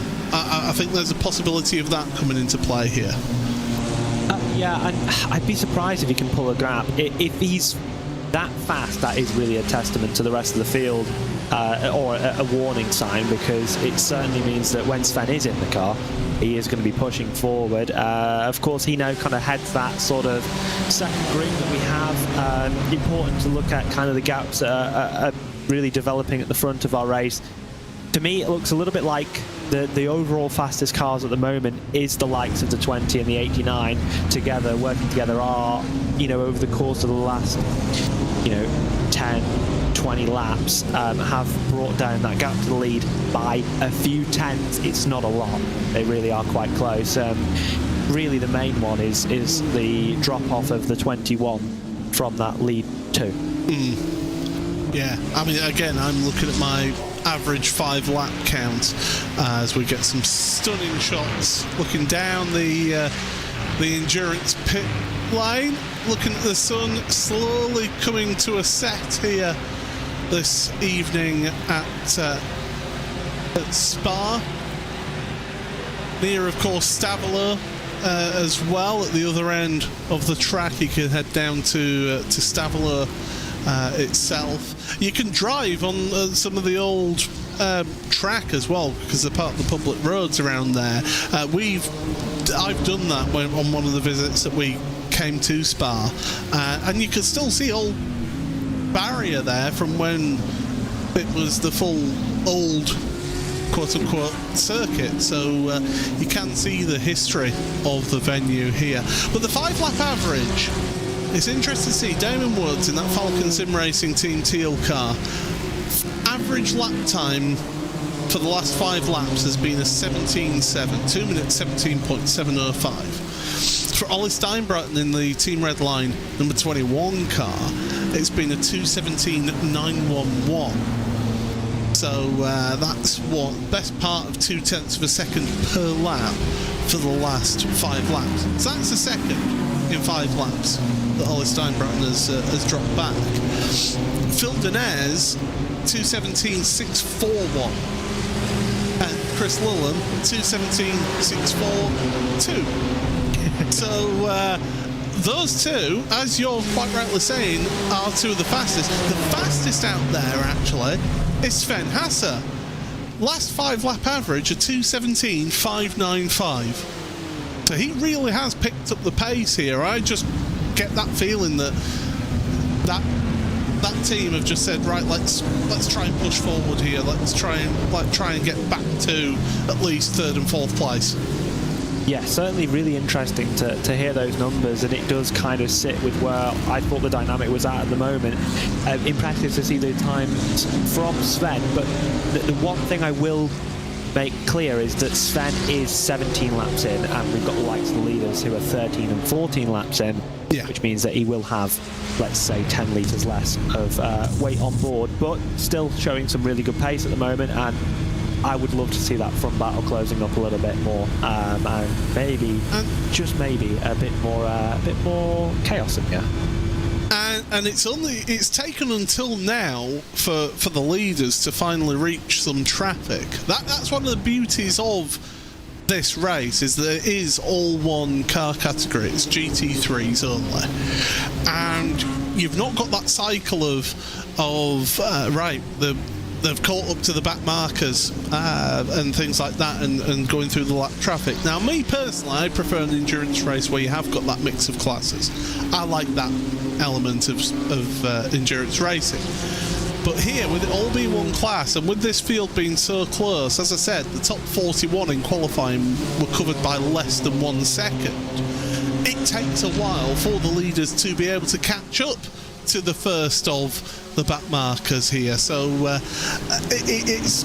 it's taken quite a while for the field to get that field spread. Indeed, and I think that shows the testament of the quality of drivers here this evening, and it will show you the quality for the rest of the race, and I'm super interested to see how this pans out.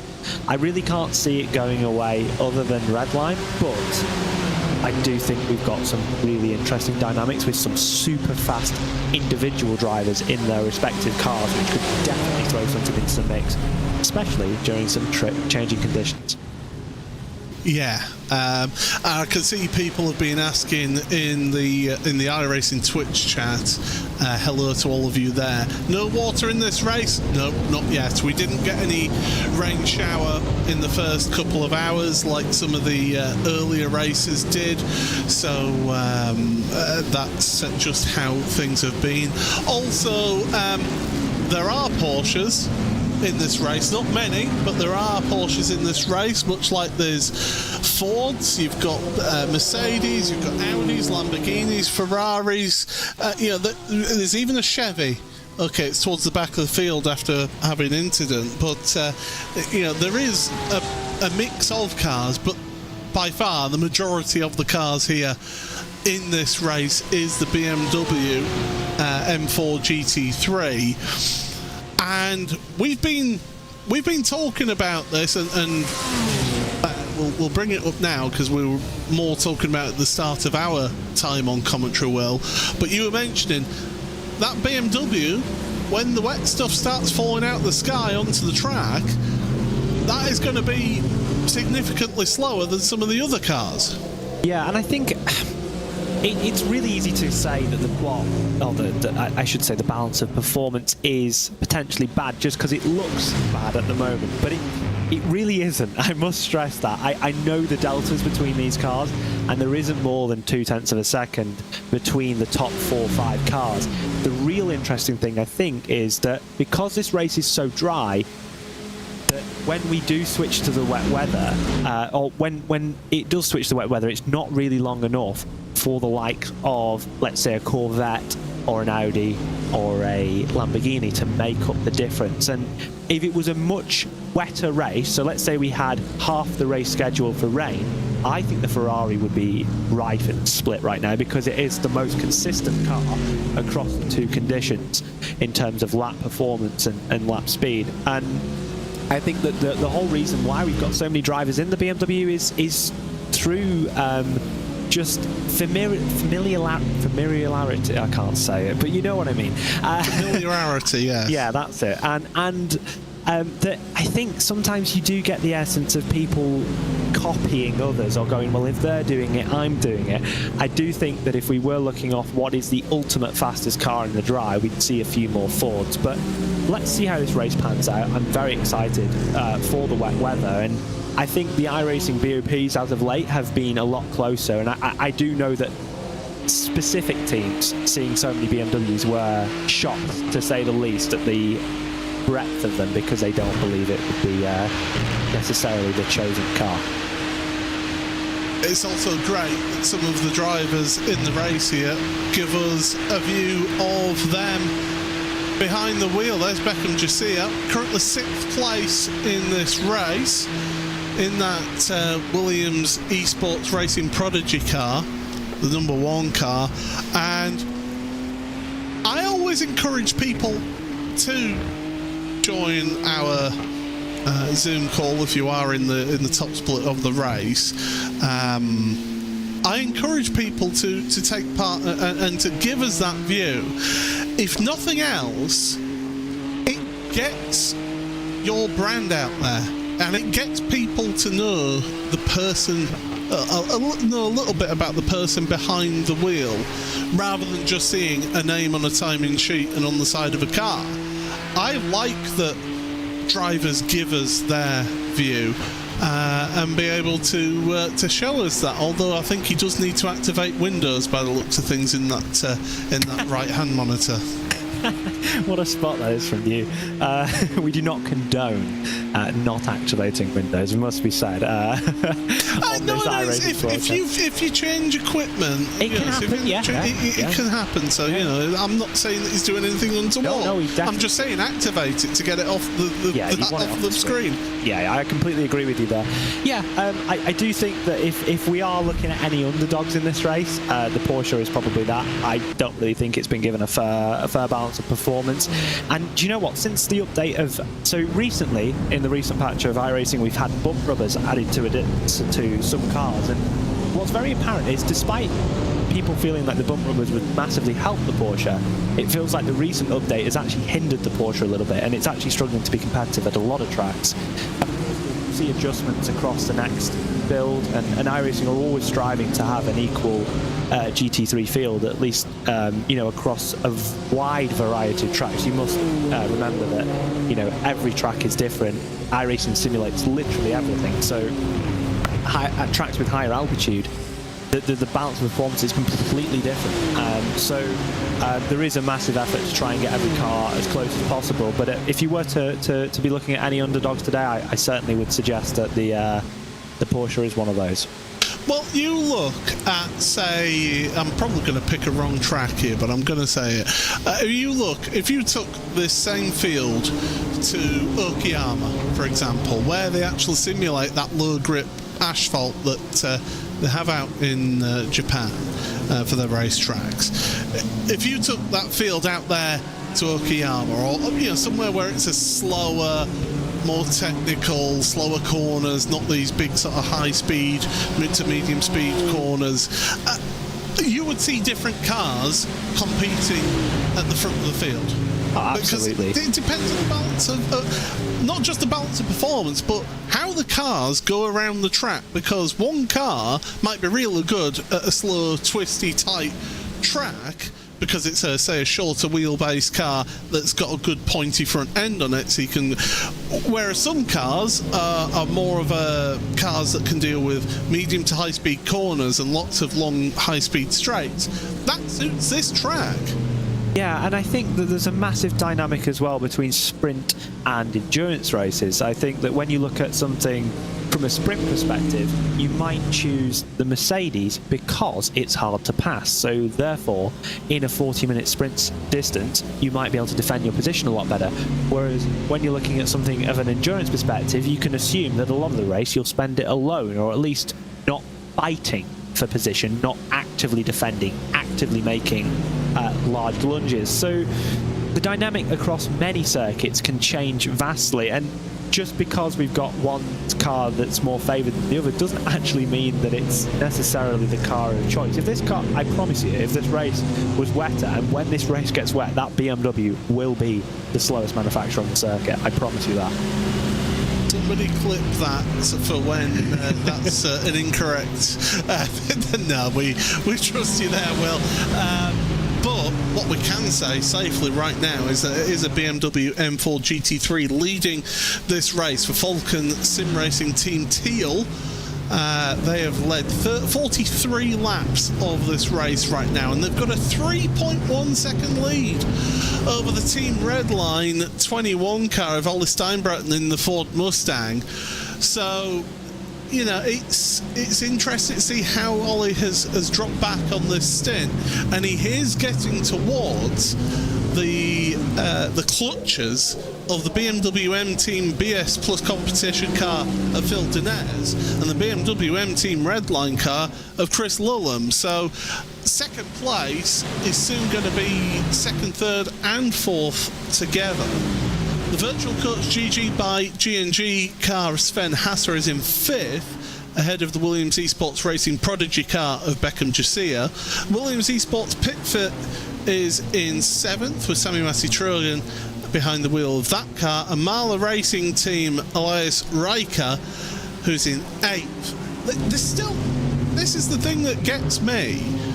The top eight are still separated by 12 seconds. It's not actually that big a gap, is the front, and it only takes one mistake for things to really change up. Ninth place is the Williams Gaming Club, with Apex Racing Team, Luca Kita, Thibault Preva, by the way, behind the wheel of the Williams Gaming Club car. Luca Kita for Apex Racing Team is in 10th place right now. That is the top 10, and the top 10 is covered by around, just give me a second, the top 10 is covered by 25.5 seconds. That tells you that the gaps that we're talking at between 8th and 9th place, that is a cavernous gap of 9 seconds. Indeed, and it shows you how open this race can truly be. You can think that the gaps are opening up a lot. I know the feeling from racing in these events. You know, I raced in the last 24-hour event we had on iRacing in Top Split. You do always feel like it's getting, like, oh, it matters so much with, oh, I can't believe this gap's opening up, and you're thinking, oh no, or I want it to be this way, or blah blah blah. It's been 4 hours, there's 20 to go. And you really have to remind yourself that, because it's so easy to get so narrow in your perspective of the race and what's happening right now and how important that can or cannot be, than to think of the bigger picture. In 10-12 hours time, unfortunately, we will see some of these cars not even running anymore. Some of these cars will have had tremendous stints, and the dynamic can change so quickly, yet it is such a long race that you really do have to remind yourself of that. Yeah, a lot of talk in the iRacing Twitch chat, by the way, about stints. Somebody was asking what the sort of stint length you're looking at, and it's absolutely correct. 3 hours is what Redline appear to be doing for their drivers, whereas 2 hours for Falcon and BS. So we do expect at these next pit stops potentially for another driver change for both the Falcon Sim Racing Team Teal and BMW M Team BS Plus competition. It depends how the driver again, you'll have a plan at the start of the race, and you'll have your stints all planned out. But sometimes half of it is, how do you feel, mate? Do you think you can do another one? And you get that sort of feel, and before you know it, they can do a triple stint, even though the original plan was for a double spin.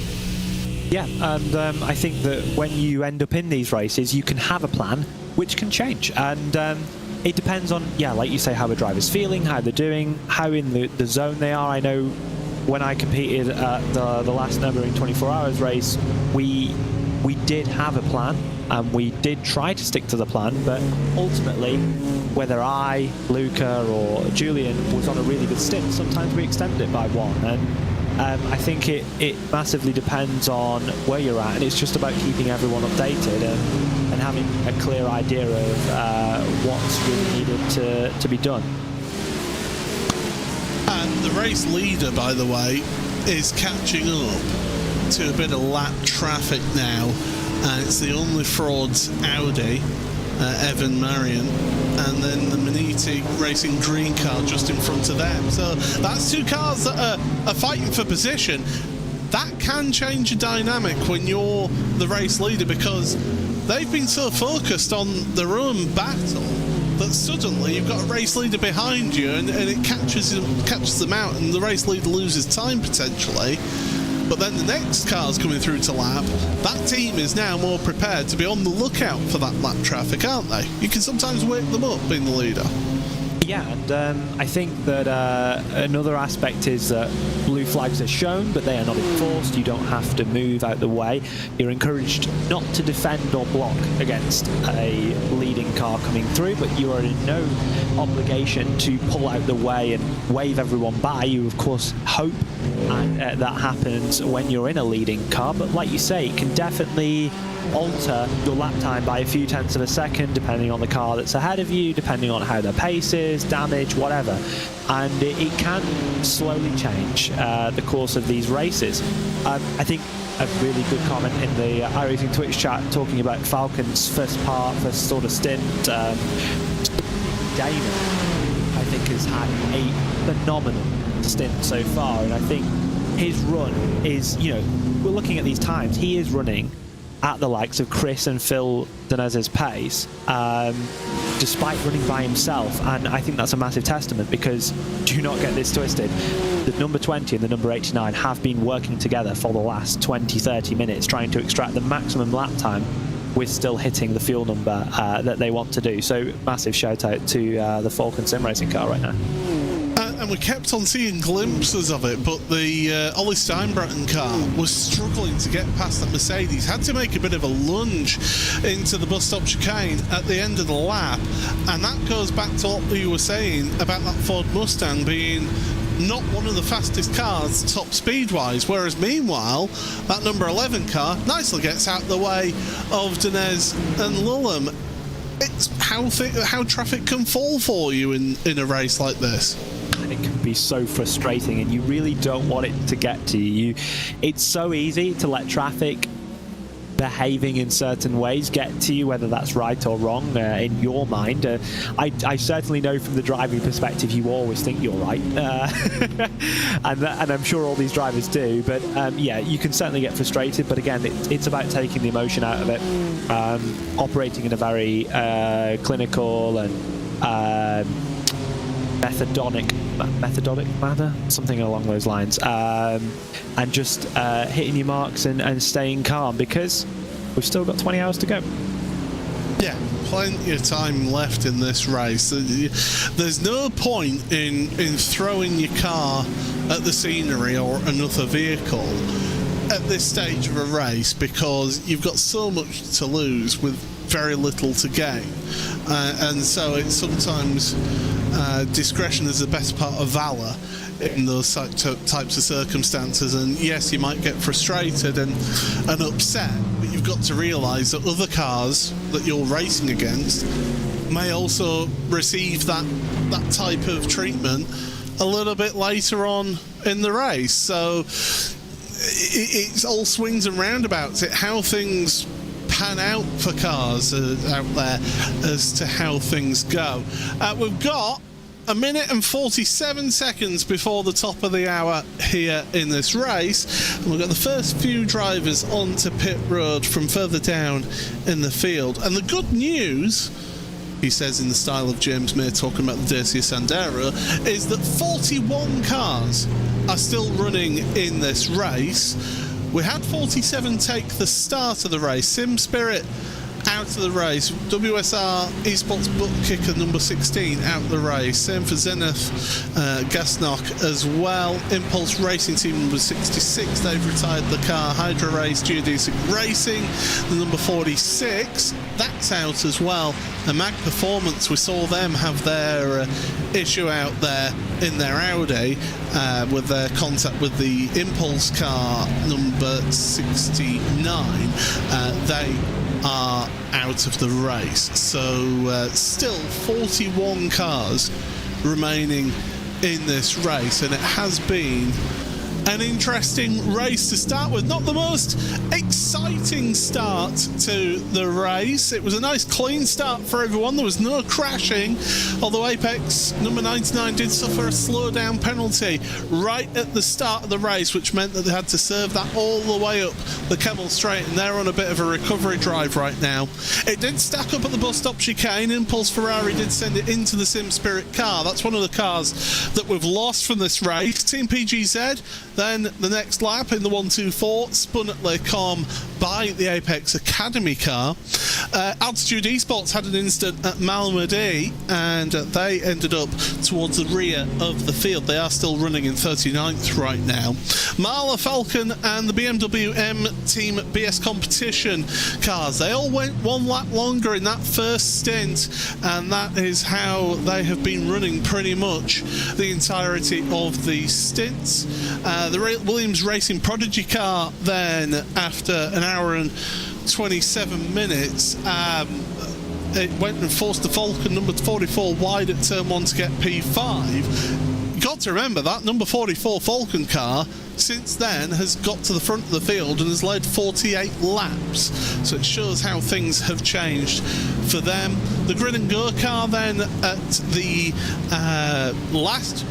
not the last pit cycle, but the one before that, pitted a lap earlier than the leaders. Dino Lombardi then, with about, an hour and a quarter ago, had a major issue, hardware-wise, it seemed, out of curve Paul Freya in the 002 Virtual Coach GG by G&G car, and that 002 car is further down in your field with Simone Minio Marceno behind the wheel in 37th.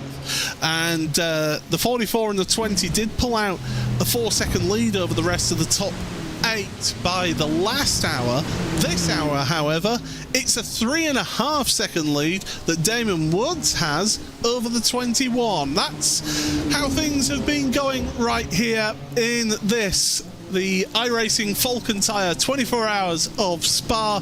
Paul Smith and Will Chadwick here on commentary for RaceSpot TV, broadcasted across the iRacing eSport network of channels. It's good to have you all here on Twitch, on YouTube. Official Demo, by the way, giving us a shout out from South Africa. I hope you're having a lekker day down there in South Africa. And yeah, it's been a really intriguing but slow-burning race, but one thing that has surprised me is how that Falcon Team Teal car has been able to pull out such a lead over Team Redline. I think it's a story of two sort of areas of this race.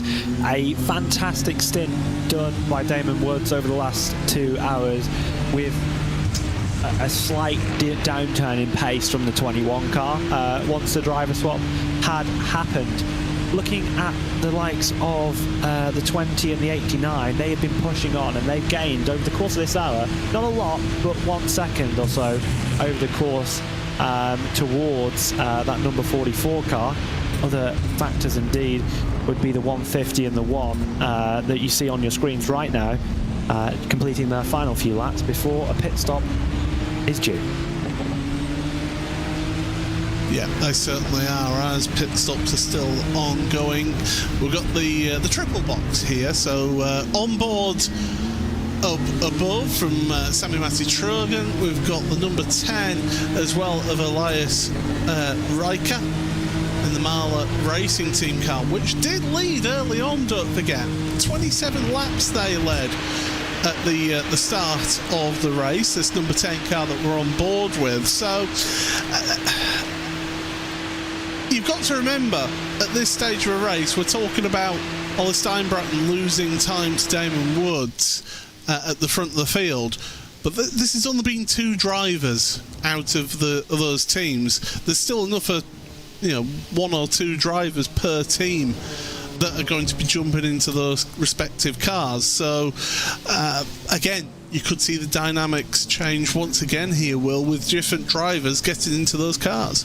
I think with the quality of where this race is at the moment and how optimal everyone is driving, those small changes in drivers could mean a lot. And I really do wonder what sort of pace we're going to see from the other drivers in that Falcon Sim Racing car, because I think that Damon's put up such a good stint and has been so good for himself that it'll be interesting to see kind of what the sort of pace is. But, I mean, they do have a good roster of drivers, just looking among who is registered for that car.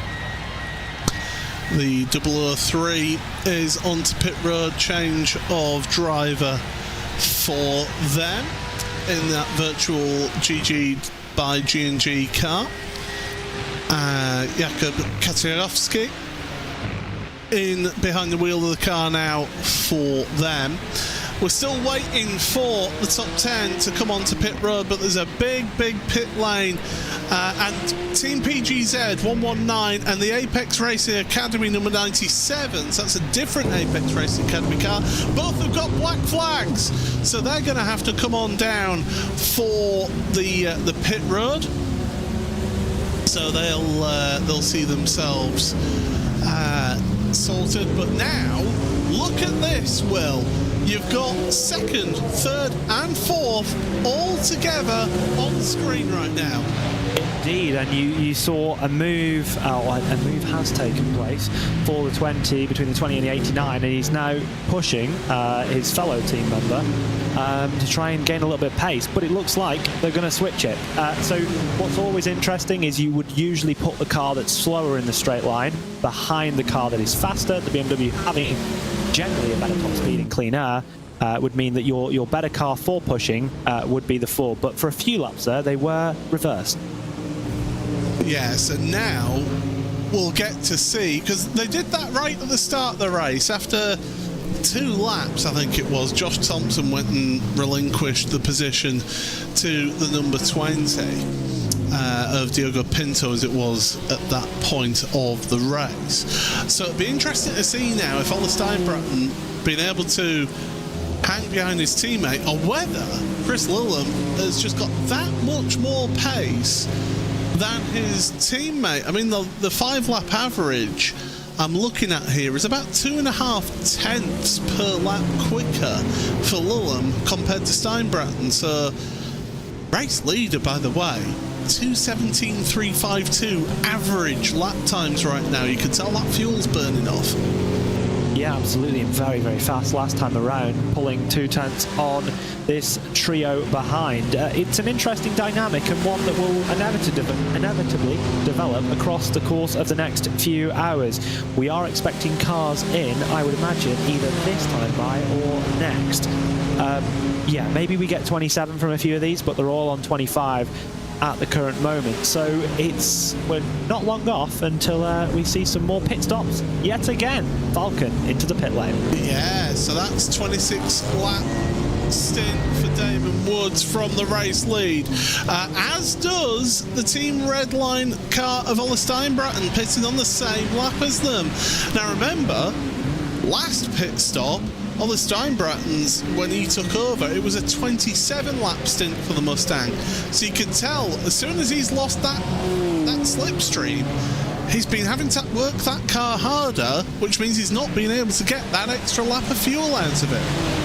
And again, shows you the importance of keeping the toe, and how that's not only an important factor for overall pace, but mileage as well. Still under the hour, quite comfortably for these drivers.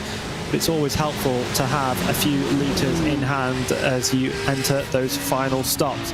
Be interested to see if we see Damon get out of the car, because he's now done his 2 hours.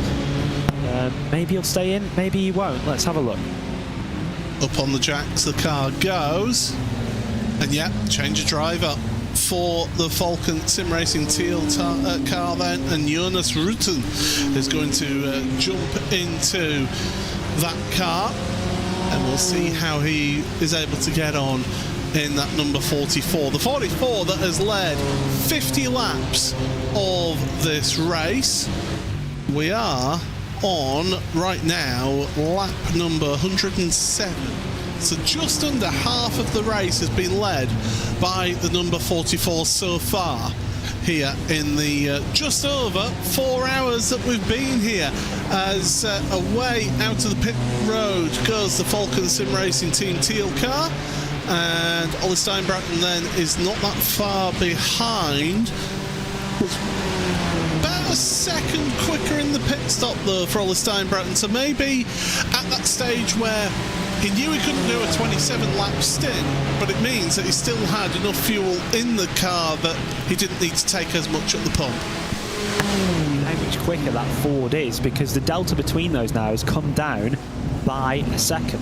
So it shows you that that delta in that pit lane will be important.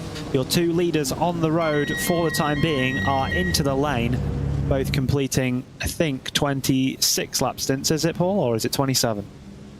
27 laps for Chris Lulham, 26 laps for Phil Denez. Interesting. The BS competition now, is that a case of they've decided we'll pit at the same time as the 20, but it means that we're going to be taking less fuel because we've not done the full 27 laps that we normally would do?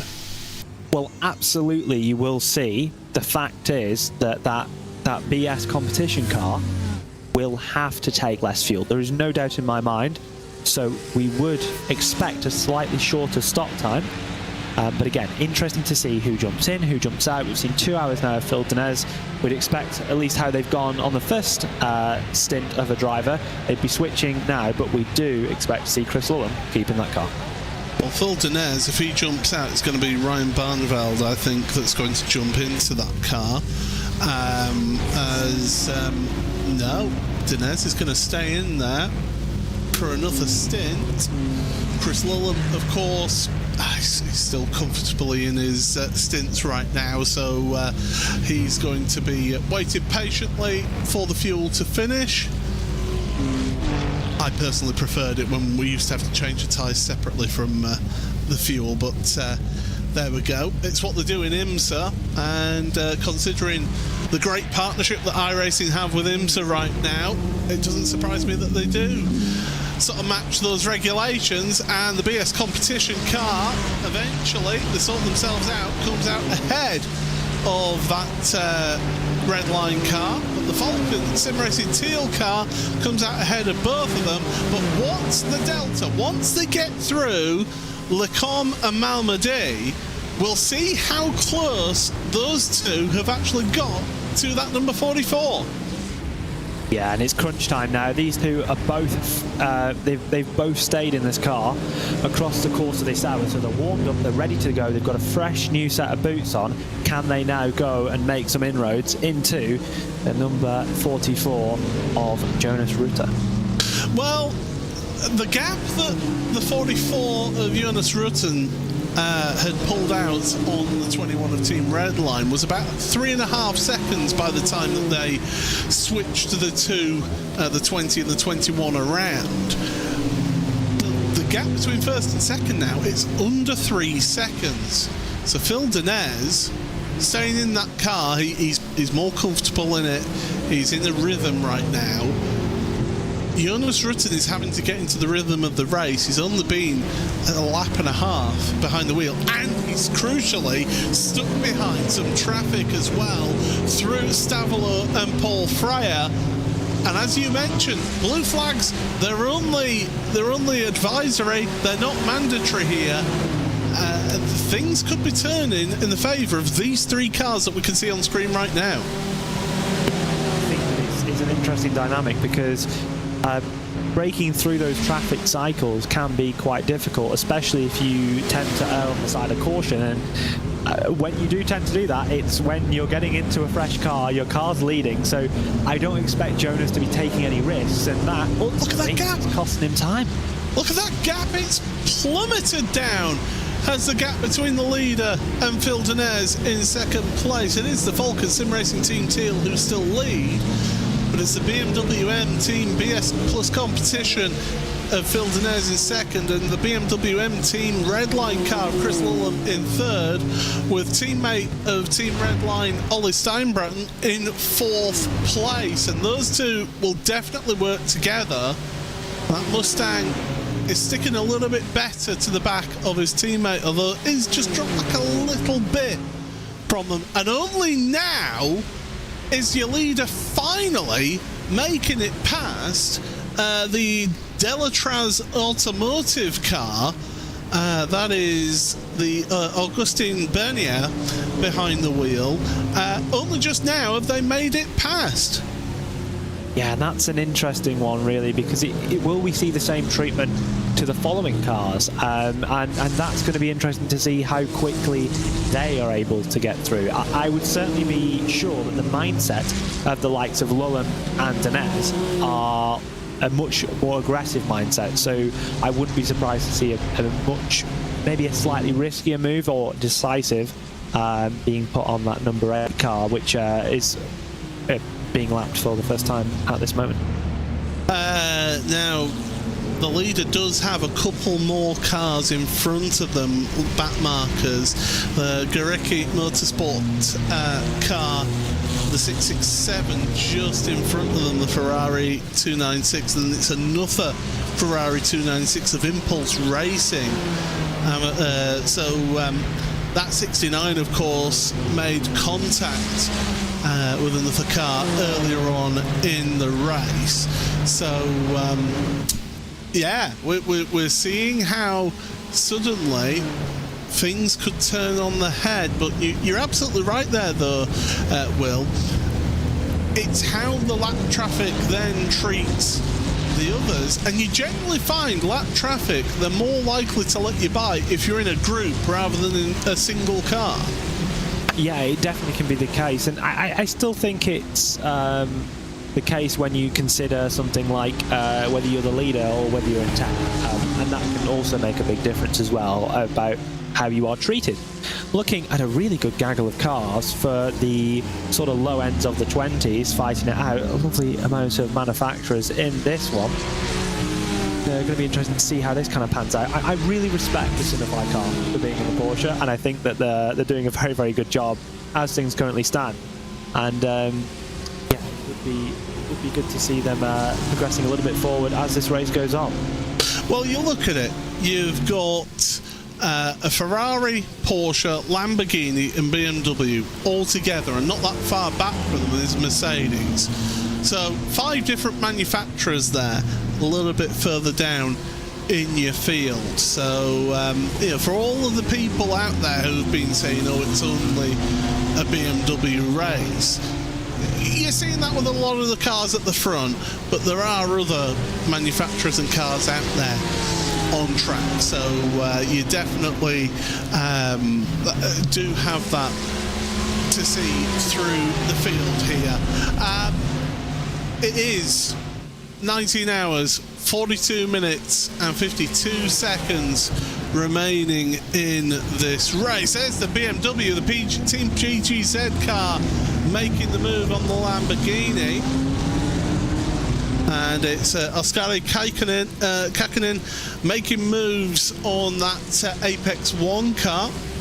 And so trying to get past, but not able to do so there as they come through La Source, plunge downhill. And let's just give you a little bit of Racebot TV fan immersion with the Team PGZ car. Let's go on board with the BMW as it fights for 24th place.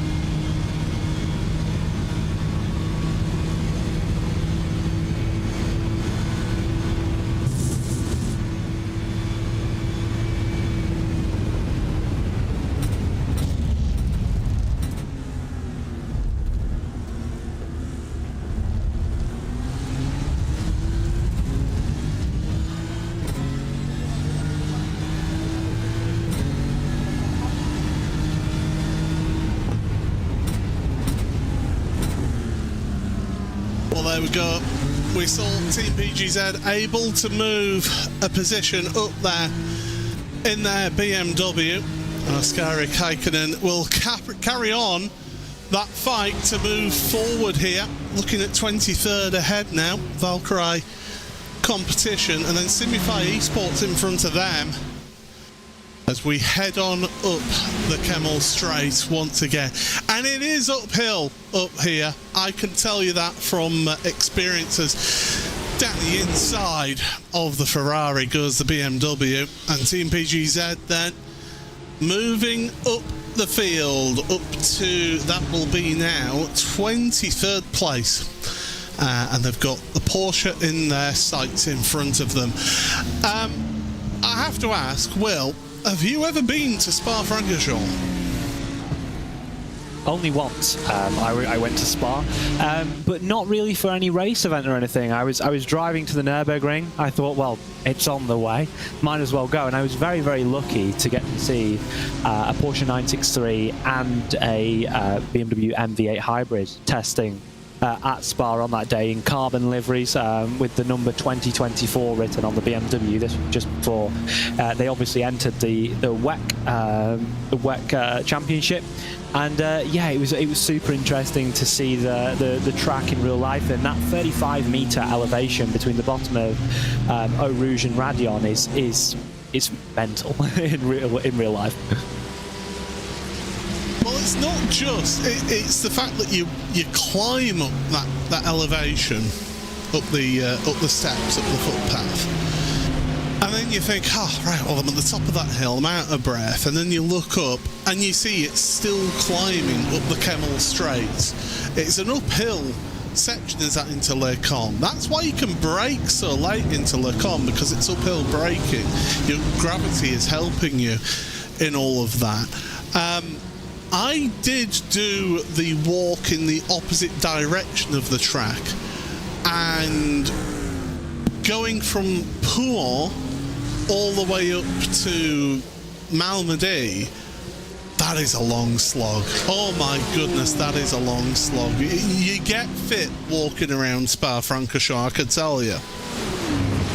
Yeah, and what a wonderful track to have available on the simulator. What a light track. You know, so many people love this track, and it's a bit, I think, after we've had so many editions of the 24 Hours of Spa, to think that this is the last one with this current track model from 2010 is quite poetic in a way. I think that it's going to be really, really intriguing to see this event next year, when we've got an entirely different rendered track with reprofile corners, repositioned barriers, and it'll be a new look and a new life for sim racing's most popular circuit.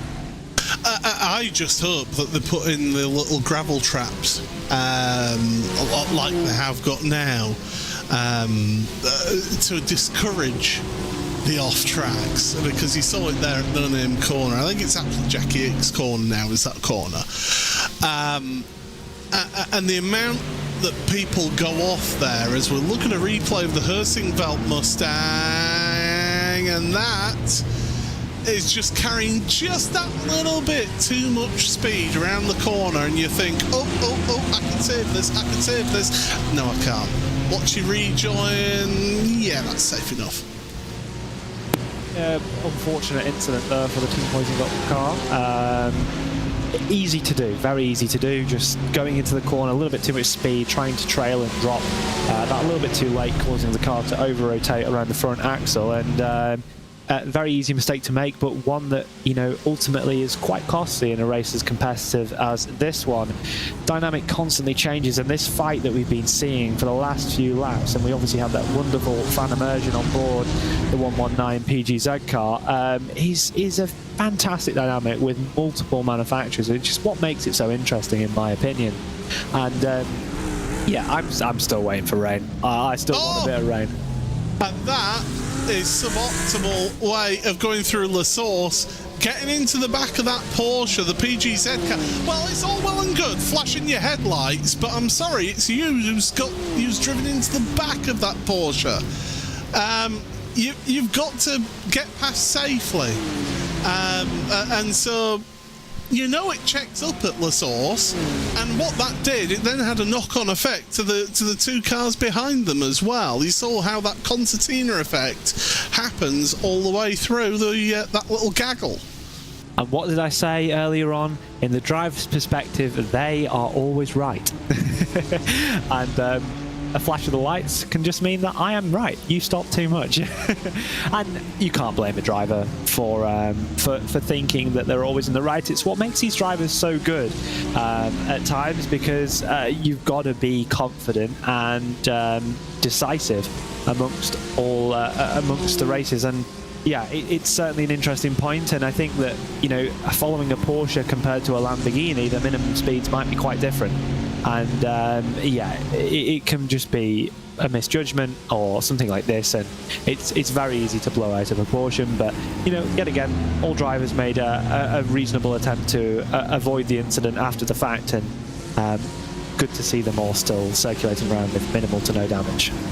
Well, you more often than not at La Source see that happen when it's a multi-class race and you've got prototypes, especially like an LMP2, because those prototypes are so much slower through the really low speed corners of hairpins like La Source that the GT cars suddenly catch up mid-corner, don't they? And you have to take that into account in a multi-class race. You see that more then than when it's all one class.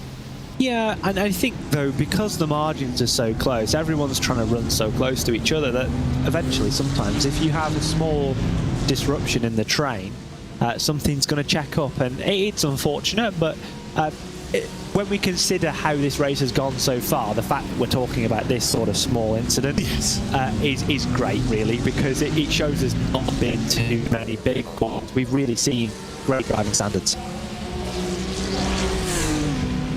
We certainly have, as we do carry on here then, watching this particular battle. What I will say, however, the race lead has been closing up. It's now 1.8 seconds between the Falcon Sim Racing Team Teal, number 44 of Jonas Rutten, and Phil Denez in the BMW M Team BS Plus competition car. And Denez has been running about 1/10 of a second a lap quicker, lap after lap after lap, and that's why they've just been able to close up that gap. And the thing is, he's dragging along with him the BMW M Team Redline car of Chris Lulham and the Team Redline Ford Mustang of Ollie Steinbratton, so that's what's happening for them. The 111 is onto pit road. I was wondering why it was showing a yellow flag for them, but Dennis Grabowski is actually heading onto pit road in that Altitude Esports car that's really on a struggle. It's on the struggle bus. It's trying to survive the rest of the race, and I think, if I'm correct here, Will, that is the only Chevrolet Corvette in the field, is the Altitude Esports by 3M car.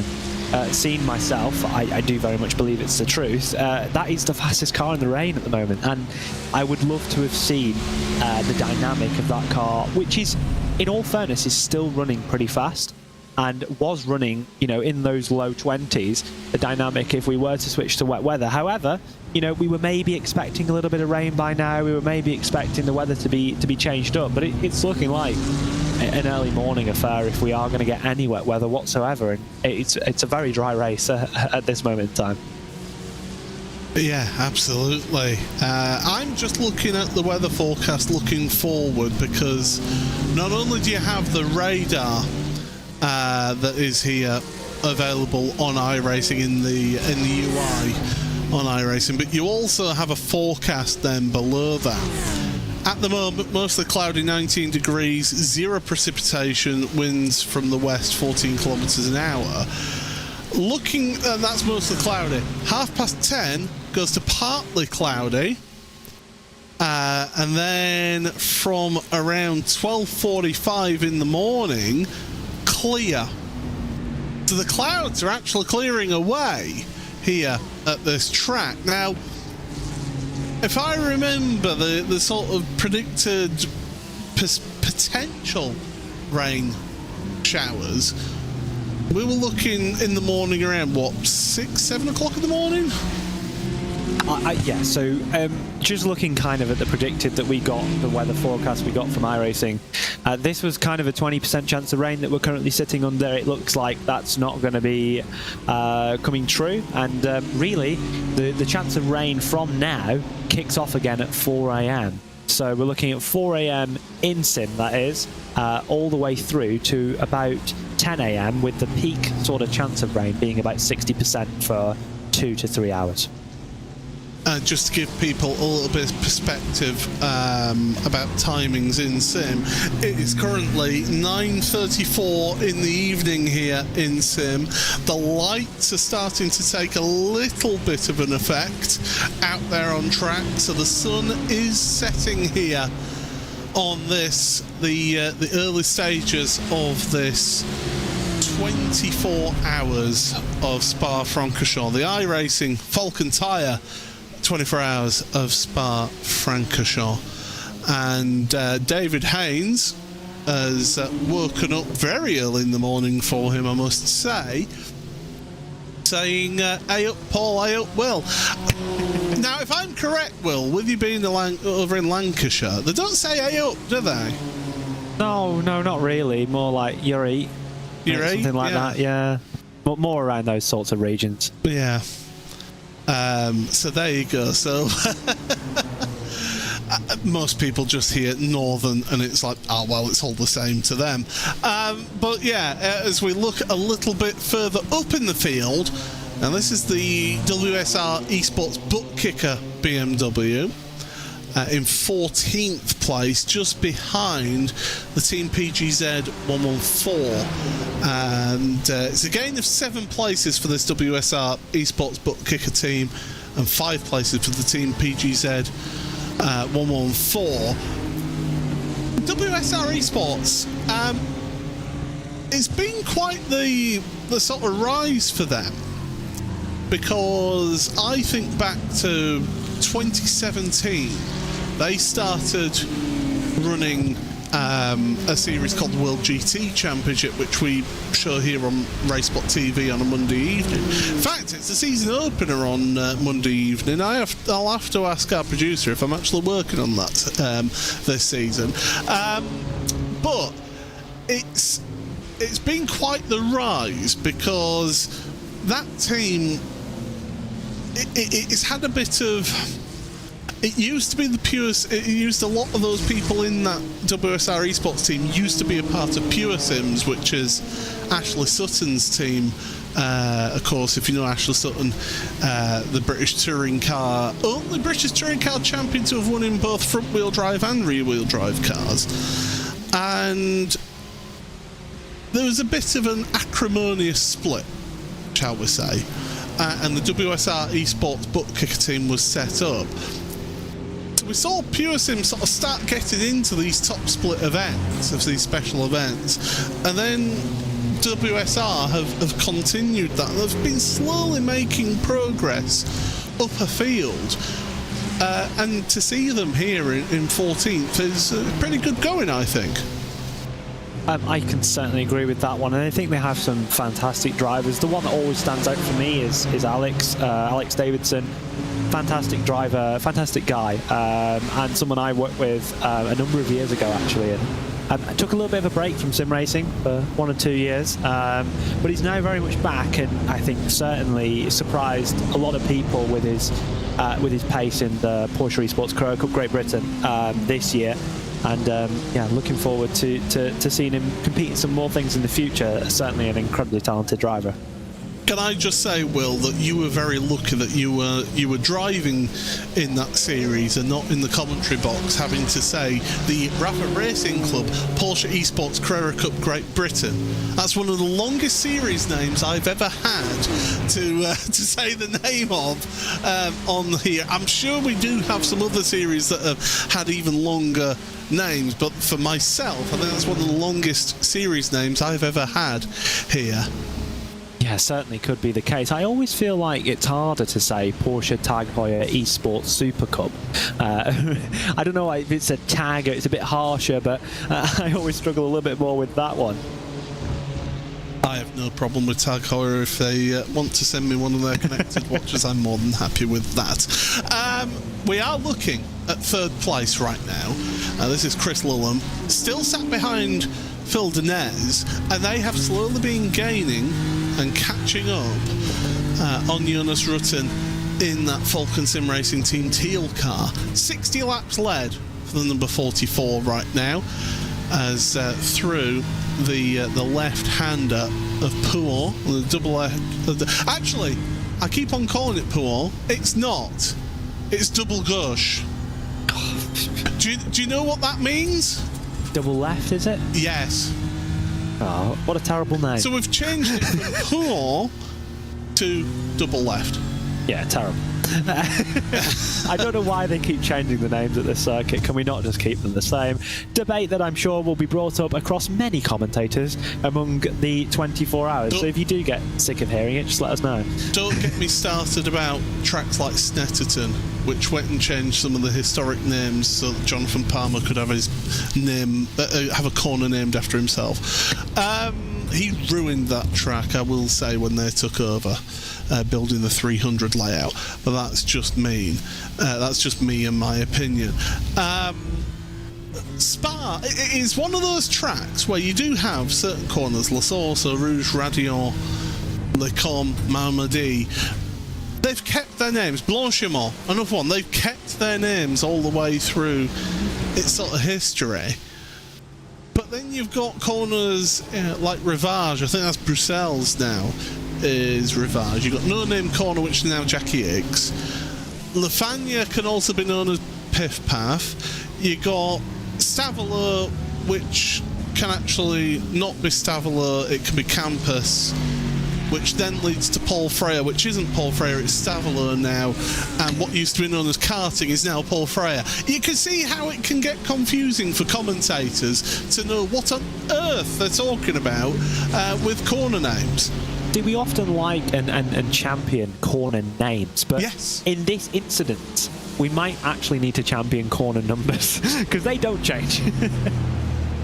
Well, I mean, you look at some of the most iconic circuits around the world, and you can name the corner names, or like the Nürburgring, you can name sections of the track. They're that iconic of those sort of setups.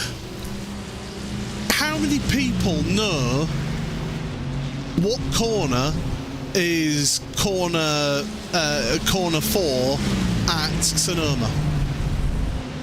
Exactly, yeah. And you bring up a very, very good point. Or Road Atlanta, don't get me started on Road Atlanta. You've got turns 1, 2, 3, 4, then the S's, which is multiple corners, then it's turn 5. You've got the back straight, which isn't the straight, so therefore it's got to have a corner number in there. And then the chicane, which is turn 10A and 10B. This is why Road Atlanta is the worst track. It's the worst track. I hate Road Atlanta. I love racing it. I love driving it. I love commentating on races there. But the corner numbers are absolutely shocking and need to sort themselves out. And I know that somewhere in this world you're going to have Drew Adamson who'll be suddenly just woken up from whatever he's watching or doing, and he'll be in the chat and saying about how Road Atlanta is the greatest track and don't you ever say any bad things about it. And if you are wondering who Drew is, he is one of the broadcasting team, in fact the director of broadcasting at iRacing. So he's got a very strong opinion about Road Atlanta. He thinks it's the greatest track in the world. I would disagree about in the world. Certainly North America, it's one of the greatest. But if we sit here and say that Alton Park is the greatest circuit in the world, no one will believe us. That's because they haven't experienced Alton Park. We have got 20 minutes to the hour here. That lead gap is coming down, by the way. It's 1.2 seconds, so it has been slowly being eroded away by Phil Denez there.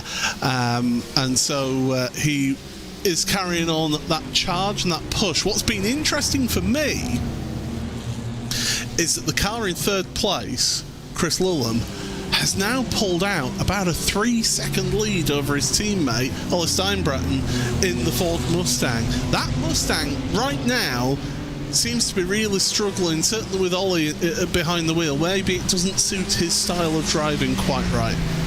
Yeah, potentially that is the case. I think that obviously we saw it be very, very fast early on with Josh Thompson, so it'd be interesting to see when the likes of Sam get behind the wheel or Josh re-emerges in the night stint is when I expect to see him next in the car. Whether that car picks up pace again, I would assume it would. And it's unfortunate for Ollie because he's been so good at many, many special events in the past, maybe just struggling a little bit more at Spa than the others. But yeah, we've had a good amount of stints so far, and that lead gap is coming down. We're almost in tow for those front three. I just want to give a quick mention to one of my former teammates, David Baker. Good evening, David. I hope you are doing well. Yeah, we carry on looking at this race further down in your field while we keep an eye on that lead race. They've got a bit of traffic. They're going to be about... I'll tell you what, they're just going through La Source, the leaders. There is a group of 4 or 5 cars up the Kemmel Straight that they're going to catch in the next couple of hours. It's going to be a couple of hours. That will be interesting when they do reach that group of cars as to what effect that traffic has, because like we normally see in these 24-hour special events, it's usually a mix of classes and you've got a speed advantage of multiple seconds per lap to get past those slower classes. Right here, you're talking tenths of a second, up to about a second at most. Like I said, less than a second covering first to 41st on the grid. So it's not that much of an advantage that you have as the leading car trying to lap those further down. Indeed, and I think that will be an interesting dynamic because you can end up losing a lot of time behind these sorts of cars if you're not careful. And these drivers are all very, very good, and they'll be managing that and aware of that fact. And it'll be interesting to see how it develops. I always find the interesting dynamic among the drivers that we can sit here and pick out drivers that are very good in GT3 machinery and have been traditionally good in GT3 machinery, like Sven Haas. Very rarely strays away from the class. He's doing a great stint at the moment. He's caught 2 seconds to the leader since he made those last few moves that we saw and covered on the broadcast. But the ones that interest me a little bit more are the guys that drive everything. Think Ryogo Pinto, think Chris Lulham, think other drivers amongst this field. Sota Muto, you know, we saw him in the IndyCar qualifiers just the other day. He's now driving a GT3 car. And the dynamic between how hard it must be to change between cars and classes in such a short period of time is really interesting to me, and it really shows some of the drivers' strengths of being adaptable and being able to change their driving style amongst several different cars. And I've always admired those drivers who are able to get up to speed relatively quickly in different machinery. It's just always amazed me when you see drivers being able to jump not just between different cars in a category, but being able to go from open wheelers to a GT car to prototypes, you know, being able to swap and change and be on the pace straight away. That adaptability, I think, shows the true all-rounders. You always get people who are specialists in cars. I mean, you look at like the Lotus 79 community. There is a whole community there of specialists that are quick in those cars. I think you could put someone like Pinto or Lulham or Denez or that into those cars, and they would be up to speed after a short time because they've got that adaptability and being able to figure out how to drive a car. Me, I'm like 3-4 seconds a lap slower than people in GT3 machinery. I'm way off the pace. Put me in a TCR car because it's front wheel drive. I'm used to driving those cars I'm not as far off of those top drivers as I would be in GT3 machinery. That just shows how you can have specialists in cars, but it's those drivers at the pinnacle who are able to adapt themselves into different machinery that really show why they are the top guys in sim racing. And do you have a personal favourite right now, someone that really stands out to you? Any driver that comes to your mind when you think of adaptability, or just in general, the performances over the last 12 months? That's a really difficult question. It is. I think someone like, and I know he's not racing in this race, Sebastian Job. Because not only has he had, I mean, he's unbelievably quick in a Porsche. He showed that this year, not just in the Porsche Esports Super Cup, but also in Porsche Esports Carrera Cup Great Britain. He's brilliant in a Porsche, in a Cup car, but you can throw him into a GT3 car, he's quick in that. You can throw him into a prototype car, he's quick in that. You can throw him onto a different simulator entirely, and he's up there with the very best who have been focused purely on that simulator. I think that shows someone like him the level that he is able to work at. I agree. I think that's what separates the great from the very best in sim racing, and I think that you see that across a number of the top drivers on the simulator, and their adaptability and how they can switch across sims across sims is the really impressive one for me. Like, across sim, it is so different, you know. Although you can suggest that the difference between a GT3 and a GTP is vast on iRacing, the difference between iRacing and another simulator can be way bigger than that. And like you say, that the ability to be competitive across all simulators is a rare talent, but one that is often emerges in the very best.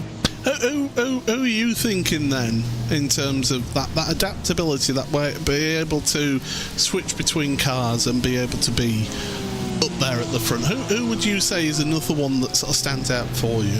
I think solely on iRacing, so not thinking about other simulators, I think that I'm his friend at the end of the day, so I might look a little bit biased here, but Chris for me is so incredible. I've had the pleasure of working with Chris and seeing how quick Chris is in multiple different cars, whether that's even the old LMP1s. I've done a few charity races with him, GT3, GTP.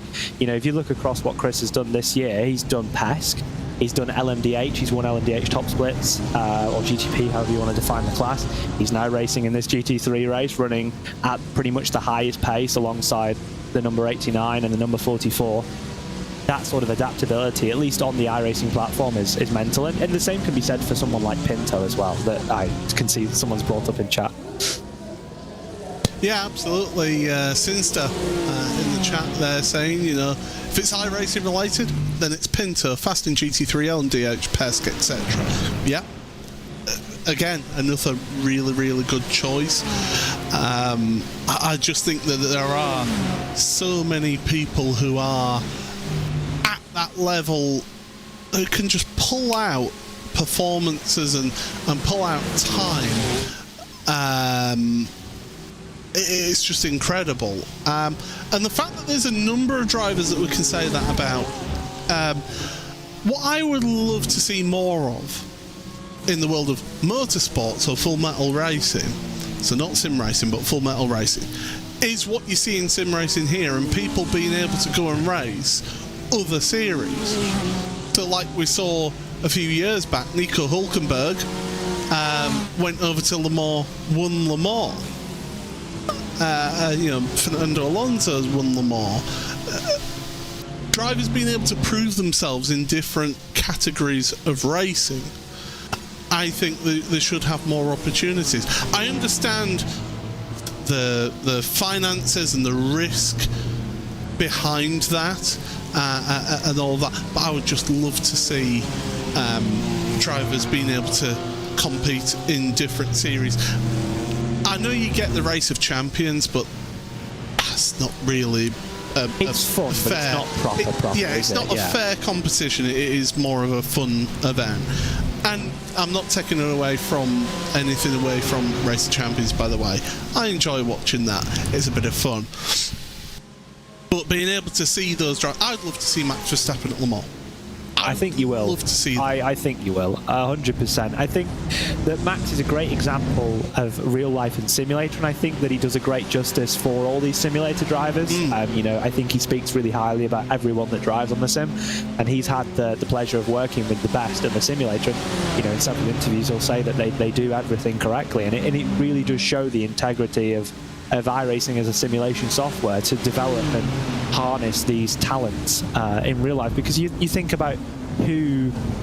I don't want to always pick out Redline drivers because it looks like I'm just talking about Redline, but I'm really friendly with them. I know the likes of them a lot. But, you know, like Rogers as well is a great example. Rogers, Pinto, both very, very good in karting. Same with Lulham. And maybe they didn't have the funds in real life, so they turned to the simulator, and they're really fast here. And it shows that there is definitely that crossover between being a really, really good driver in real life and being a really, really good driver on the simulator as well. And you can see that in the reverse with Max Verstappen.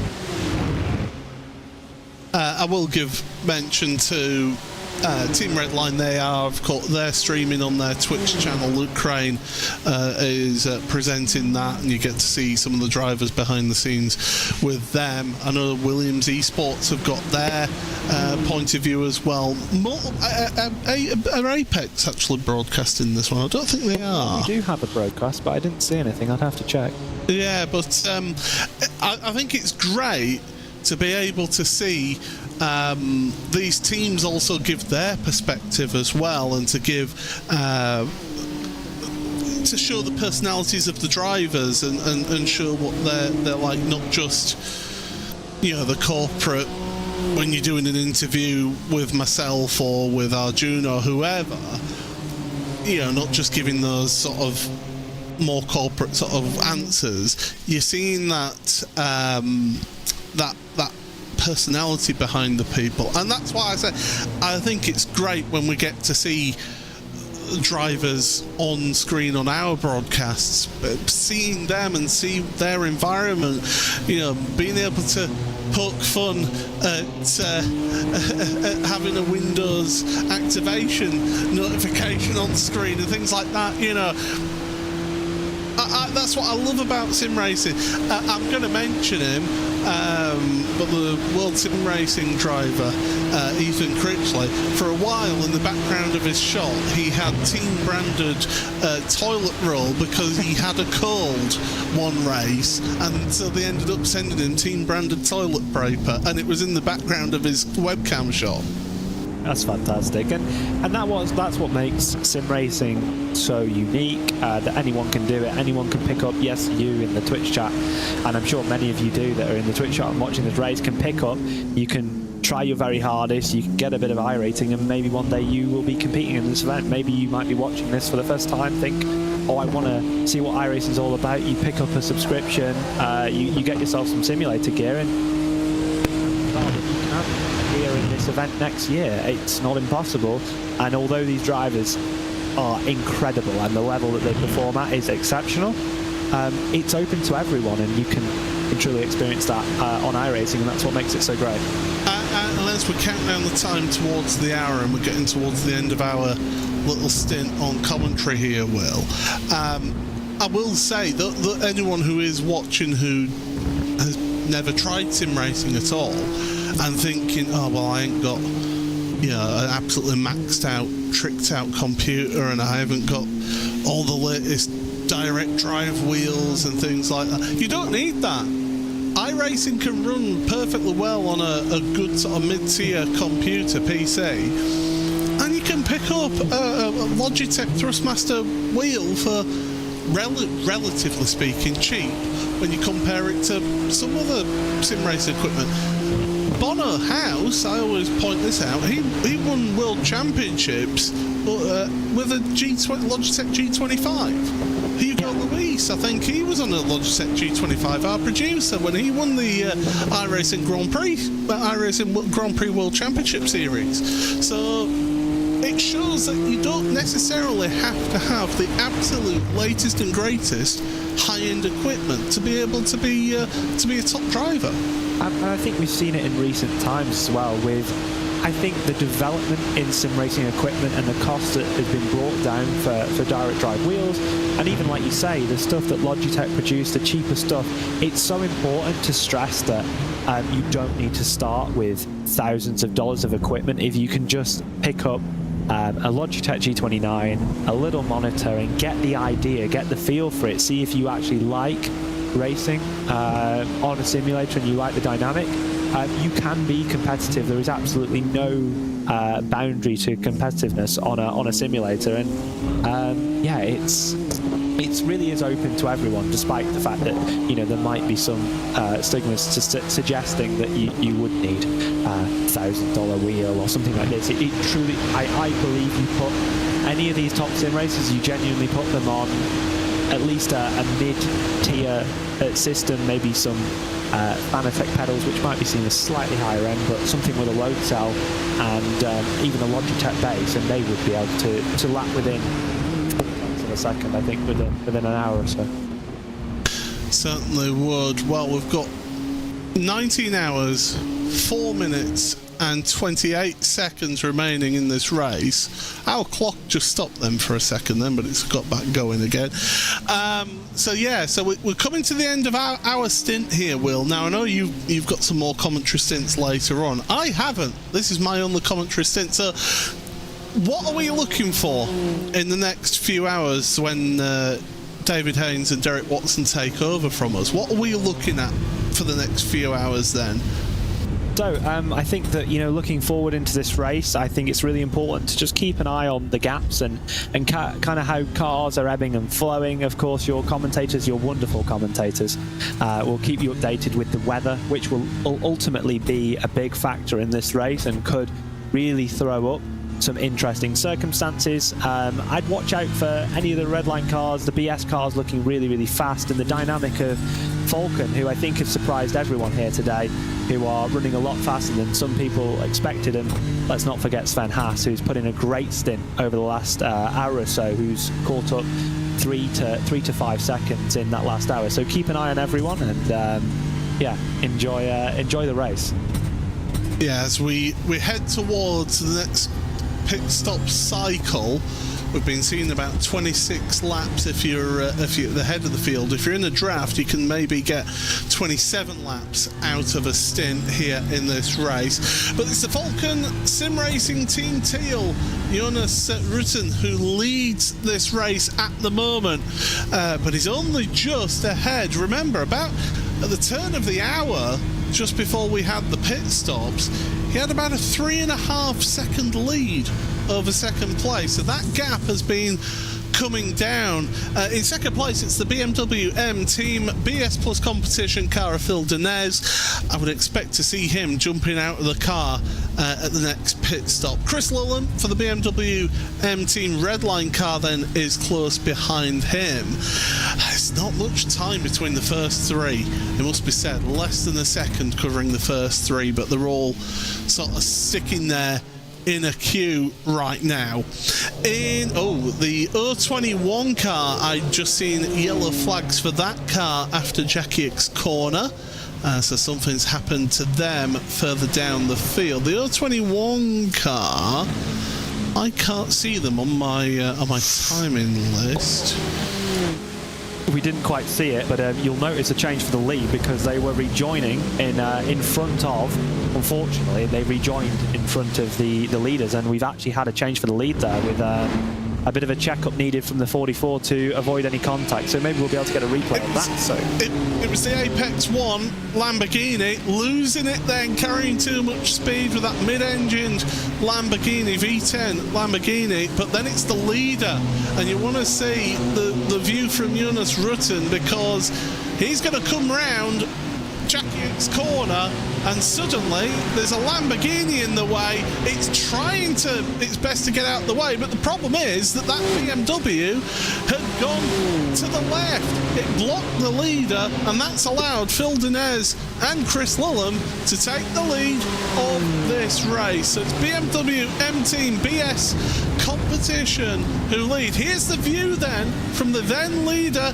He's thinking, oh, I want to go left, but that Lamborghini has gone left as well. That causes the checkup, and that allows those two in their respective BMWs to move ahead. Now, Team Redline 21, the car that was on pole position, the Ford Mustang, has dropped back a little bit in this field. It's now 5 seconds behind this lead trio here. And Ollie Steinbratton, I reckon, possibly got enough of Stint to go in that car yet before he hands it over. Sven Hasser, you're absolutely right, Will, to point that out. He's been closing up in that virtual coach by G&G car in 5th place. But we are at the top of the hour. We are going to hand ourselves over then to your next commentators. And, well, Derek Watson, I'll bring you in first of all because you're here right now whilst David is just sorting out some technical problems. But my goodness, David, what a time for you to come into this broadcast. Yeah, what an exciting time, right? A very, very close bout has been going on. A very exciting pass for the lead that was white knuckle almost. And the night time is coming rapidly, Paul. It's going to get exciting here. When nighttime falls, crazy things happen. Well, that's it. We usually have like the silly hour, don't we? We usually have a bit of a dozy time during this nightfall period. But Derek, it's been a slow burner, has this race? I think it's fair to say this one has been a bit of a steady away job. There's not really, and I'm saying this out loud, and I'm going to probably regret this, but I'm handing it over to you guys. There's not really been any silly sort of incidents and crashes. It's all been single cars or equipment failing for Dino Lombardi, for example. Yeah, seriously, as I've seen, what I've been checking in on throughout the day, a lot of single car incidents, the one we saw with Impulse Racing a couple hours ago, but not any real major, calamities so far. But man, as I said, it really feels like when the sun goes down, the track gets cooler, people lose their braking marks, and things just get a little crazy. Plus, I think we're all calm right now, but when that little 4-letter R word appears, if it appears in this race, things are going to go stupid. It's a better word for that, but it's going to get crazy fast here at Spa if or when the rain starts to fall. David and I are here for 4 hours. Right now, the forecast looks clear. I'm hoping as a commentator. Well, before I bring David into it, we looked at what was the predicted weather that iRacing put out at the start of the week on Tuesday. We're not looking at until about 4 a.m. for that chance of rain to start ramping up again in Sim. So yeah, there was some early rain that could have happened that didn't, like some very light drizzles that never came to be. So, and listen, iRacing has said all along, it's a forecast, right? It's no different than when you watch your local news. They're going to get it wrong sometimes. So, I don't know. Yeah, absolutely. Well, it's been an absolute pleasure to be here and to cover the last 3 hours. But I'm going to hand on over to David Haynes, who's going to take you along with Derek Watson for the next few hours. Thanks, Paul. Thanks, Ewan. Hello, Derek. 19 hours to go. 2024 edition of the iRacing Falcon Tire Spa 24 Hours. Super competitive. I'm loving seeing this difference of the GT3 models we've got through the field. Oftentimes in the past, there's been one or two really dominant preferred cars in these sort of special events, but I think we're seeing all of them, and it is because of that 4-letter R word you mentioned, rain. We're hearing that the balance between the cars in the dry versus the rain can be different, and there is some rain predicted. Yeah, in fact, right now, if you look at the top 10, I was looking on my side scoring panel to see it. Right now, it's mostly a BMW race in the top 10. P4 with Team Redline. They're in a Ford. But the rumor I heard yesterday, David, is if the rain happens, the Corvettes could make a sneaky appearance out of nowhere. Like rain on your wedding day, isn't it ironic? Oh, there it is. There it is. Good. That's a great start. I like you already. And I want to know if you've ever seen the rain coming down on a sunny day. We're not getting any just yet. And this is your leading trio on track right now. 0.2 of a second between first and second place. Bit of a pit cycle happening right now, and that's what we love to see. Some strategy across these long 24-hour races. Lots of things to consider. Fuel longevity, tyre longevity. What's the weather going to do? What are your drivers and your driver stints and your driver times going to look like? And then eventually, what's the lap traffic going to look like? Bit of a moment there for Phil Denez, who's leading the way here. As down the Camel Straight, he had to pick and choose which way he was going to go to try to maintain his momentum and maintain his race lead.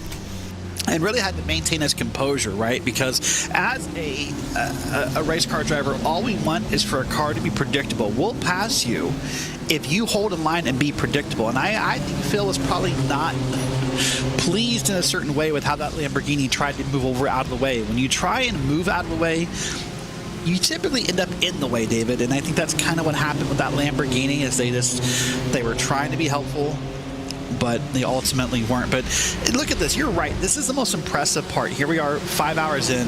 Look at the gap for first, second, third. Frankly, even fourth within 10 seconds. Like, for a 5-hour race, for everything to be this close, just talks about the level of competition that we're watching here in this broadcast.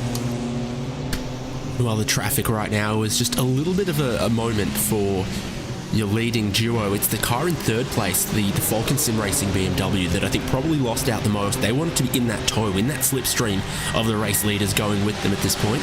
Now they're just a couple of car lengths back. This is it. Busy on pit lane. Fuel refills, tyre changes, a couple driver changes going on. There is one of those big boy Mustangs of SimRC, as a couple of the other BMWs get out ahead on replay.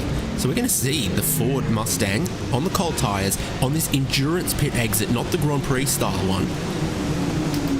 And so it is a very, very unique pit lane proposition here at Spa. That's what I love about it. It's like a kilometre long of pit lane, and it's 60 k's an hour, and you've got the pit stalls split in the Grand Prix pits, the endurance pits. You've got to make that hairpin in the middle. You've got to make this exit up the hill, and then you get back into the racing and everything that we expect of cars on the racetrack. Bump drafting between first and second. Yeah, bump drafting is something that's becoming more and more prevalent year after year in sim racing, for endurance racing, especially in the GT3 class. So you'll see it happening. But you're right, when you talk about pits, I think the one thing that everyone sort of doesn't talk about at Spa, or we forget until we come back to Spa, is that kink in the middle of pit road. Man, that'll drive a driver crazy if they hit that wall, because it's just so easy to do, and you focus so hard not to do it that it can be challenging. But what I like here is we're looking on screen, as we're seeing here with BS Competition and Redline.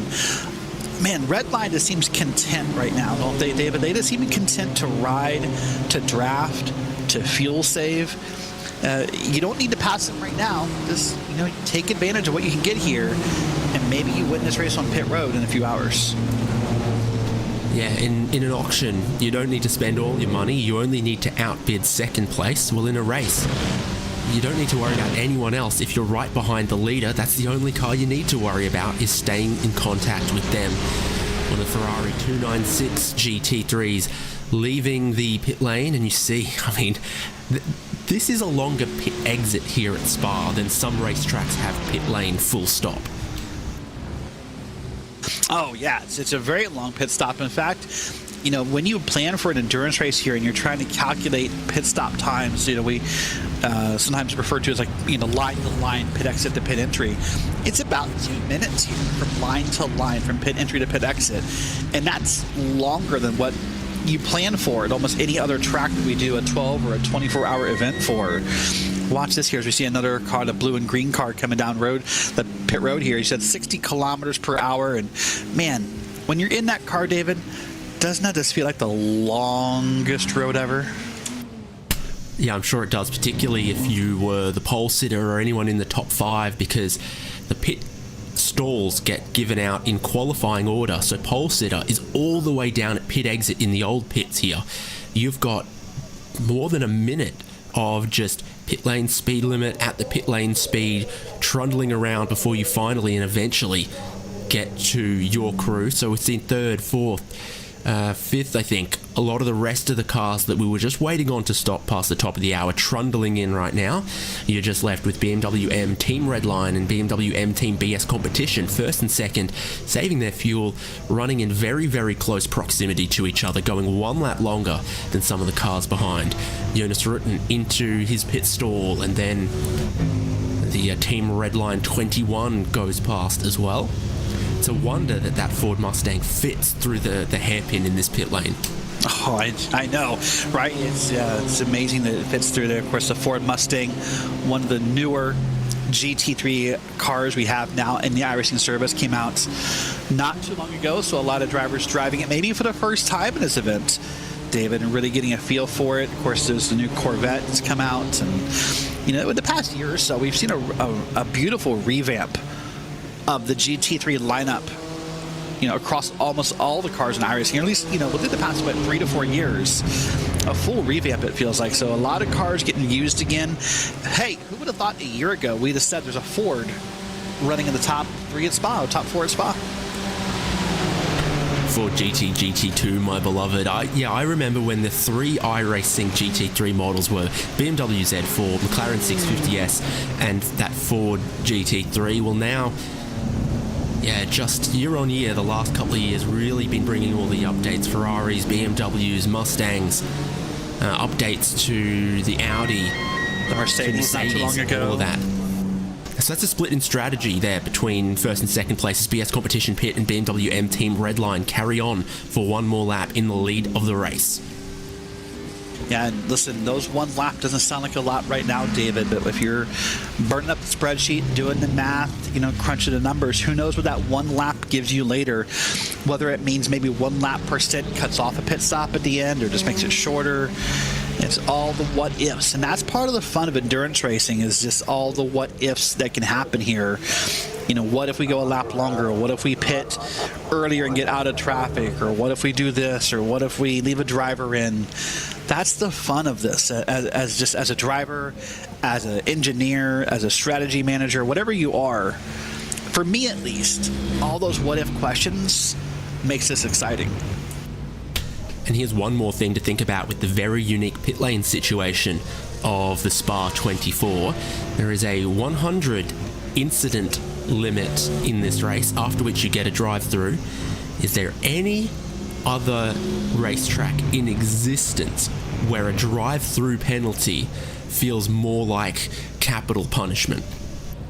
Oh, that's a good question. I don't know. I mean, yeah, you're right, because of how long the pit road is here. And we're at a track also where it's not exactly difficult to pick up some off-track, you know, penalties. So if either, depending upon the track, either 2 or 4 tires come off the track, you'll pick up what we call a 1X, meaning, you know, you were not on the racing surface.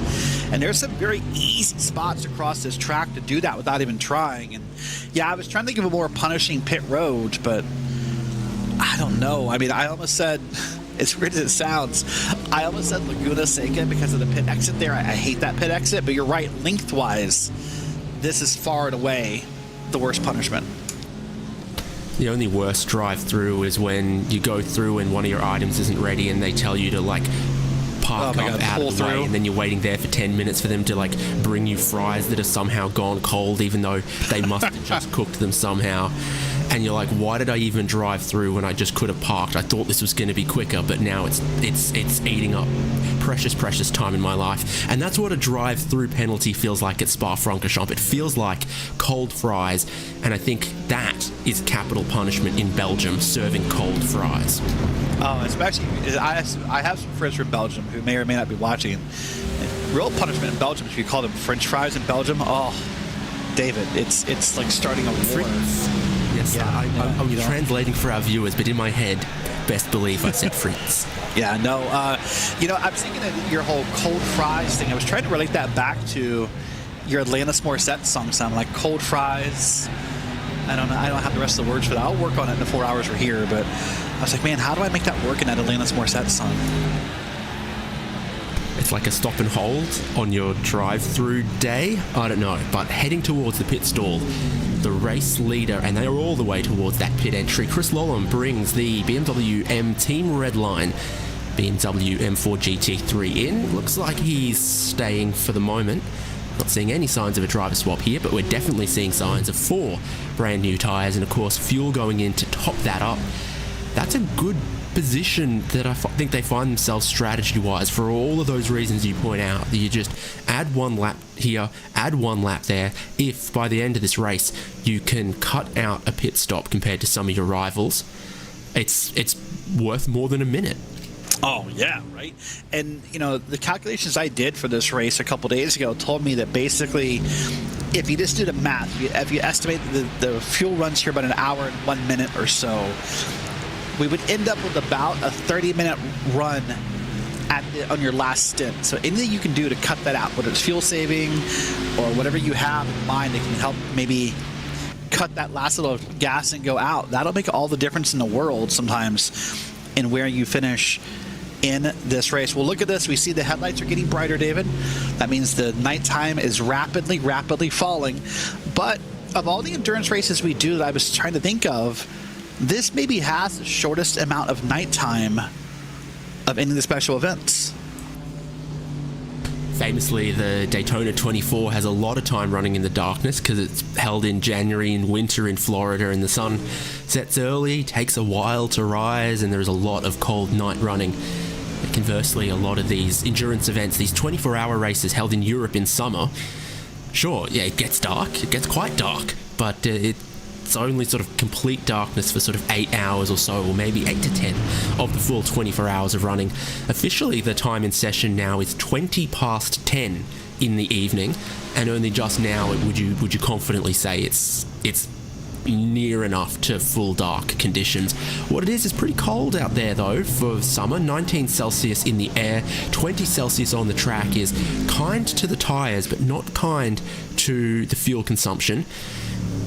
But with that good fuel consumption, that stint extending that BMW M Team Redline 20 BMW have been doing, we saw them rejoin this race after that pit stop, still in the lead. No pit cycle shenanigans going on there. They are your race leaders from BMW M Team BS competition.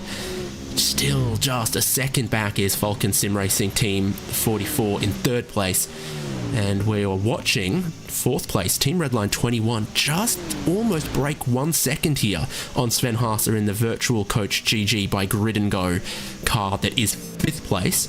Your top 5 still pretty close, but you look at that run down the Kemmel Straight and you can see that there is 7 to 10 seconds between 5th place and 6th place. A little bit of a gap there between your top 5 and the rest of the field. Beautiful, beautiful shots there, Derek.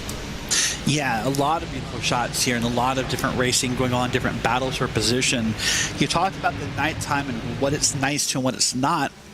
The other difference in my mind, David, what the nighttime and the colder temps are nice to is your lap times and your the grip and the tires.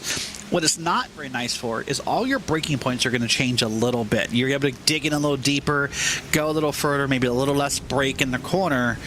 And sometimes if you get a driver maybe who's been in here for 2-3 stints and raced in the daytime, it can be hard for them to adjust. And sometimes I like to see different drivers come in as the night falls so they don't have that sort of that muscle memory of what they were doing in the daytime, because, you know, I was joking with Paul before you came in that when the nighttime falls, things get a little crazy because people forget how to race a little bit.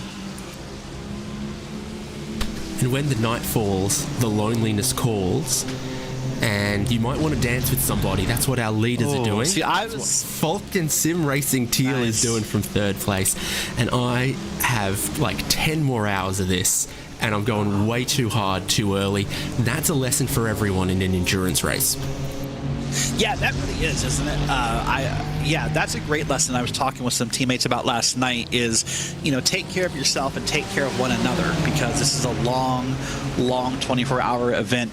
As teammates, you know, I believe you have to, you know, be good teammates and make sure, hey, you know, have you had a nap? Have you went and had lunch yet? Have you had dinner, depending upon your time zone, or breakfast? And you can't lock in for 24 hours and not sleep. It's just not a healthy thing.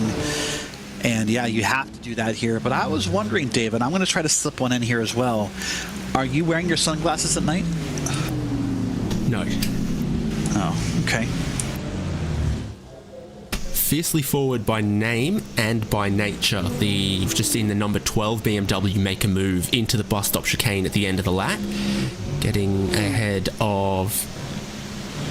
Or was that Apex Racing making the move on Fiercely Forward? Either way, there's a 4-car little group here, led by Pro Sports Sim Racing, Apex Racing Academy, Fiercely Forward Pink, and the 002 Virtual Coach GG car. The 001 is the one that's up in 5th place there. So a couple of moves happening sort of in the middle of the field here. We did start with 49 GT3s. I think we've got about 41 running at the moment. And that speaks to a lot to how well prepared these drivers are. It speaks to how little attrition we've had so far. That's something Paul talked about, is that we've not seen any real major multi-car incidents. A lot of things have been single car or hardware failures. We've not seen that kind of moment yet. And of course, that's the fear you have for any endurance races. Listen, I can prepare for hours in running laps and practicing and learning in lines and looking at telemetry and whatever you want to do. But what I can't prepare for is what that car in front of me does or doesn't do in the right moment. And so I was thinking, as we're watching this 4-car train, I was pondering to myself, where would I want to be in this train? Do I want to be the lead car? Well, the benefit is, nothing in theory can happen in front of me from this train. Like, no one's just going to spin out in a corner. I'll be fine. I'll be ahead of it. The downside is I'm burning all the gas, right? I'm the one that's kind of burning the most gas and kind of pulling people along. That said, if I'm the car on the back of this train, if one of these guys loses in the corner, I may not have time to react to it and just end up a victim of something that I couldn't help. So it is the Apex Racing Academy. BMW making some pretty aggressive moves, getting sideways, not close enough to really demand the apex of the corner. And Pro Sports Sim Racing's Mercedes will say, well, no, that gives me the inside for the next bit, and now I'm giving you nothing for free if you're going to be cheeky like that. Fiercely Forward could be under a bit of pressure from the Virtual Coach car there, but the move we saw a couple laps ago in the bus stop, perfection by Apex Racing Academy. That one, bordering on the desperate for this point of the race. Well, I just asked, where does someone want to be in line? Apparently, that green and black car was like, I want to be the leader, because that's the move they tried to make there right after that comment. And now there's actually a bit of a gap, not a huge gap, David, but there's a bit of a gap here between these two sets of cars. We went from a 4-car train to almost, 2x2 tandem here. And we'll see, now they're pulling off to the side. They're going to make a pass here. Yeah, that's better along the Kemmel Straight. Much better run. Pull to the inside of the corner a little bit earlier. More overlap down the inside. And it doesn't benefit Pro Sport to, fight it too hard. But they were probably a little annoyed with the move earlier. It was late. It wasn't fully alongside. And it led to just a little bit of panel rubbing there. But then a little bit later on the next lap, it gets sorted. Apex Racing Academy, the 97, Dan Amor, is moving forward a couple of positions, as we've seen. Going to have to move up the road about another 6 seconds to find the next car for position 23rd place, Simify Esports.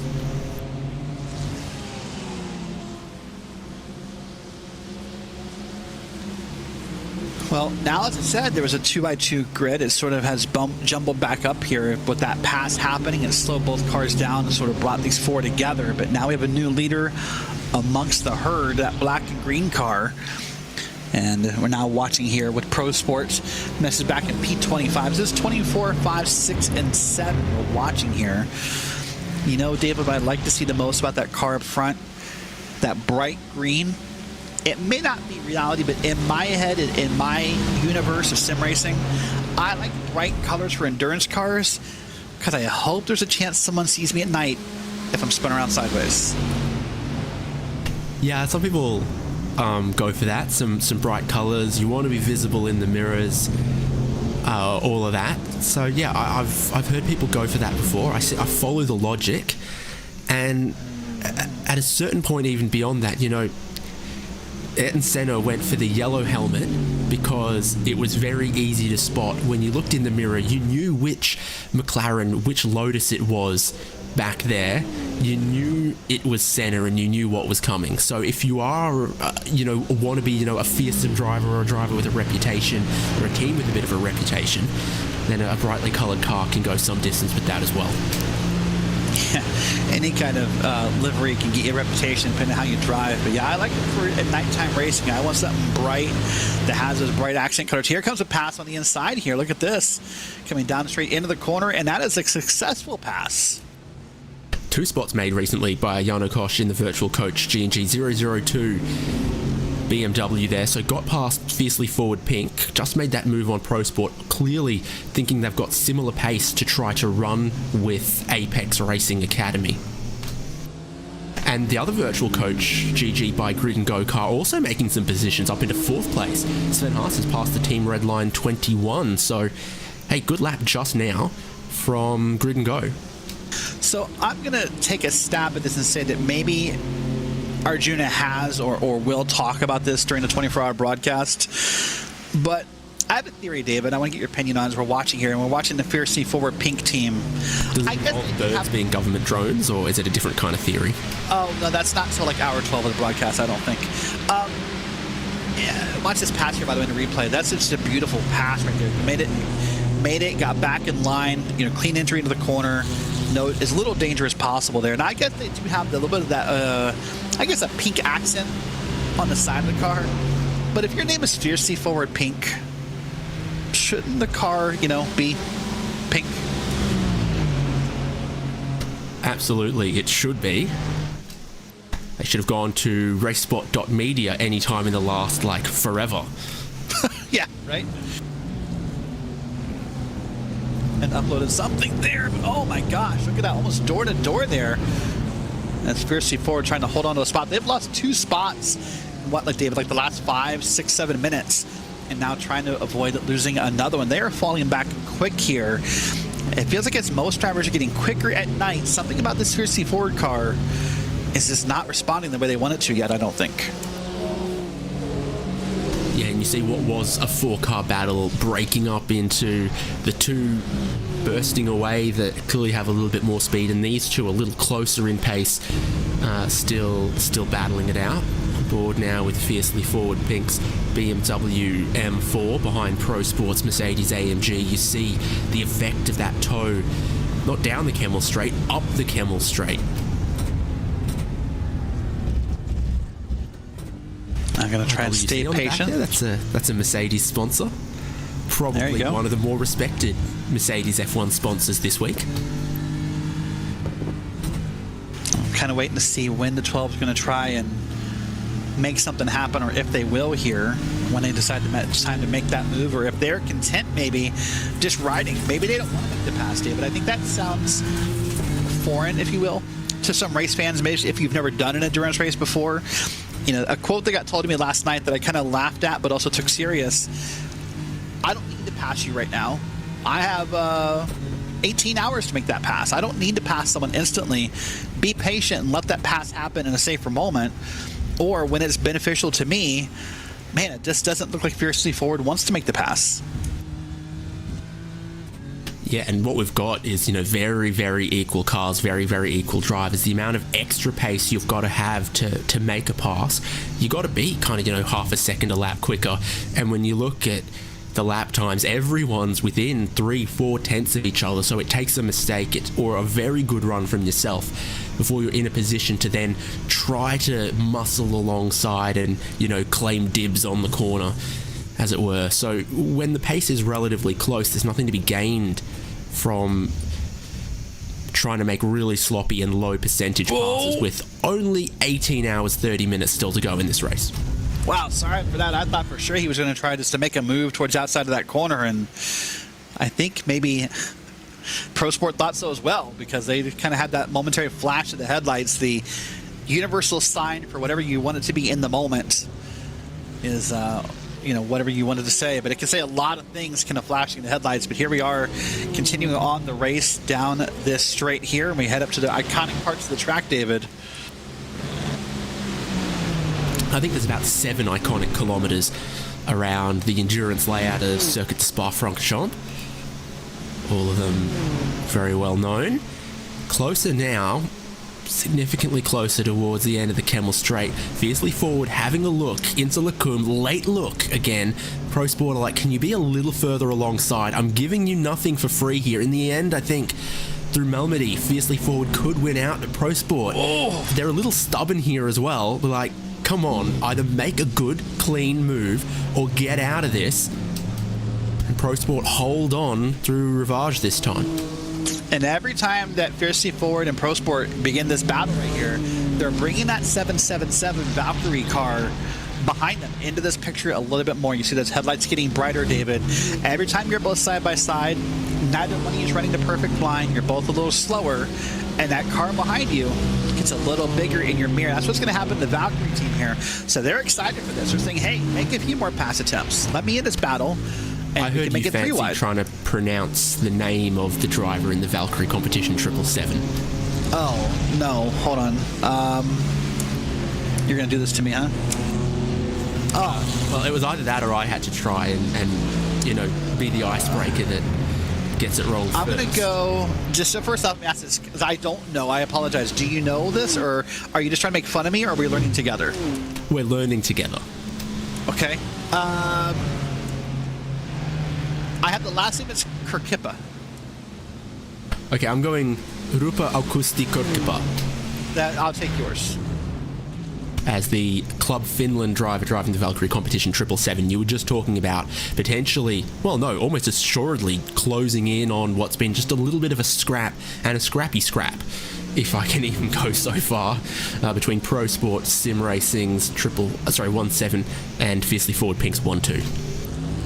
Yes, like I said, they're excited for the battle. Just let it happen, of course. And if they can get within that draft range of that yellow machine, that Fiercely Forward, then they'll be more involved. Man, look at this beautiful camera shot here. See up above. You know, as the nighttime falls, David, one of the things I love about endurance racing is how we have to kind of adjust the cameras we're using, right? A lot of our long straightaway cameras just sort of become white blurs, you know, of headlights. So we move into the in cars, we move into the up above cameras, and you get much different angles, I think you do during the daytime, just due to the necessity of, you know, lights and seeing things. But there you go. So for now, far more valuable. The onboards become far more valuable. We're looking back up front again with Falcon Sim Racing team leading the way now. Chris Lulham's dropped back into third. BMW M Team BS competition, Reina Telva in the 89 there goes up into second. And they need to maybe worry a little bit about the pace that fourth place is putting down. Sven Haas is on a mission to try to close down the leading trio. The last 4 or 5 laps in a row, that's been the fastest car on track, the 001. Next group of cars just in the back of shot here. Your top 5 closing up and your leaders just shuffling a little bit. I think the red line number 20, Chris Lawland, they're still really trying to hit those fuel numbers as well. But when you're doing that, you want to do it while you're still, you know, got your hand on the back of the race leader, not the race leader skipping away from you. Oh yeah, for sure. And to make the point you made, the 001 is half a second faster than basically first and second, and almost a half second faster than third last time by. So you can keep an eye on that. But here we're looking on board with P10 driver Daniel Lafuente from Williams Gaming Club in the number 2 machine. And now it's trying to run down his competition in P9 here. Yes, the Apex Racing Team 99 in P9, car number 99. I think someone probably got a bingo off of that call. But, you know, I was watching this on board and it kind of reminded myself as you see, well, the windshield wiper turn on. That's interesting. There's no rain in the air. So that caught me off guard. I was watching as we were watching these past few corners and thinking, you and I had to talk about 20 minutes ago about the incident points and the off tracks and how easy they are to get here. And you watch some of these corners and how much they are in the grass, like right there, watch ahead. That is so close to, if not an incident point for being off track. That's the line we're running to get the fastest lap possible. That's the line you're teetering on, about fast laps versus incident points, and it gets really close. Yep, and the race lead has already completed 142 laps with a predicted 481 more to go. weather dependent. We'll see if it has anything to say about that. But yeah, the reality is you're looking at 600 laps and 100 incident points allowed. You can only go off track, run wide off the exit of a corner once or twice each fuel and tyre stint, realistically. Otherwise, you'll be in trouble before the halfway point of the race. So, when you're Sven Haas pushing to try to catch the leaders, trying to find a couple of extra tenths over Jonas Rutten, what you can't afford to be doing is running off wide off the backside of any of these corners, even every second or third lap. Yeah, I think a part of the thing that maybe enough teams don't think about is how to balance a roster of drivers who are and are not aggressive, right? For every aggressive driver you put in who you think is going to burn up more incident points on a roster, you almost have to have someone who's maybe a little slower on pace, but more predictable, more safer. Because as you said, a 2-minute-ish drive-through, for those incident points will just kill a race. I mean, it'll be demoralizing, it'll be frustrating, it'll be infuriating, and it can happen at any moment here if you get to that 100 incident point limit. And as you said, that number, that's assuming nothing else bad happens. That's assuming you don't make car contact with someone. That's assuming that you don't, actually spin the car when the rain comes around, if it comes around. You have to be very careful with the math of how often you can really do an off track, because that's assuming nothing else goes wrong. You make a really, really great point there that I guess I hadn't even factored in there, that when the rain falls, the track limits and the white lines don't move. No, but the cars will move all through. I mean, there's a couple of corners that's going to be really easy to spin around here when the rain falls, if it does.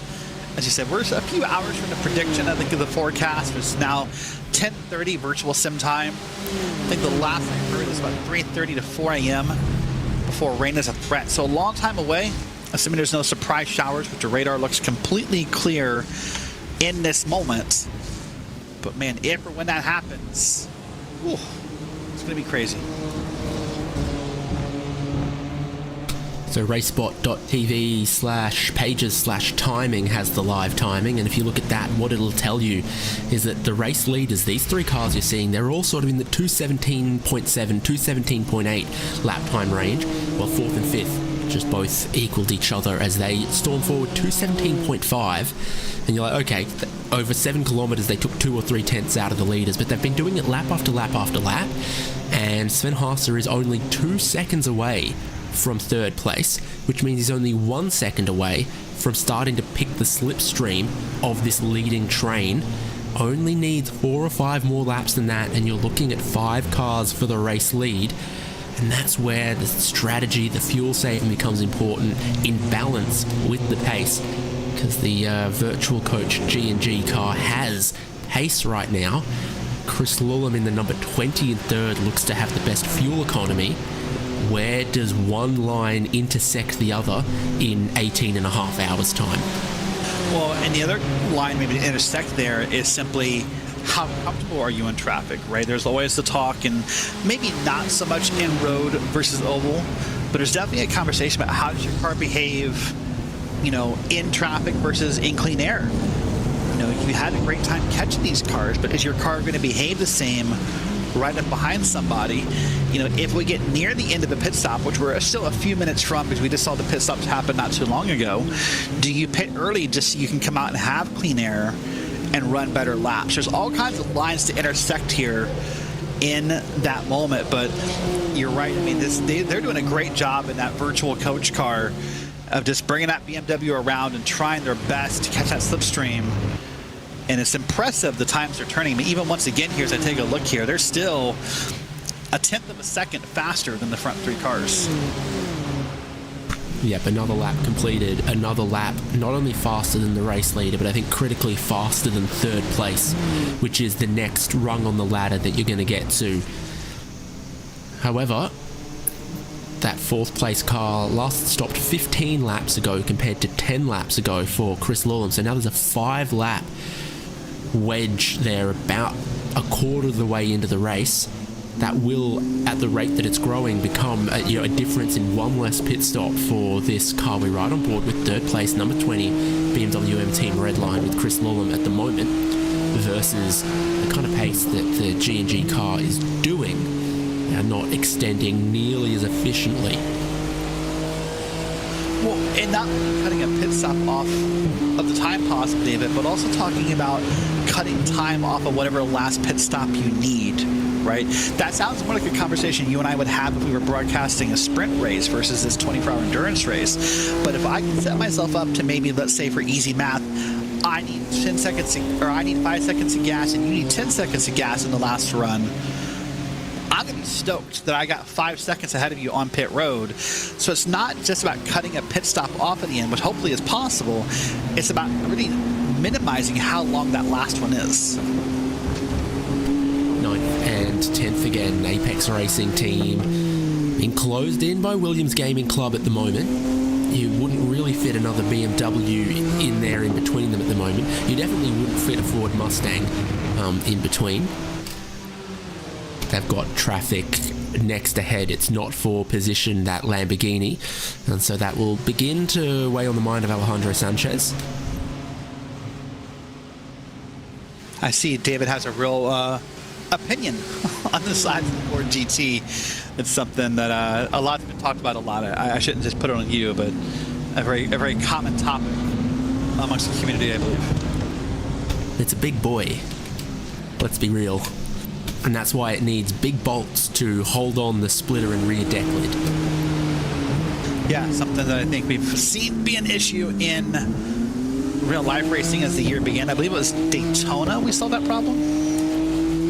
Oh, it happened in WEC for like 2 rounds. It happened to all of them. That's why they had to go and make some pretty hasty modifications to the attachments for a couple of those body panels. Once again, riding on board here, Daniel LaFuente still in this Williams Gaming Club machine, still very content back here in P10, which sounds odd to say, oh, maybe not. No, there he is. I thought maybe he's going to dip out here and pass P9. It's full gamesmanship because the Apex Racing team car started coasting a little bit. LaFuente's like, do I stay? Do I go? And that's not a song quote, but it's a thought process. Yeah. I know it wasn't meant to be. Daniel LaFuente, yeah, he's sort of in 2 minds there. But it does feel like, David, unless you see something I don't, it really looks like he is content to draft that car and save some gas in P10 and maybe set up a strategy for later, right? Yeah, content for as long as the car in front will keep doing the pace he's capable of. There will come a point where if the car in front saving so much or trying to game you into leading. This is the 002 grid and go car, so 24th, 23rd, you see that's just swapped. Gonzalo Vergara getting ahead of Simify Esports Porsche, one of only a couple of Porsches out there, but very easy to spot in the dark with that red light bar across the rear. Yeah, the car in front of him with the sort of that maize and blue or yellow and blue, whatever you want to call it, also very easy to spot here at nighttime as well. So all that yellow or whatever